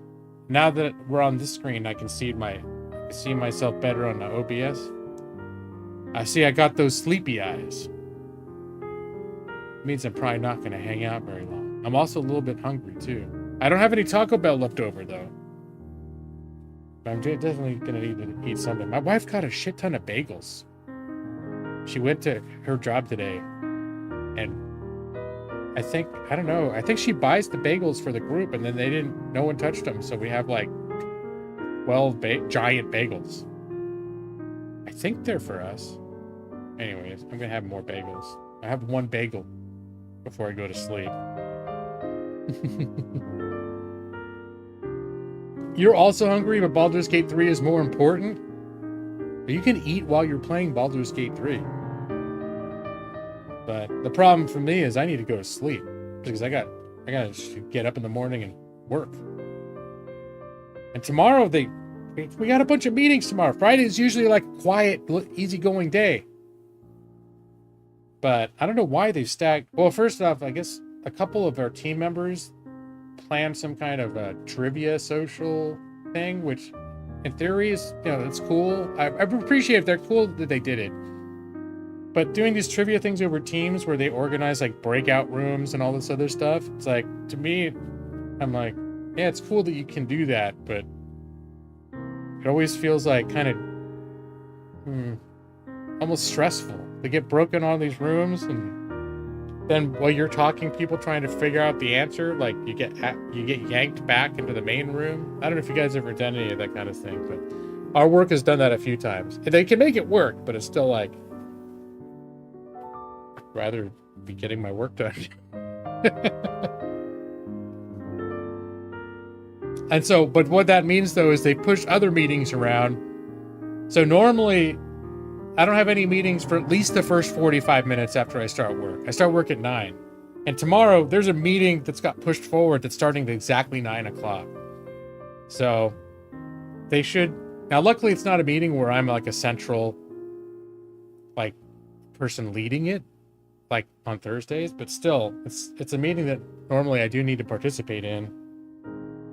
And yeah, so, but I let them know, if you're gonna schedule me a meeting that starts at 9, just understand I turn my computer on at 9. That's how I work. I'm not bucking for a promotion, because I know where that my company promotions are not that exciting. So it's like, oh, do you want to go on salary and so then you don't get paid to do overtime anymore? It's like, no, I think I'll stay with what I'm doing. But yeah, so the day's a little front loaded with meetings, which means that I won't have 2 hours to kind of wake up like I normally do. Because even the meetings that I have 45 minutes into the day, usually they're pretty like, those aren't the meetings that I have to participate much in. Those are like wider team meetings where I'll just have to give any updates if there's anything going on in my area that like is notable. But most days it's just like, hey, so we're just doing our thing over here in QA, so no problem. Trying to weasel you out of your overtime. Well, that's the thing. Yeah, that's like being salaried as opposed to hourly is not always a great, like, people think like, oh, that's like your real, like, you're salaried, like that's some big like cool thing. And it's like, it's really not. Because if you're on salary, it's like you call off sick, they still deduct. If you call off sick and you have to use your sick hours, or if you don't have sick hours for whatever reason, they're still going to take that out of your pay. It's just if you work extra, if you work over 40 hours, you don't get paid for that shit. So like, what's the benefit? And then a lot of departments and a lot of jobs that do salary, they just will be like, oh, here's a whole bunch of extra work you have to get done this week. And like when you're paid hourly, they're real careful to be very careful to make sure that you don't have to work extra hours because they don't want to pay you. But if you're on salary, they're like, oh yeah, well, have fun tonight. Stay until you're done. Bye. Then you don't get paid anything extra. In most industries, if you're salaried, you're not getting benefits for reals. I haven't seen that. And in my company, they still get benefits. If you're salaried, you're not getting like medical, vacation, that sort of shit. You get medical, right? You're talking about vacation, sick time, that sort of thing? You just don't get, I don't know. You just mean they don't count any of that? I don't know.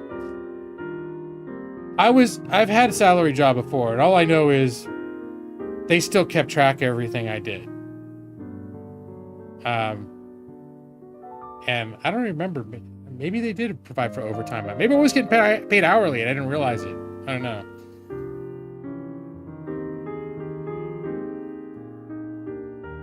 Well, no, Brad said, if you're getting paid hourly.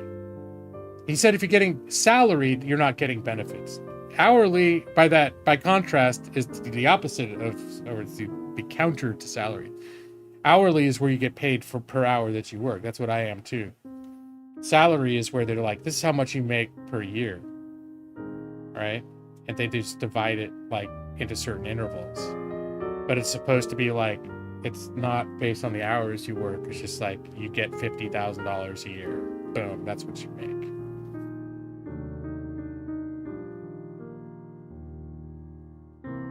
Oh, if you're not salaried. I wrote it wrong. Okay. You're right. You're right. I fucked up. I curse my damn sleepy eyes. This is why I should get off of the stream right now. I'm really bad at this. And of course, I would run with it, trying to explain it wrong. And I'm thinking, that's real weird. So, I've worked plenty of jobs that did hourly and had benefits, but I've worked jobs that didn't too. So, it seemed like smaller businesses I worked at wouldn't have benefits.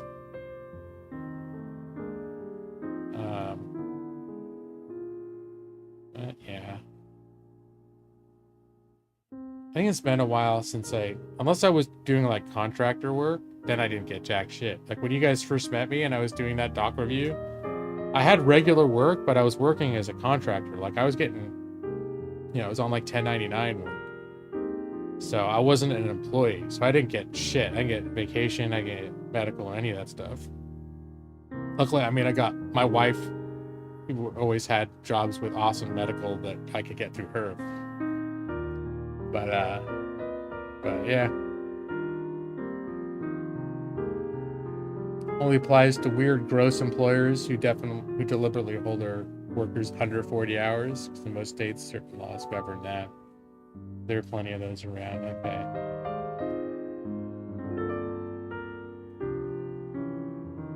So I thought 32 hours was maybe that's state by state. I thought 32 hours was the threshold where you're considered full time at that point, and you had to be offered certain benefits. But I could be wrong. I'm no expert in it. I haven't looked into that shit. I probably looked at that kind of shit like years ago, and now I forgot. When you're entitled to, when a company is forced to give you certain benefits. But I know a lot of times it feels like the company I work for, wouldn't give you any benefits except unless they absolutely had to. For you, it's 34. Okay. And 32 might just be our company's standard then, because I thought it was based on federal employment law or something, but I think in our company it's 32 hours is considered full time for benefits purposes. But that might be a company policy. Awfully generous of them if they did that voluntarily. It varies from state to state. Okay, maybe Oregon. Could be Oregon is strong-arming them into giving benefits at 32 hours. And there are always companies that will hold people just below whatever the limit is. Yeah.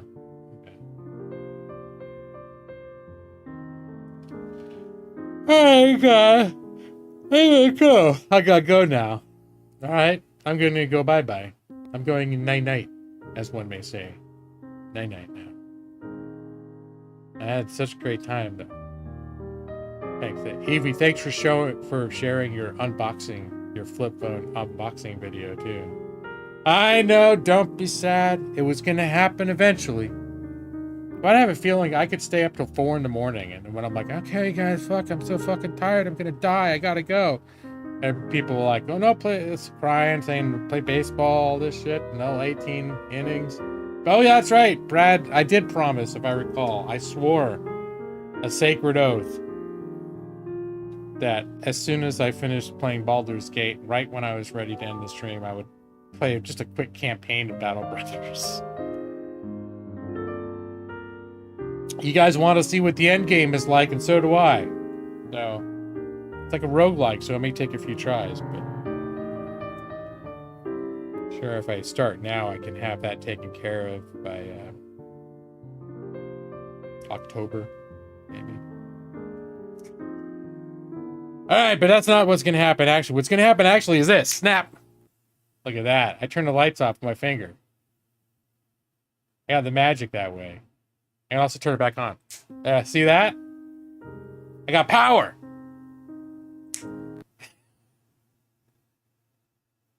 I'm back now! I've been on gone. Alright. I'm messing with you, Evie. How do you like that? Back? Gone. And now this is happening.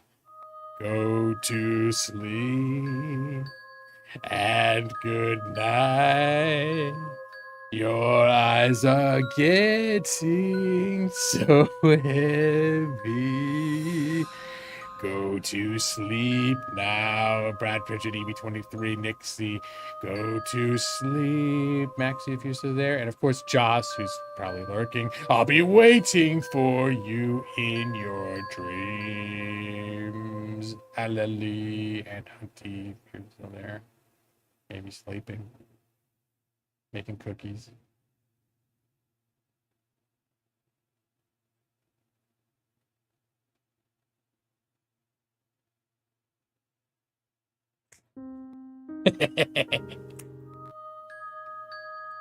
No.